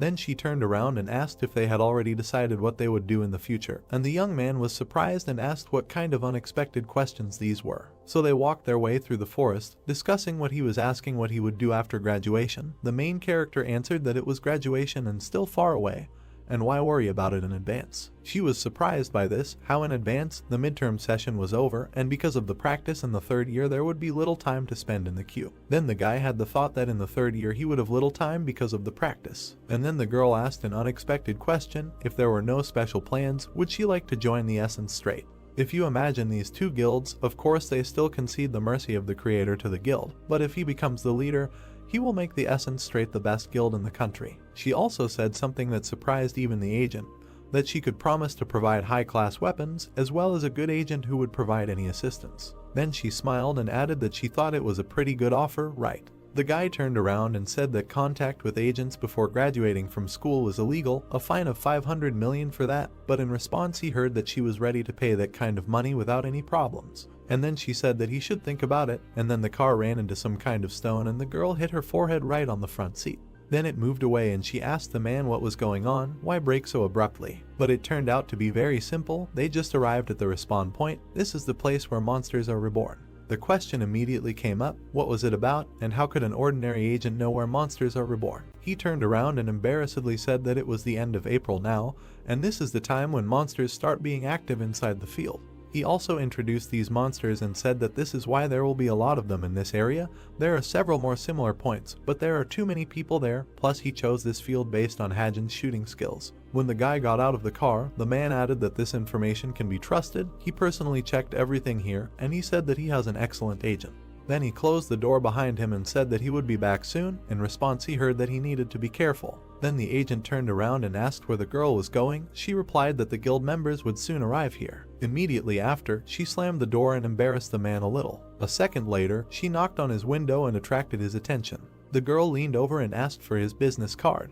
10 days had passed since the incident at the exam. It seemed that classes had resumed, and the cadets returned to the cube and everything began to recover. A new schedule and a table with grades for the midterm session appeared. The guys discussed who was in what place. Naturally, the main character had first place in grades, so he didn't even go there and accidentally met a blonde in the hallway. After Hajin taught Horak a lesson during the practical exam, the bullies who used to bully him quieted down and started avoiding him. It was the most peaceful time in the cube since he entered. It was even getting boring. But at some point, someone stopped him in the hallway, smashing the wall with their fist. Naun appeared there, who asked in an angry voice if he had written this review. The young man turned around and asked what was going on. It seemed like there was a fight again. The girl came up close to him and said that there was no point in even trying to deny it. It was immediately obvious from his style of speech that it was his doing. The guy looked her in the eyes and asked what was wrong. He wrote it specifically to help her. In response, he heard that they didn't actually ask him to help. Does he really want to say that as a shooter he doesn't have a sense of combat? And who is he to tell her what to do? All the other students even stopped to listen to these two discuss what he really thinks. Since he studies well, then he can do anything. The girl offered him to argue, to show how difficult it is to shoot a bow. But surprise, the main character agreed, and then the girl even got confused. He came closer and said that if he loses, then he will have to throw the bow. Her eyes widened even more from this news. Then the girl laughed and began to call him names. Then Hajin said that he would also take a bow instead of a gun, but in return she would give him time to prepare. A classmate asked if they really think that this will help him. He can do as he wants. Then she turned around and left, and the guy thought that now his shooting skill is at the 7th level. In the remaining time he needs to raise it to the 6th level, then he will be able to win the argument. Besides, there are points of luck. He looked after her and thought that the girl was running away because she mistakenly believes that her ability to use a bow is at the same level as her fencing skills. After which he raised his head and thought that all the time only praising is not always good, you need to get up even stronger. After some time, everyone moved to the Grace building, office 303, where they announced that they were glad to see them all. One of the cadets smiled and said that it was very good that these exams were finally over, and all the members of their club were alive and well. It was the chairman of the Travelers Club and the healer. The activities of the scientific and hunting clubs were suspended due to the incident with the monster people, so the events in the cube go roughly according to the plot of the book, forcing the young man to attend uninteresting circles. The chairman at that moment continued to say that this time their club decided to go to France. The next episode was the murder of a French rich man, which begins with a note sent by a group of killers. The note said that it would happen on the night from the last Saturday to Sunday, then they would take his life. The old man read it, was the recipient, a French rich man. He smiled. He was a gentle and calm man, lived a quiet life in the suburbs of Paris, but this was a mask. In fact, the man was evil and not the most positive character. If you imagine his crimes, his real name was different. From childhood he was a swindler, a terrible owner who saved a lot of money by deception. Until now, he managed to avoid responsibility. This time he stepped on the trail of darkness and received a terrible mark. Because he was wanted, he could not ask the police for help, and he did not have time to look for good security. A chill ran down his spine as if it was a feeling of death. But even if the sky collapsed, he always had a way to retreat, the man thought. Once he met a student of the Cube who came to Paris to travel. It was in a hotel. That student gave him a brilliant idea. There was a meeting among the guys there that day. A blonde guy came up to a cadet and asked if he was really the leader of the travel club. That's great. He replied that there was nothing wrong with that and added that he wanted to offer to come to Paris next time, but finding a suitable hotel for all the cadets is not easy. The man was there and heard it all. Then he stood up and said that in that case he could provide a place at his house, everyone together, then they could cut back a little. The main character imagined his house and thought that he just wanted to use the cadets as security. But then he received a notification on his laptop as if something had changed. There was a notification from the Office of Truth which asked to fulfill his order. The young man was very surprised because it was the first order. It said that their family was looking for a swindler who deceived them and ran away. They sent him detailed information about this person, something similar to a questionnaire. The brown-haired man studied all this and was very surprised. This person was familiar to him. Meanwhile, in some abandoned tank, everyone was watching him. Literally around the huge dome there were people standing and watching the main characters battle at the exam. One of them smiled and said that he was even scared. Could this really be his power? Another folded her arms and said that this year's freshmen are quite high level. This guy could be useful, and the little girl said that she didn't give a damn at all. Suddenly one of them raised his hand and turned to the commander. It was her copy, who asked since when did they start doing an analysis, to take or not to take such chicks. She was interrupted by Sir Alex, who said that he thought he would be quite useful. What he liked most was that he had no parents or a lover, although it was unclear what this had to do with it. Then the man explained that if there was no one around, then it was easier to get carried away by material things. It would not be possible to help him achieve fame, but you can give him as much money as you want. They were interrupted by another member of the group, who said that their main goal was to find the traitor and punish him. If he had all the qualities for this, then they should simply lure him to themselves. The women looked at him and asked if this was true. Well, okay, they admit the thought that will bring him here, but now the only available color is black. And then she asked if everyone was really suggesting giving the black color to this chick, the color of the strongest member of the team, and also asked what color was the one who betrayed the former leader. Suddenly, someone intervened in the conversation and said that nothing could be done about it. It was a man who said that they would have to take the black color for themselves and give him his current one. Everyone turned around and said that they were against it. because this man was too stupid. In general, everyone supported the idea. Then the question immediately arose, what in this case was being suggested. A boy joined the conversation and said that there was only one way out, to hold a vote. The woman listened to them attentively all this time. Then she lowered her head and said that whoever agreed to accept Hajin into their team must raise their hand. Everyone present raised their hand. More precisely, almost everyone, of course, except for the man. The kid also raised his hand and said that 8 people were for it, only 2 were against, so it was decided he would be accepted. Those who were against were very upset about this and got angry. Then the captain approached one of them and said that she had something. It was an invitation to a VIP party in Paris. The question immediately came up, is it really about the location of the mission? The girl raised the card and said that for a gold member of the team, stealing 1 ring would not be so difficult, right? Meanwhile, Suho and Naun were walking around the city. They were met by a classmate who said that he checked everyone, including the new guy. Now they can split into teams and go to the portal. The main character stood aside and thought that he had never been to Europe, and then 10 seconds and already there, according to the plot, he got into the same team with these 2. Then the brunette raised her hand, and the young man thought that the rest could be as it will be. Finally, everyone found themselves in Paris. There were a lot of different monuments and historical sites around, and in small cafes people were sitting and reading newspapers. The girl was walking around the city, unhappy, asking why she was so unlucky at the draw. Because now Hajin had become her companion, he replied that she had drawn him herself and was now complaining. The girl started hitting him and told him to shut up. The others were whispering behind him that they were supposedly cadets, so cool. Suddenly someone called out to them and told them to go there. The guys turned around and looked. In front of everyone, the club chairman's girlfriend jumped into his arms. They started discussing their news, and all the other unhappy people stood aside and thought, did this man really come here on a date? After which the guy said that this was his girlfriend, who had come as a doctor. Because her name was Natasha, everyone greeted her. The doctor said that he hoped they would like it in Paris, and the others were discussing how these 2 could have met. During the excursion, they were told that free time could be used for sightseeing. There would be a party in the evening, so they needed to gather at this place at 7 o'clock. Finally, the group was left alone. The girl turned around and asked where her companion was going. He said that he wanted to have a snack first and asked if she really wanted to join him. Her classmate was surprised and said that everyone had already divided into teams, or was going to blow her off. In response, she heard that he simply thought that he was so different from someone. Then he turned around and told her to follow him. The question immediately came up, does he really know where and what is located?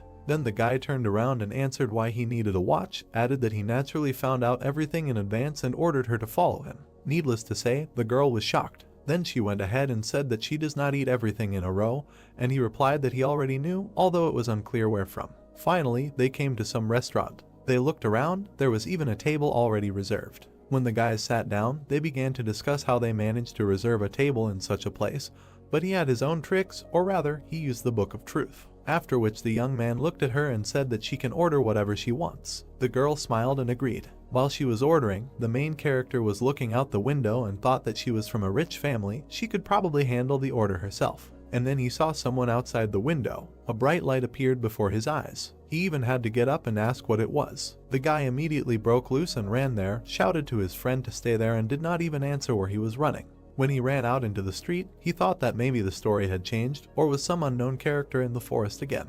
There were some people walking ahead. It was not clear why this was happening. Then he shouted at them to stop and listen to him. The woman turned around. When she turned around, the question arose what Yunsunga was doing in Paris. The woman was immediately confused and did not understand what was happening. And the young man came closer and said how fast these 2 were walking, and immediately asked what he was doing in Paris. Only his interlocutor was a little embarrassed and asked who it was. At first, the guy thought that she was pretending not to know him, but then the girl screamed and her companion covered her. Immediately after, a notification came from the system about this person. Because of this, the young man opened his mouth and was surprised, then apologized and said that he seemed to be mistaken. Around the corner, he took out his laptop and began to study the information. There was a notification about a change in the plot. On the screen it was written that due to an anonymous informant, friction arose between 2 characters, so she appears in this episode. All this time, Naun was sitting in a restaurant and did not understand what was happening there, while the main character was putting the puzzles together. If you think about these 2 characters, both were members of the guild Mercy of the Creator. Jane joined the guild at the same time as her. There the girls met. They completed tasks together, even became friends. And at the same time, many incidents happened. At times it was quite difficult for them. As a result, the girls became friends. One of them was quite stubborn, and the other was the only person she could call a friend. However, their friendship was destroyed at the most decisive moment. Jane betrayed her. This happened during a serious fire. The girl crawled on the ground to her friend and asked why they did this to her, and the other one repeated the question with a strange face. Then she laughed and said that of course it was done because it was funny. Yoon Seung-ga looked up and looked at her in surprise. It seemed that it was Jane, a member of the Chameleon group, a villain with a talent for stealing and disguise. And now the woman was coming to her senses after this meeting. A guy came up to her and handed her coffee. In response, he heard gratitude. Then he noticed that the deputy looked quite worried. In response, he received a question, "Is it true?" The girl smiled and said that on the contrary, she felt relieved. Finally, she could put an end to this terrible relationship. The young man did not understand anything. However, he said that the unknown reported that Jane would definitely show up at the party, although they did not trust this information 100%, but she likes such events. Yoon Seung-ga said this and clenched her fist, then added that if there are valuable things that can be stolen, then even more so. And there, for a second, in the safe of the banquet hall, the treasure was kept, Homer's ring. The event was supposed to take place this evening. The guys were discussing that today she should appear there to steal it. Meanwhile, the cadets left the restaurant. Naun smiled and said that she had eaten very well, and Hajin came up to her and suggested that they split up, said that she probably wanted to watch something of her own. At that moment, he himself was discussing that the ball would start at 5 p.m. In order to find a good place to observe, it was necessary to study everything here in advance. His classmate waved her hand and said that she agreed. The guys also said a few words about how it would be better not to get lost. The girl turned around and asked who they thought she was. Finally, the evening came. Everyone was arriving at the house where the ball was supposed to take place. Inside, there was an incredibly beautiful decoration.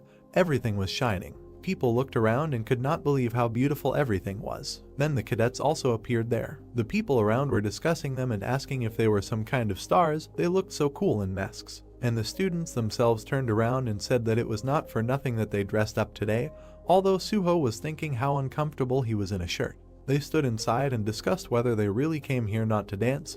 The young man scratched his head and said that he had simply never danced before. Meanwhile, they were being watched on the street. There was someone in a cloak standing there and actively studying everything that was happening. This someone turned out to be the main character who thought that the clock said 5:30. Probably Yoon Seung-ga, you haven't seen any special changes here yet. It was a masquerade ball in a suburban castle in Paris. Today he just had to help history go its own way. One person was hiding in this whole crowd. Suddenly the young man noticed something and at first he didn't even believe his eyes. A huge portal had formed in front of him.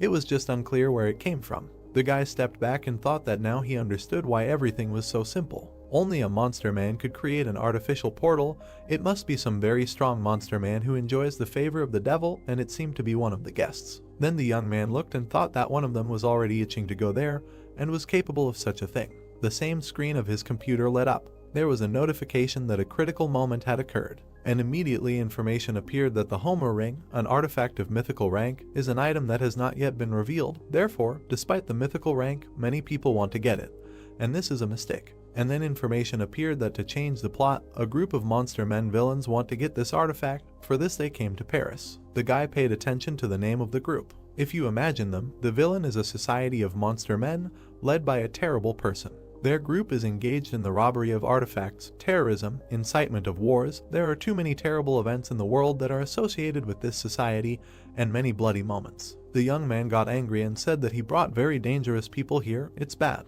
Then he raised his hand and thought that he should use the mask. As soon as he transformed, he said that this time his plan would not work. Then he came closer to the edge and said that now he needed to find Jane. At that moment, one of the waiters inside had already been strangled. Someone killed him and mercilessly threw him on the floor. It was a man or a woman, after which the man went forward straight to some exit. There was a passage along the retina of the eye, so he had to use a little trick. And it helped. The passage was open. The door immediately opened. The thief noted that it was all very simple. Then he went inside and said that in front of him was an artifact of mythical rank. It was Homer's ring, which sparkled very brightly. The thief extended his hand to it and was immediately asked what he was doing there. Suddenly, Yoon Seung-ga appeared behind her. The woman was surprised when she realized that the raven was her assistant Yoren. The young man turned around and saw the deputy, asked how she managed to find out. And the woman winked at him and said that she came for him.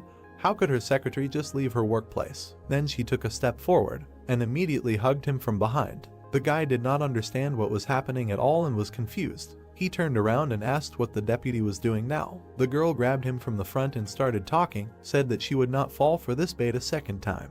Then she lifted him up and slammed his head into the floor with all her might. At the same time, an explosion occurred in the building. People began to run in different directions, asking what it was. A huge hole appeared in the wall, and immediately a silhouette appeared from it.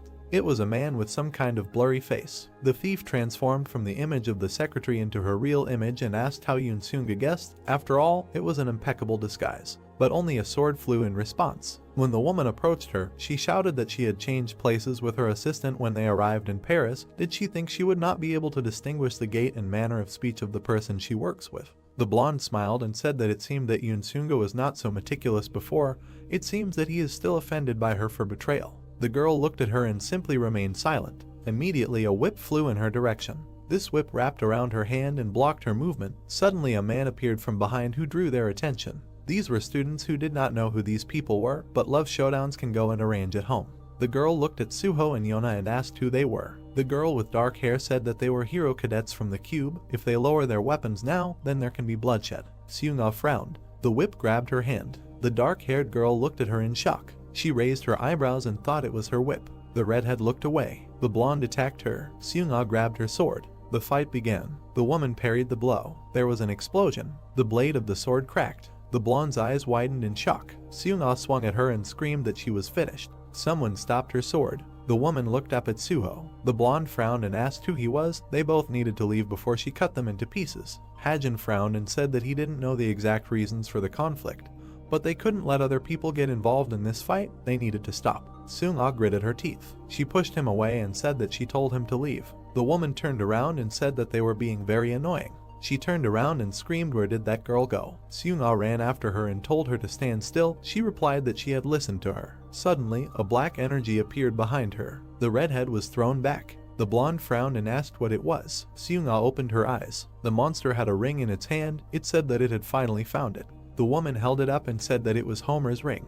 Hajin was watching her from the street. He looked ahead and clicked his tongue. At this time in the city, Naun grabbed her head and said that she was there again.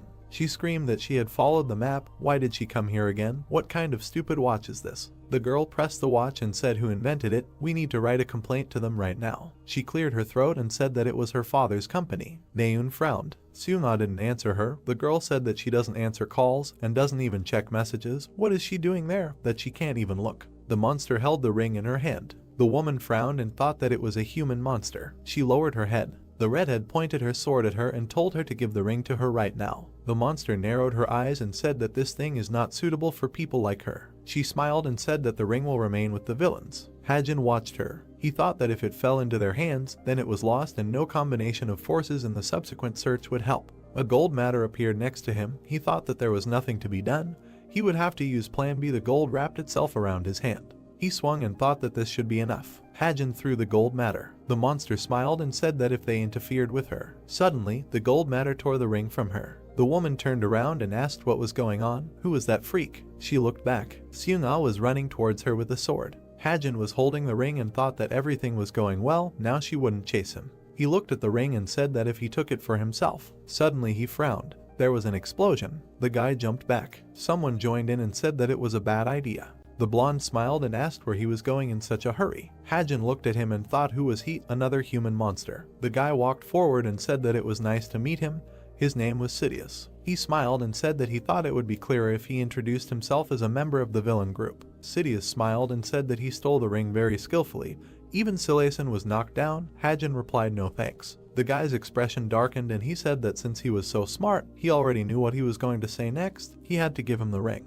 Hajin reached into his pocket and said that it wouldn't work. The blonde scratched his head and said that there were always special people who would butt in and mess things up. He pulled out a sword and said that there was nothing he could do. He would have to take it by force. A laser blade appeared from the handle. Hajin looked at it. Sidious struck. The building was engulfed in flames. The guy was lying on the ground. He turned around. His eyes widened when he was asked, which seemed to have scared him a little. Sidious smiled and said that it was a magic sword. One of them was worth several hundred million.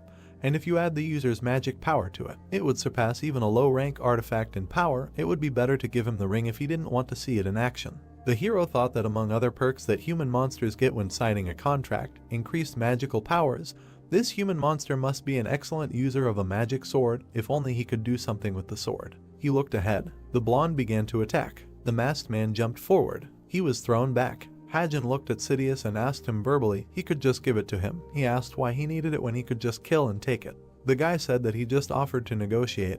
Didn't he? Sidious told him to shut up and stop whining. He can stall for time, but he still won't be able to beat him. The masked man looked at the villain. He said that it was immediately obvious that he was weaker than those inside. Sidious smiled and said that he did not have any other weapons except for the gun, and his physical abilities were only enough to dodge his attacks. What did he expect when he decided to fight the human monster? He grabbed the sword and said he was tired. Sidious swung and said goodbye to him. His sword didn't work. Both guys looked forward in shock. The blonde looked at the sword and asked, "What is it? What's the matter?" The guy looked at him and said that today most likely this thing will not work anymore. Sidious frowned and asked what he meant. The hero said that he was pretty lucky. A system window appeared, which said that luck worked, which weakened the magic sword. The guy smiled and said that he was bluffing, just the weapon broke, it happens, but he can kill him without it. The masked man looked at him and asked that he did not even know, how was he going to do it? He thought that he had one stigmata left and he ordered to replace it with light magic. The guy disappeared from the roof. Sidious rushed at him and asked what kind of tricks. The guys approached.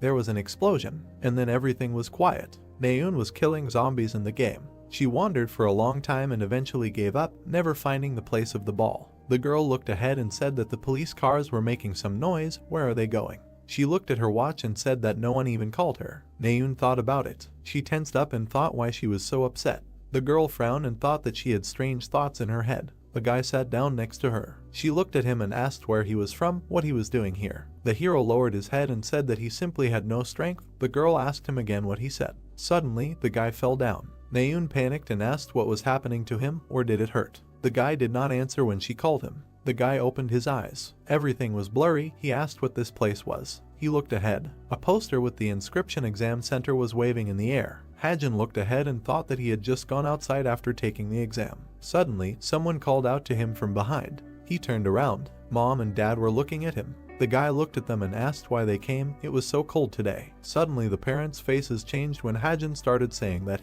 the hero started crying and said that he did poorly on the exam. He burst into tears. His mother asked why he was crying because of that. The woman hugged her son and said that it was nothing to worry about. The guy opened his eyes. He was lying in a wooden bed and asked where he was. Suho and Naun entered the room. Hajin looked at them when the girl asked if he had woken up. She frowned and said if he knew how hard it was for her to carry him, he should pull himself together. The brunette frowned. Naun asked if he had really been crying. Was it that painful for him, and laughed. Suho looked at her and asked if she could go out. She screamed. What did she do? The doctor approached the guy and asked how he felt. He replied that he seemed fine. He smiled when the girl said that he was showing signs of exhaustion. He shouldn't strain himself. He should rest more. He asked what kind of place this was. One window was lit in the house. The blue-haired girl leaned over and said that this was a residential building, and this was his room that he shared with Suho.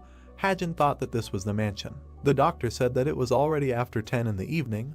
Was he sure he wasn't hungry? He confirmed. The hero looked ahead and thought that the murder episode would soon begin. It's good that he woke up before it all started. The girl smiled and told him to rest, and Naun to go out. She was indignant. She was led to the door. She screamed why they were always chasing her away. Suho said that they would see each other tomorrow. The guy was peeling an apple. The brunette looked at the hero and asked if he was sure he was okay, if he could move. He replied that he was fine.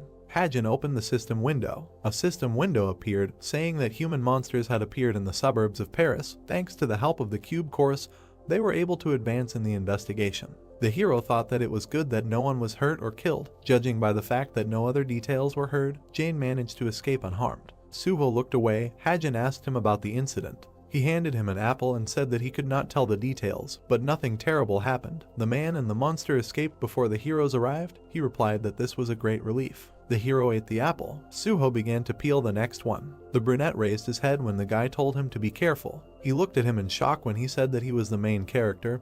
He could not allow himself to be hurt. He thought that today, without any fear, he rushed to the woman. She was full of the determination of killers, and if the human monster had appeared a little later, perhaps the matter would not have ended with light scratches. Of course, it is understandable. Why did he act like that?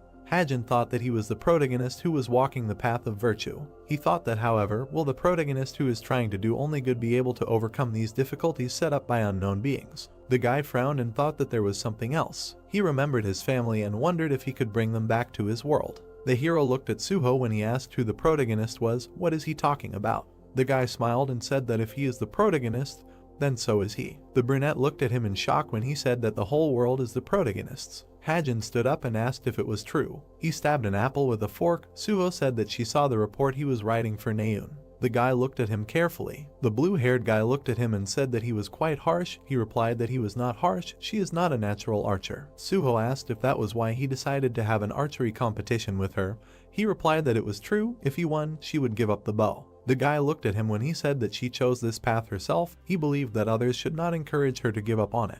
He lowered his hand and asked if he was offering to support her even if it was not right for her. Suho replied that not everyone can move mountains just because they were given good advice. What would he do if she tried her best but ended up failing? The blue-haired guy looked ahead and asked if he would take responsibility for himself. He asked how he could be sure that the bow was not right for her. Was he ready to answer for his words later? Hajin replied that he had thought much more than him and had been watching Naun for much longer than the others. He looked at the guy and said that that was why he knew more. Suho looked at him in shock and asked again. He turned around and asked what he meant. Hajin started scanning the room and thought he was in trouble. He thought that one of the skills of the shooter is the ability to hide. She has learned it better than anyone. Naun was walking down the hallway. The girl burst into the room. She blushed and said, "Oh my god, what kind of nonsense is he talking about?" Yona looked at her. She got out of bed and asked, "What happened? Why was she making so much noise?" She replied, "Nothing happened." The blue-haired girl said that if nothing happened, then she should go to bed quickly. She was very tired.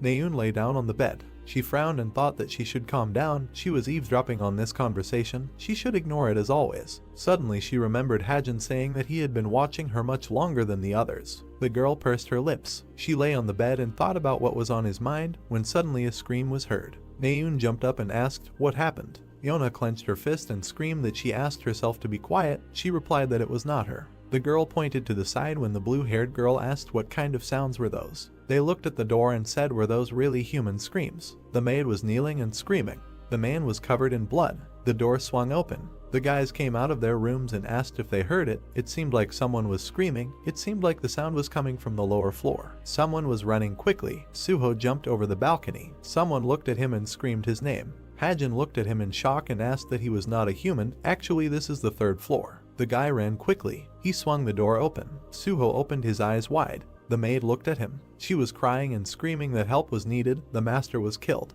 Master Bedell was lying in his bed. The girl asked how could this happen. She closed her eyes. Natasha exhaled and said that there was heavy bleeding from a knife wound to the stomach. The butler cried and said that it was definitely done by the owner's envious people. How could they do such a thing to a person who had sacrificed his entire life for others? Everyone looked at him in shock. Silence hung in the room. The doctor raised her eyebrows and suggested leaving. They should wait for the police and ambulance outside, and the cadets should return to their rooms. The guy reached for the switch. He turned on the light in the room. The girl turned in his direction. Hajin looked at her. Natasha asked why did he turn on the light. Everyone looked at him. He approached the deceased. The girl screamed not to touch anything there. She extended her hand and asked him to move away right now. The guy brought the gun to her face. Everyone looked at him in shock. Naun frowned and screamed, has he really gone crazy? The hero held the girl at gunpoint and said that she was lying. He looked at the people and said that Bedell did not die. Hajin thought that the villain Berber did not die. He arranged it to avoid death and then jumped to the man as a monster and became the most terrible swindler. The guy looked ahead coldly. He thought that this role of the villain was written in the trope, so it is unknown what he can do in the future. It would be right to reveal it right now. The maid and butler looked at him in shock. The others also looked at him without understanding. Hajin looked ahead and thought that convincing the others would be quite difficult. It is unclear what other ambiguities may arise because of and in which direction this will turn the plot of the book.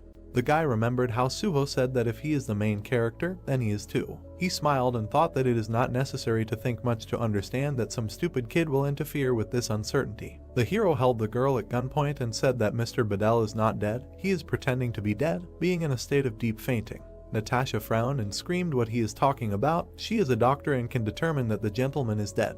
The guy looked at her and said that firstly, such scars are too small for blows that wounded a person from the top to the bottom. He said that secondly, there is too much blood, usually a fatal blow falls on the heart, but now not only the entire mattress but also the floor is soaked in blood. The guy pressed the watch and said that now is the most decisive. Naun looked at him in shock. Hajin showed the system window, in which a portrait of Berber. He said that he is included in the international list of fraudsters who are wanted. He looks very much like Mr. Bedell. The doctor frowned. Without turning around, she turned to the butler and asked if he called the police and an ambulance. He confirmed. The girl smiled and said that then there was no point in guessing here, they would just ask them, because the conclusion of the experts was much more reliable than the guess of some cadet. She turned to the others and suggested ending this conversation until the police arrived. The hero cocked the gun. He pointed it at the old man. The girl turned around in shock and screamed, "What was he doing?" Hajin pointed the gun to his temple. Everyone in the room started screaming, "What is he doing?" The hero turned around and said that he counted to 3 and shot. Mr. Bedell was dead anyway, so why worry? Natasha looked at him in shock when he said 3. She turned around and screamed at them to listen to her. Someone had to stop him. He was already a corpse. There was no need. The guy brought the gun closer to the old man and said 2. The girl looked at him and said that they had already called the police. What else did he want? He had to lower the gun right now. He looked ahead gloomily and said 1. Natasha screamed. She ran forward, and she covered the old man with her body. She screamed, "Don't shoot." The girl cried and said that it was her father. She asked him, "Don't shoot." The students looked at her in shock. The butler backed away. Suddenly the door slammed behind him. He screamed. Hajin pointed the gun at him and told him to call the heroes, not the police. He frowned and said, "Tell them that they caught the escaped criminal." Dawn came. The girl was in handcuffs. The police took her away. Hajin thought that the murder was set up by Berber and Natasha. Berber was well known throughout Europe and was wanted. He was trying to avoid arrest, so he came up with this whole plan. The hero thought that fortunately he had even found a 6 for himself, who had touched the cadet Cuba, which also played a role in revealing their insidious plan. He thought that according to their plan, the old man was supposed to live after clinical death. Hajin thought that the product that plunges a person into a state of clinical death is quite expensive, but Natasha was able to get it easily since she worked as a doctor in the cube.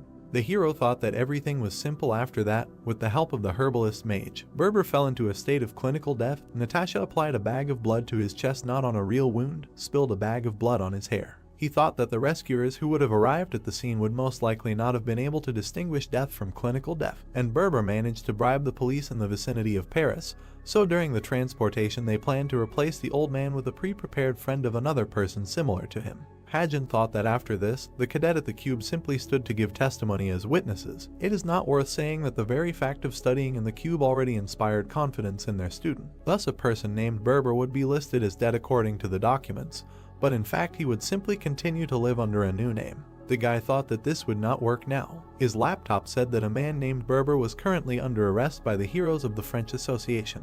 Hajin smiled and thought that he did not expect the first question to be about him, but he managed to raise the level of trust. Yona approached him and asked, "Is he that Sherlock?" She said that she did with Ohanhan first, and now this, "You can open your own investigation bureau." He replied that the shooters have very good eyesight. He looked back when they asked him how he knew the faces of the criminals. The guy turned his head back and said that these were already personal circumstances. She asked why such an official tone. The hero looked forward and thought about personal circumstances. The villain was looking into the aquarium.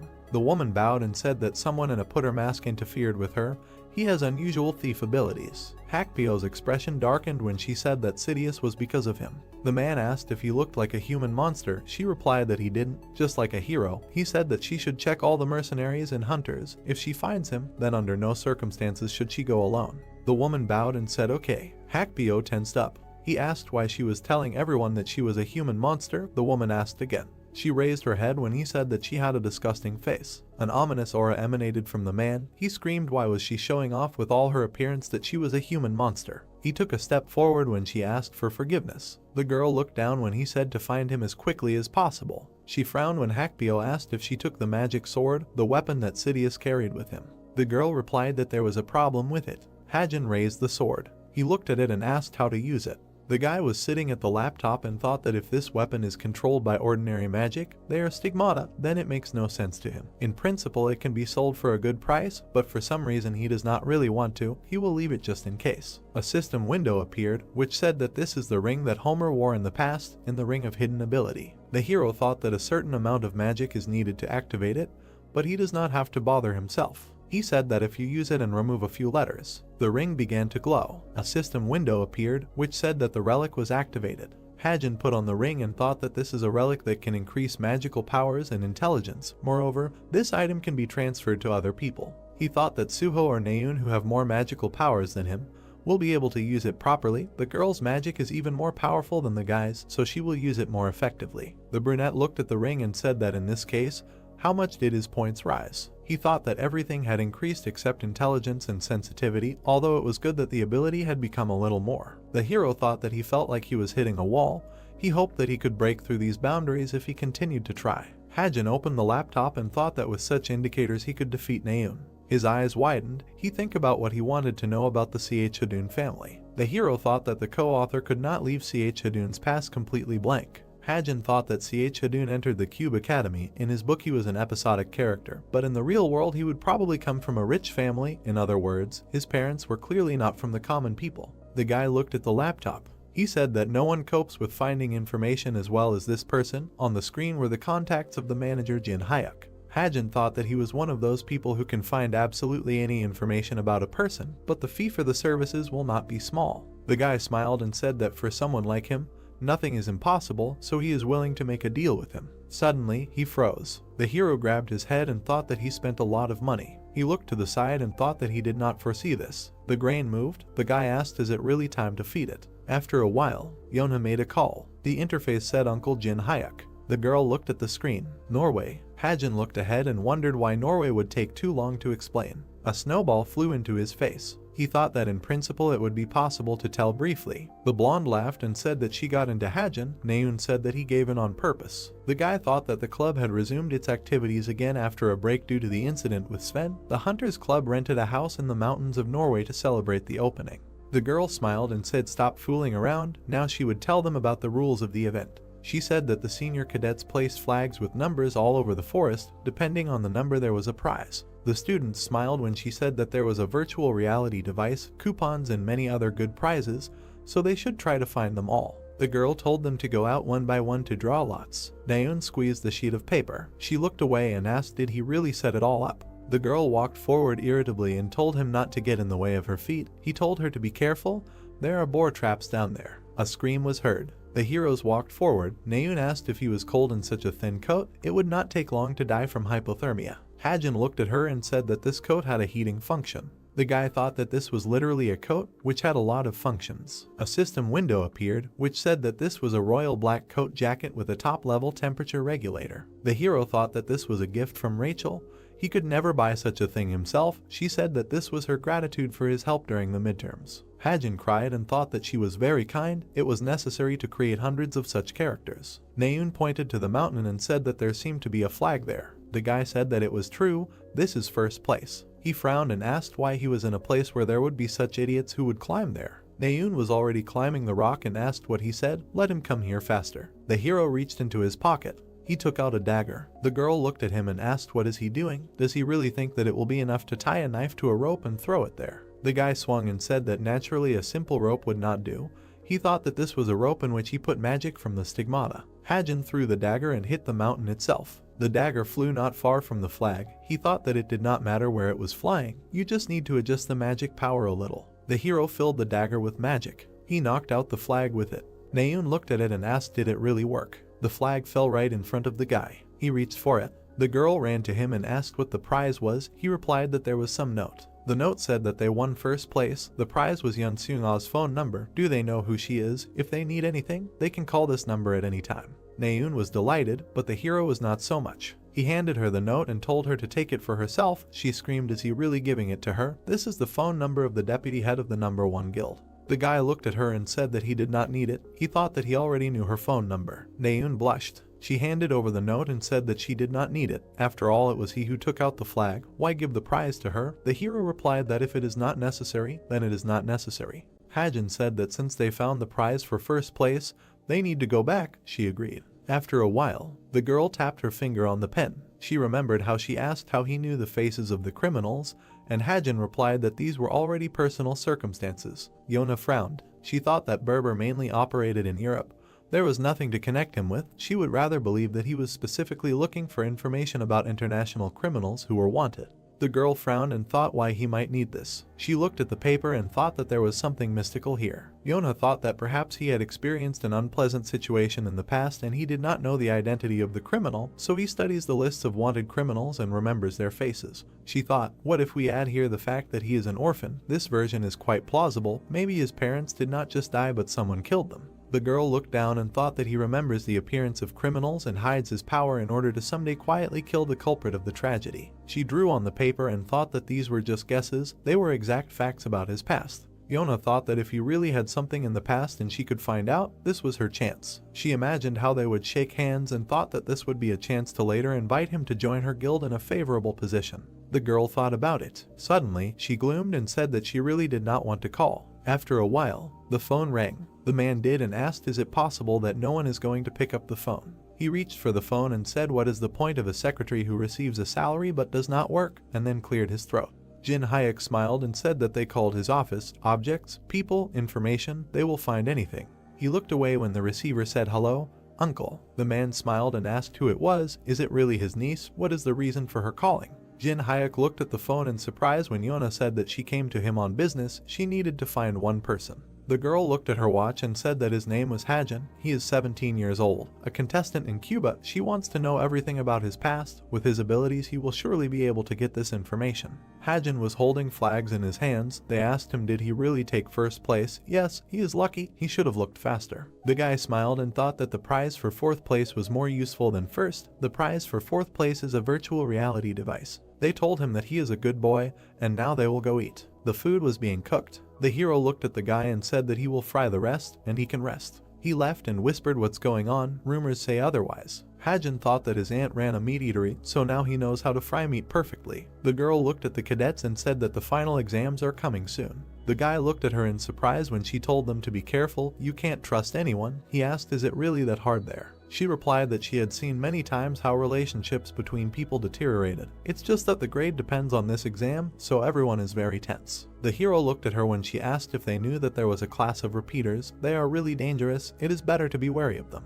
He thought that the second class of workers, this is literally the class in which those who did not get the points and stayed for another year studied. Every year in the cube there were about 200 students, among them 20% are those who made a contract with the devil. The guy thought that the problem of the upcoming final exam would be precisely in them. He cut off the meat and thought that the likelihood of this increased after the intervention of the author. This was confirmation of how much the whole cube was rotten from the inside. The girl turned around and said that he was frying meat well, let him rest and eat himself. He replied that it was okay, he had already eaten while frying.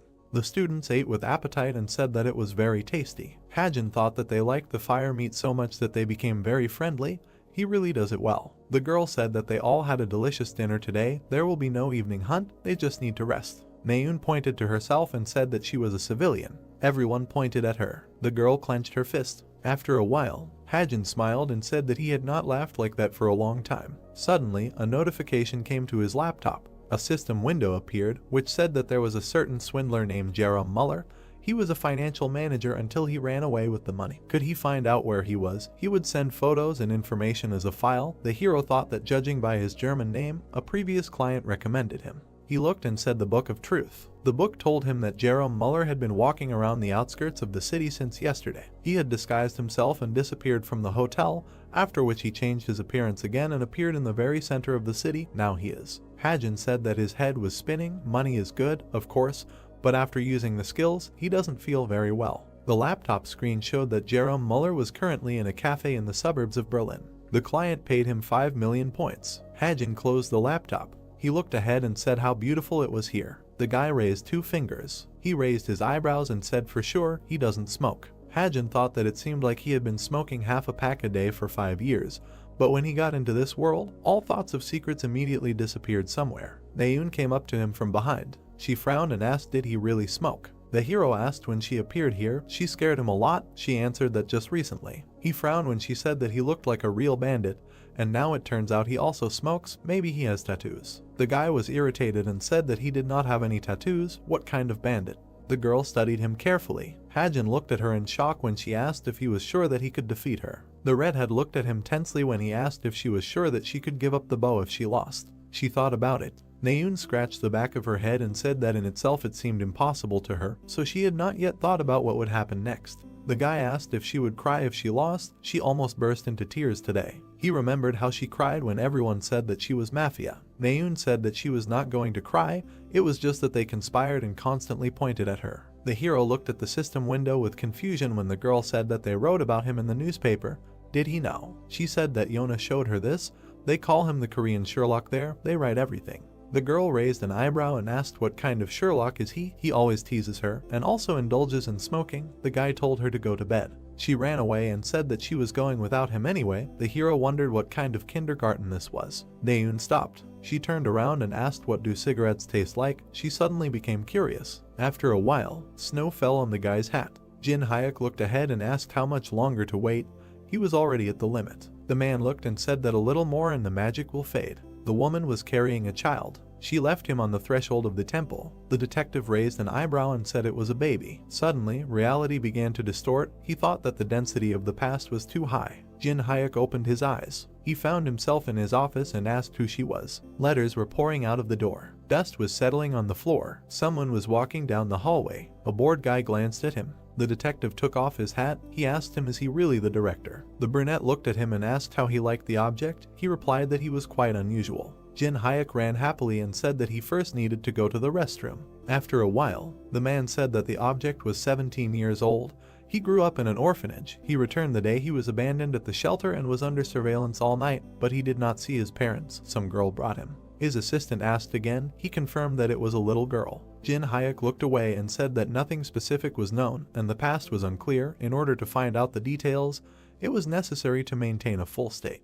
He sighed and said that he thought that it would take some time, although this was a request from his niece, but he could not do it for free. The guy covered his nose and said that he would have to do it anyway. He handed over the letter and said that there was another order to find out his personal information. The guy said that the new customer is a member of the Purple Banquet, the highest rank Red Diamond. The man asked in surprise, is he really the same rank as him? He studied the papers in surprise. The detective said that the rank is Red Diamond, and also the letter is in a very respectful form, plus such a large advance payment. He thought that there is no doubt this is a request from the Chameleon Group. Jin Hyuk smiled. He said that this Hajin is really hiding something. Friday, Suhaik frowned and said that there are 4 weeks left until the final exams. He looked at the students and said that the practical exam will be very different from the one that was in the midterm session. They will undergo a test of all their knowledge that they have acquired during this family, so they must prepare for it properly. Hajin looked ahead and thought that unlike the midterm exams, which were more like entertainment, the final exam will not have an equipped examination field and there will be no spectators. He thought that the exam would last a week on a remote island in Korea, a comma in the form of a survival test among monsters and beasts.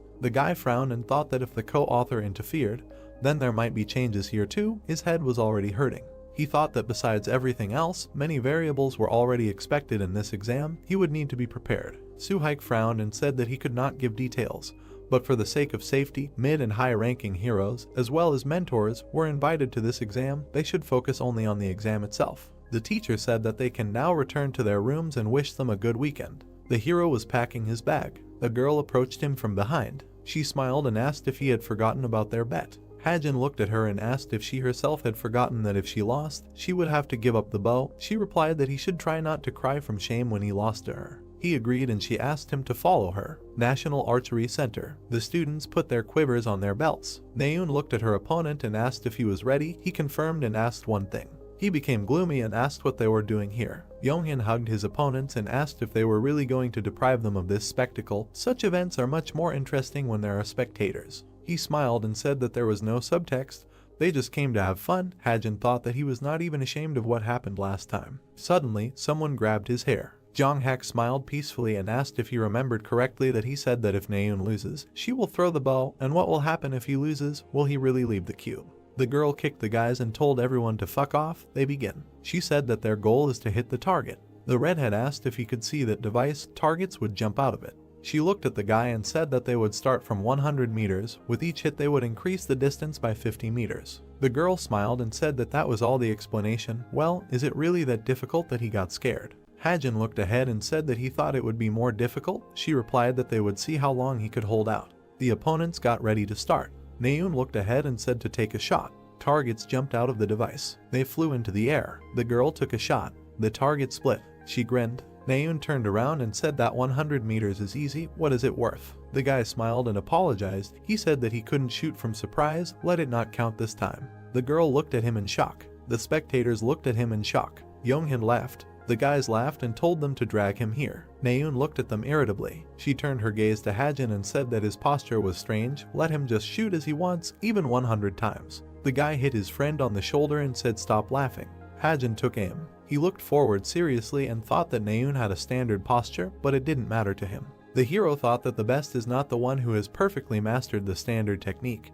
These are just the minimum conditions that must be met in order to become the best in this world. The power called ability is important. The guy looked forward and said shoot. A target flew out of the device. Hajin thought that his ability was a shooter. He released the arrow. A system window appeared, which said that the shooter skill was aimed at the arrow. It smashed the target. The audience looked forward in shock. Yona opened her mouth. The guy lowered his bow and said that now he understood. He smiled and said that he would try again. The students told him not to push. They peeked through the doors and said who it was. Could it be the hero's student, the clever Naun?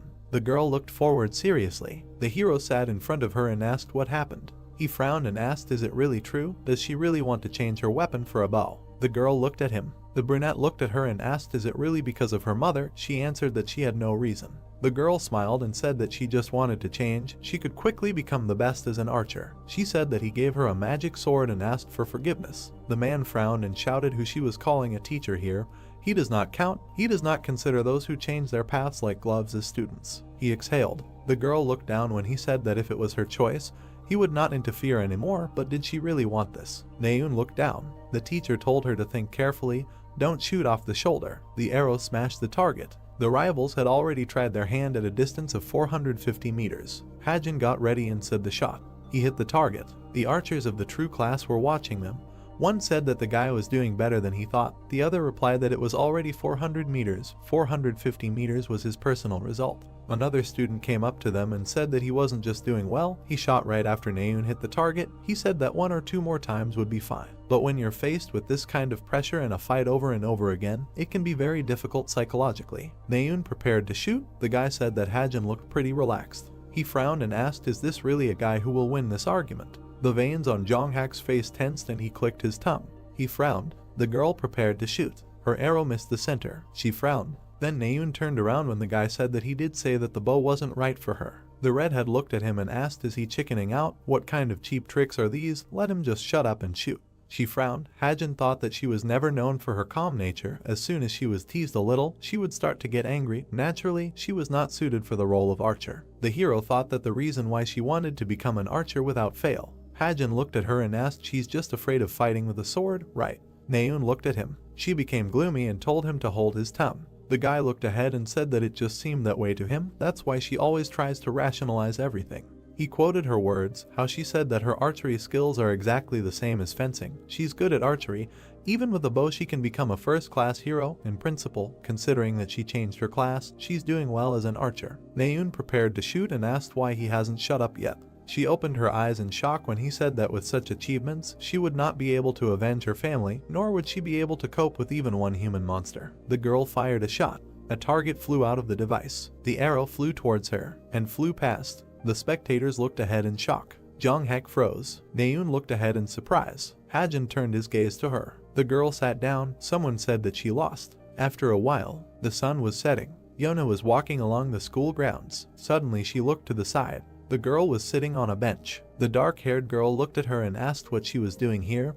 Everyone was looking for her. Naun, without raising her head, said that she probably heard what this freak started talking about her family. The girl looked at her in shock. The redhead was crying. She asked what was going on. He even helped her once. They weren't that close, but she thought he wasn't as bad as people said. Why was he always picking on her? Yona looked at her and thought, does she mean he was doing this on purpose? She frowned and thought, wait, are they both necessary characters? Yes, if their relationship deteriorates, it will affect her plan. Yes, that means there is a problem. The dark-haired girl frowned and thought, why should she do this? She looked at the girl and said that he doesn't have a family. Naun raised her head when she said that it was probably for the same reason as her. She looked at her in shock. Yona looked at her and said that it was just her assumption, but maybe he sees himself in her, even though he acts like this, but maybe he just wants her to do well in life. The redhead looked at her in shock. Her eyes widened. The dark-haired girl said that she thought she had something to think about, so she would probably go. Just let her not sit here for too long.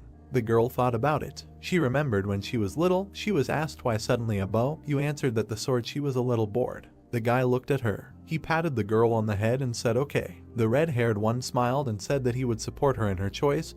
He was sure that she could handle it. The girl smiled when he asked if she could promise him something. The guy held out his little finger to her and asked her to promise that when she was ready, she would think again about what she really wanted to do. Naun held out her hand and said that she promised. The girl looked forward in shock. After a while, a system window appeared, which said that incredible luck worked in human relations. Points increased by 253. Hajin looked at the system window in shock and asked what happened. Naun walked forward. Jin Hayek said that this Hajin is definitely some kind of difficult guy. He looked ahead and said that he should be checked out, maybe he is connected to some kind of criminal group. He thought it would be better not to mention the chameleon group for now. Yona was talking to him. He asked if he should continue to follow him. She answered of course. The girl smiled and said that she had already decided everything. He must definitely end up in the Strait of Essence. The detective blushed. He said that he would have to strain his channels. You replied that he seemed to have misunderstood something. The sun was pouring into the hall. Hajin walked forward. He thought that there were so many spectators at their competition that rumors immediately spread, but he did not think that they would ask him for advice. He looked to the side and thought that he was already afraid to enter the classroom. Maybe he should limit himself to morning training. The guy looked around the corner and thought who else was here at this time. His eyes widened. Naun was holding a sword. She turned around. The girl blushed. The guy looked back and said that she looked like the one who trains. She asked, is it really impossible? She looked at him angrily. Hajin looked at her and said about her hair. She asked what was wrong with her hair. He pointed a finger at her and asked, did she really cut her hair because of that bet? You answered that she was just hot. Does he really think that she would cut her hair because of that? He smiled and said that it suited her. Did it make her cooler? She opened her mouth. The girl looked away. Hajin pointed to the side and said that he would also go train. She watched him go and thought that he said that he was originally a swordsman. The guy walked towards Tyr. Naun looked at the sword and asked what did he feel when he gave up what he had been doing all his life and chose another weapon. She frowned. Her sword was engulfed in green flames. A column of energy rose from it. The girl calmly looked at the hilt. She smiled and thought, great, it already reaches the ceiling. Naun remembered being asked if she was really going to shoot a bow like that. She had felt it herself today. The girl looked up. She stood there and said that it seemed like he knew from the start. There were camping supplies on the screen. Hajin clicked and thought that was enough. Now he needed to pay. On his watch, a notification that the purchase had been made. He said that he would check the inventory again before the exam, but things like weapons or protective equipment could be prepared in advance just in case. The grain was making sounds. The guy said that he would feed it now. He raised his eyebrows and said that it had grown so much, as if it would hatch soon. He thought that the newborn evangel seed looked like a child who looked 4 years old. If you change it with magical power, you can keep it in the dorm, for example, in the form of a cat or a dog. The guy poked the grain. It became embarrassed. The hero laughed and said, okay, hatch quickly. A hotel outside Seoul. Jane raised an eyebrow and asked, is he serious about dressing up as a cadet and taking the final exam? The dark-haired girl didn't look at her and said that she needed her help. She asked, is that really necessary? Is she fixated on something weird again?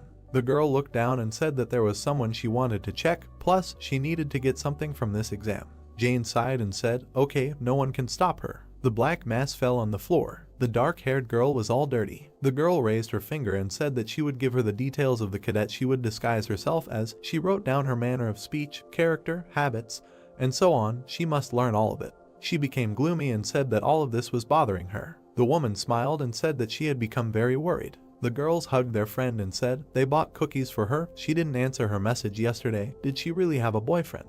The pink-haired girl smiled and thought that the file said that they were school friends. Really nothing complicated.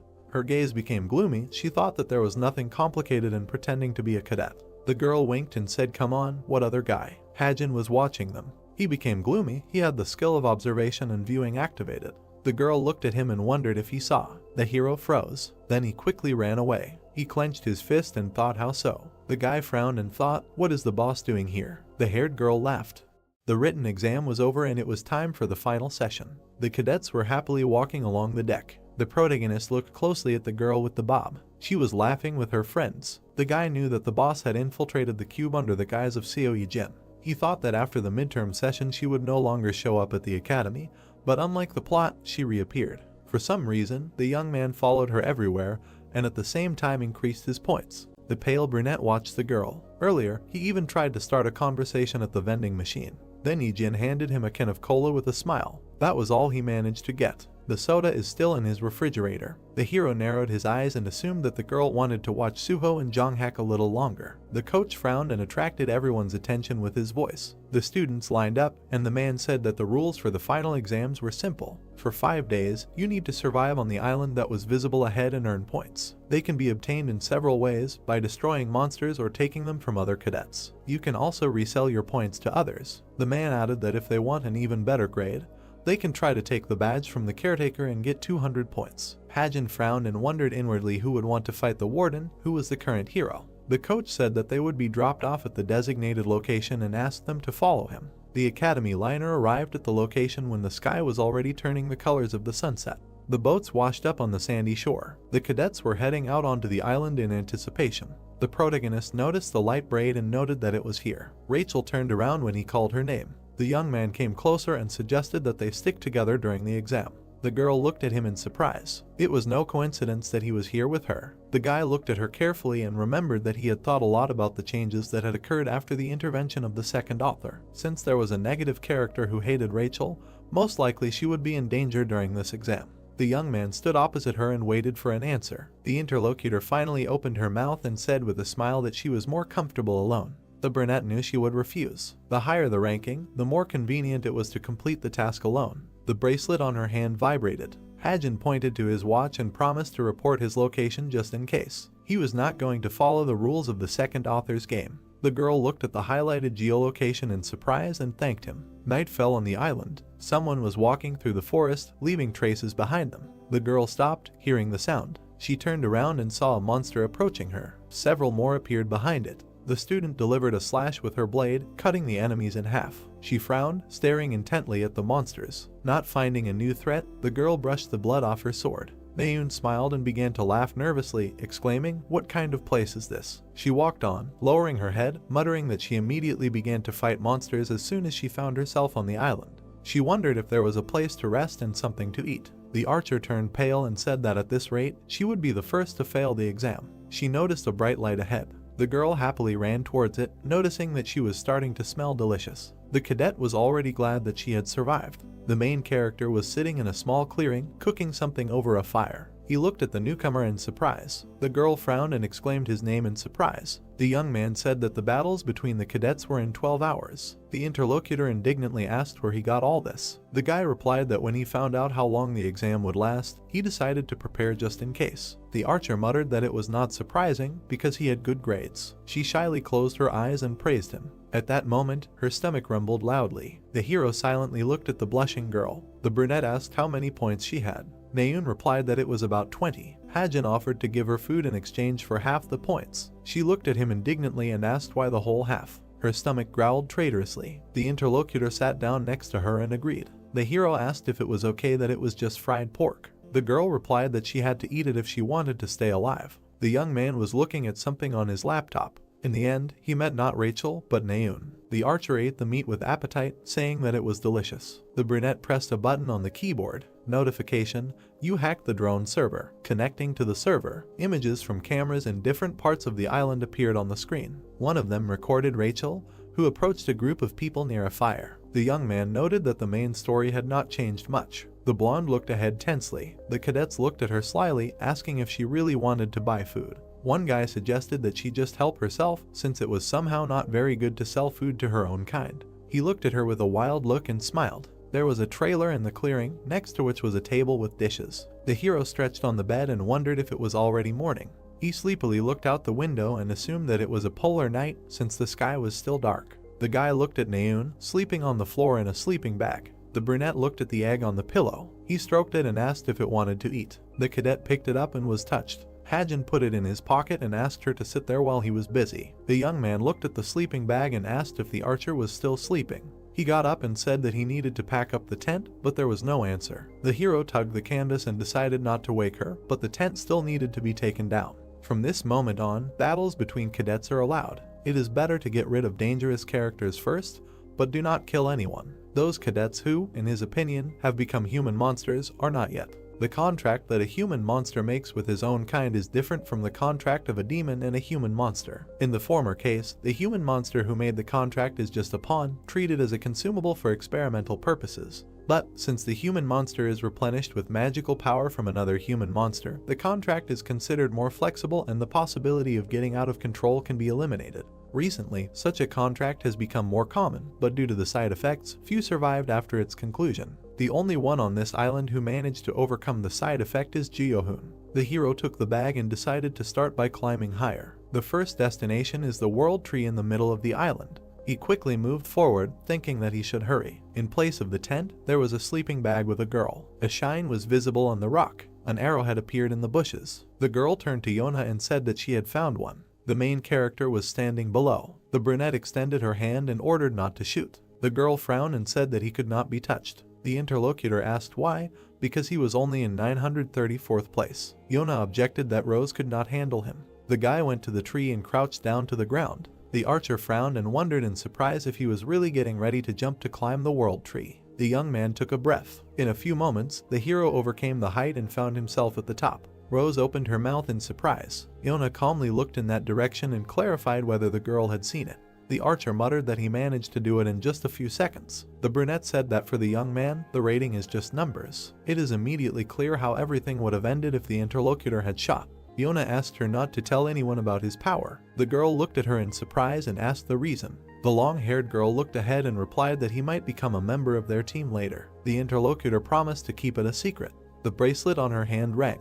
The brunette adjusted her hair and said that it was a call from Yijin, and added that they had to go back. Hajin was sitting among the branches. He frowned and used clairvoyance. All the cadets in the area were now highlighted for him, as well as one large silhouette. The brunette shuddered and muttered that he had found it. A bird was watching him from a branch. The guy broke off a twig and said with a smile that a way to blow his nose without using his hands. All he needed was a special pen and a branch with a mark, which he had in his hand. That was enough. The hero swung and launched the branch into flight using the magic of stigmata. His weapon was approaching the silhouette. The man turned around and the projectile hit the ground next to him. He looked down in surprise, then picked up a branch. The man turned and looked at the tree. The brunette peered intently from behind the crown and said that now all that was left was to wait. There was a sleeping bag lying in the clearing. The girl pressed her lips together and jumped up abruptly, her face flushed. She remembered how early in the morning she heard a cadet say, "What a cutie." Naun was embarrassed and her eyes widened. The archer had heard compliments about her appearance since she was a child,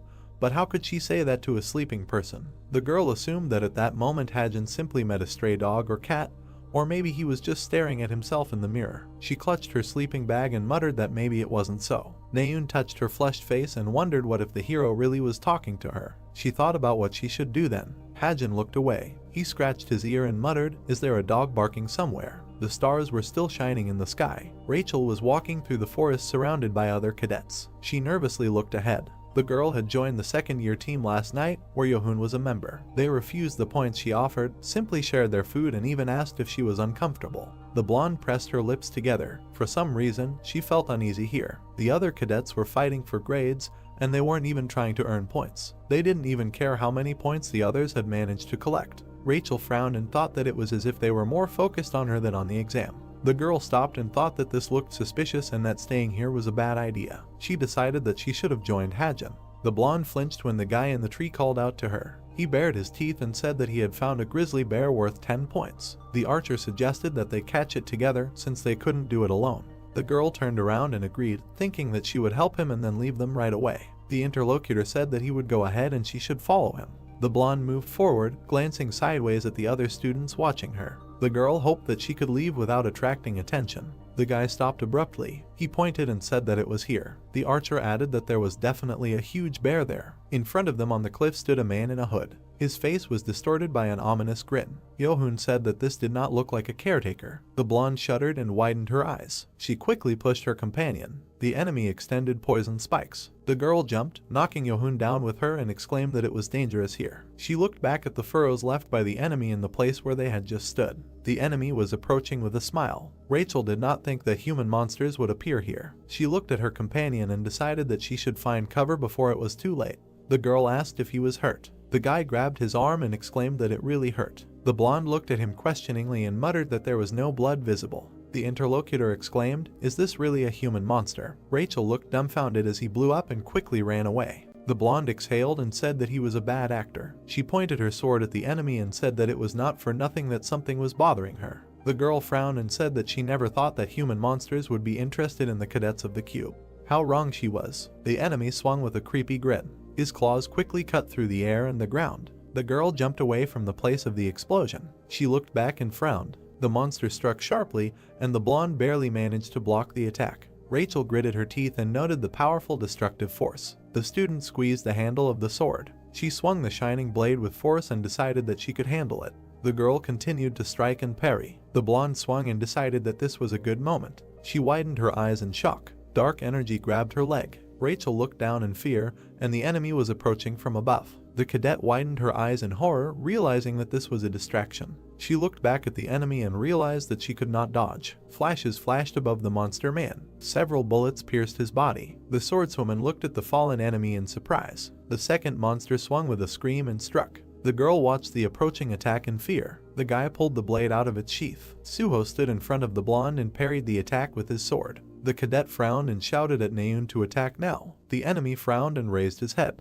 The girl pulled the bowstring. A shining arrow rushed towards the monster man. The enemy was blown off the cliff. Two cadets ran out of the forest and called out to Rachel. The girl looked back at them. The archer came closer and asked if she was okay. The swordswoman thanked them for their help and replied that everything was fine. Suho looked down from the cliff and said that it seemed like the enemy jumped down before the arrow hit him. He turned to the cadets and said that it was unknown when they would attack again, so they had to leave. The guy offered the blonde to go with them, and she agreed. The cadets moved further through the forest. Rachel turned around at the glow. She came closer to see what it was. A bullet flashed on the ground. The girl picked it up and twirled it in her hand in surprise. Naun, standing in front, hurried her. The swordswoman began to guess who fired the first shot. A sight was sticking out of the tree crown. Yohun was visible in the lens as he ran away. The protagonist crouched down, holding his sniper rifle at the ready. A question was heard. Did she finally decide to switch to a sword? Naun was sitting on a log by the fire and was surprised to hear this question. Blushing, she shouted that she took it as a secondary weapon. She just thought that it would be difficult for her if she stubbornly used only a bow. The guy laughed, pretending to agree, and Rachel looked down sadly. She thought that among everyone she knew, he was the only one who used a gun. And she never saw him with a sniper rifle, but how did he know that she was in danger? Why did he help her? There was a bullet in the girl's palm. She wondered why he didn't show up after saving her. Rachel's eyes widened, squeezing the shell in her fist when she heard her name being called, and probably not for the first time. Naun looked at her friend and said that she suggested that they team up. It would be easier to pass the exam together. What would she say? They and Suho. The blonde responded uncertainly. The blue-haired man was surprised to see her get up, apologizing, saying that she needed to go, and he objected that the danger was not over yet. It was better for her to stay close to them. Looking at him, the blonde replied that no, she needed to meet someone. The screen said 22 points. The hero said that Naun gave him 12 points and he got another 10 for killing the monster. Hajin was squatting, looking at the notification on his smartwatch, and chuckled, saying that if he wanted to be safe, he needed to get about 50 points. He stood up on his knees and continued that in order to do this. Looking ahead in surprise, he continued to think, how many more monsters would he have to kill? In front of him was a girl with a short haircut. She looked at him with an indifferent look, and the guy mentally recognized the boss. He wondered, why was she here? Did she decide to fight him? Looking at the girl in amazement, the brunette thought that he would not be able to defeat her. Maybe he should run away while he had the chance. No, he needed to calm down first. She probably came to observe. The worried guy asked what she was doing here. He mentally hoped that she was not going to attack him. However, the boss in the body of the student took out her sword. Hajin mentally cursed, thinking that she was going to. He smiled sweetly, but inside he was just crying. Having pulled in the sword, the girl ordered him to take out the weapon. Thinking, the hero realized that he had 0 chances of winning if he entered into battle with her. A shining cord slipped out of the guy's sleeve. He asked, a weapon? What was she talking about? And he thought to himself that an important condition for winning a duel between cadets is. The thin cord fell to the ground. Hearing that he knew what she was talking about, Hajin replied that, to be honest, he had no idea. The girl standing in front of him said that if he didn't take out his weapon, he wouldn't leave her a choice. The guy waved his hand while the cord was moving and offered to explain what was going on first. Jin turned her head, saying that he was going to waste time on empty chatter. The thin cord wrapped around the bracelet of the smartwatch, removing it, while the girl said that in this case, she would assume that he did not mind if she attacked him. The brunette looked ahead intently, thinking that he was ready. He took the watch and hid it behind his back. The girl looked at him in surprise, asking that he was going to surrender. Hajin held the watch with a slight smile, hearing that the watch resembled hers. The girl stared at him, then at her empty hand. Her indignant cry was heard. The brunette brought his finger to the device, saying that the duel between cadets is won by the one who gets the opponent's watch first. She knew that, right? If he presses them now, she will be disqualified. The watch is activated by a fingerprint. Among the trees, shouts of abuse and the words of the guy were heard. She attacked him, not knowing what he was capable of. Let him not be afraid. The watch flew into the hands of the discouraged heroine. Smiling, Hajin said that this time she got off easy. The girl, taken aback, asked again in surprise, got off easy. The brunette rushed to run away, saying goodbye, while she, holding out her hand, tried to stop him. Jin watched the guy and asked Jane, did she see that? The voice asked, did she see what? She apologized for being distracted for a minute, and then exclaimed, There was no one on the path anymore. The boss answered that it did not matter. She thought that despite the fact that most of her emotions were turned off due to the Jane's skill, she could not believe that a 17-year-old cadet planned everything so quickly and carefully. Looking at the pattern on her wrist, she thought maybe she should have activated one of them. Steam was coming out from under the lid of the pot. Hajin sat by the tent, rubbing his shoulder aching from overexertion, and said that this scared him. He definitely wouldn't have been able to defeat her. He should probably be glad that she was under disguise. Looking at the weapon in his hands, he said that it was good that in this confusion he was able to find a place for a tent. Since he was safe now, he would eat first and then use the points. A screen appeared in front of the hero's face when he said that he could easily spend the points he earned on. Without finishing, he turned around, noticing something, and then exclaimed, "Rachel." The blonde looked at him in surprise, standing behind the bushes, and said that here he was. Hajin stood up, asking, was she looking for him? The girl hesitated. She stared at him, saying that about this, but she was interrupted by a loud indignant sound of her hungry stomach. A guy's question was heard from among the trees, did she want something to eat? The girl asked embarrassedly, is it possible? She would repay him with points. The heroes were sitting by the pot standing on the fire. Rachel looked at the guy and asked him what he was doing alone. He replied that he was wandering around trying to earn points. The girl looked down and Hajin crossed his arms, thinking that she seemed to have a lot of questions. He was a little embarrassed to admit that he saved her. The clothes on the blonde's neck were torn and there were traces of blood. The hero thought she was hurt. He thought it was normal since she was fighting a human monster. He said out loud that it would be ready soon, you just have to wait. A delighted exclamation was heard. Hajin was surprised to see Evangeline's seed pull his pocket and asked what was wrong, let it not stick out. The seed jumped out of his pocket, leaving a swift trail. Rachel, with a mug in her hand, sweetly asked how he was able to prepare all this when the seed quickly jumped down her collar. Hajin stretched out his hand in shock. The blonde was surprised, accidentally spilling the drink. Frightened tears appeared in her eyes, and then her deafening scream was heard among the trees. A seed with a red pattern lay on the girl's palm. Burning with shame, Hajin covered his red face with his palms and mumbled that he was sorry, it was his pet, that is, more precisely, an almond. The embarrassed heroine asked again, and he explained that he wanted to say that his pet was a seed. A surprised question was heard, shouldn't he grow it in the ground? Why does it fly? The guy extended his palm to the girl's hand and asked her to return it, promising that he would do so. It was a very awkward moment. Not knowing what to do with himself from awkwardness, the hero offered to eat, and the blonde clutching her braid agreed. Opening the lid, Hajin looked up when she called him. Rachel shyly clutched her hair in her hands and said that she knew it was too late to propose, but would he like to team up with her? Blushing, she explained that it would be easier to take the exam together. Looking at her, the brunette noticed that she was saying the same thing as Naun. The girl's mouth dropped open in surprise, asking if she had already proposed this to him. The guy replied that she hadn't really, but he would be happy to team up with her, and he thought to himself that he just knew history. Sitting in a timid pose, Rachel asked, really, it's great, but she is in a kind of team. Holding the instruments, the guy asked what she meant. Remembering the guy's face, she asked if he knew Yohun. Looking at her with a smile, Hajin said that she didn't need to worry about him. The hand raised a wooden stick. Words were heard that everything would be fine. A figure with a spear sat on the stone near the bodies. The enraged guy broke the stick with his fingers. The hero told her to just join him. Above the pedestal, a tall gray tower with shining elements hovered. It was the observation tower on the northwest side of the island. Seung-ah stood with her arms crossed. A man approached from behind, calling out to her. Coming closer, the brunette asked her what she was thinking about. Closing her eyes, the woman answered, Hajin. The man scratched his head in surprise and asked who it was, decided to switch from Suho to him. Looking at him, Seung-ah answered that Suho would always be her favorite, but she had received quite interesting information. 2 days ago, she received a secret report from Yona. She presented a thick folder with the report, saying that in it she reported that Hajin's abilities were superior to Suho's. Of course, there was still a chance that the information was false, but they had observed Hajin's unusual abilities more than once. She imagined the guy shooting at the enemy and continued, for example, how he used light mana. The woman smiled a little, thinking that it was not a sin to let such a cadet deceive them at least once.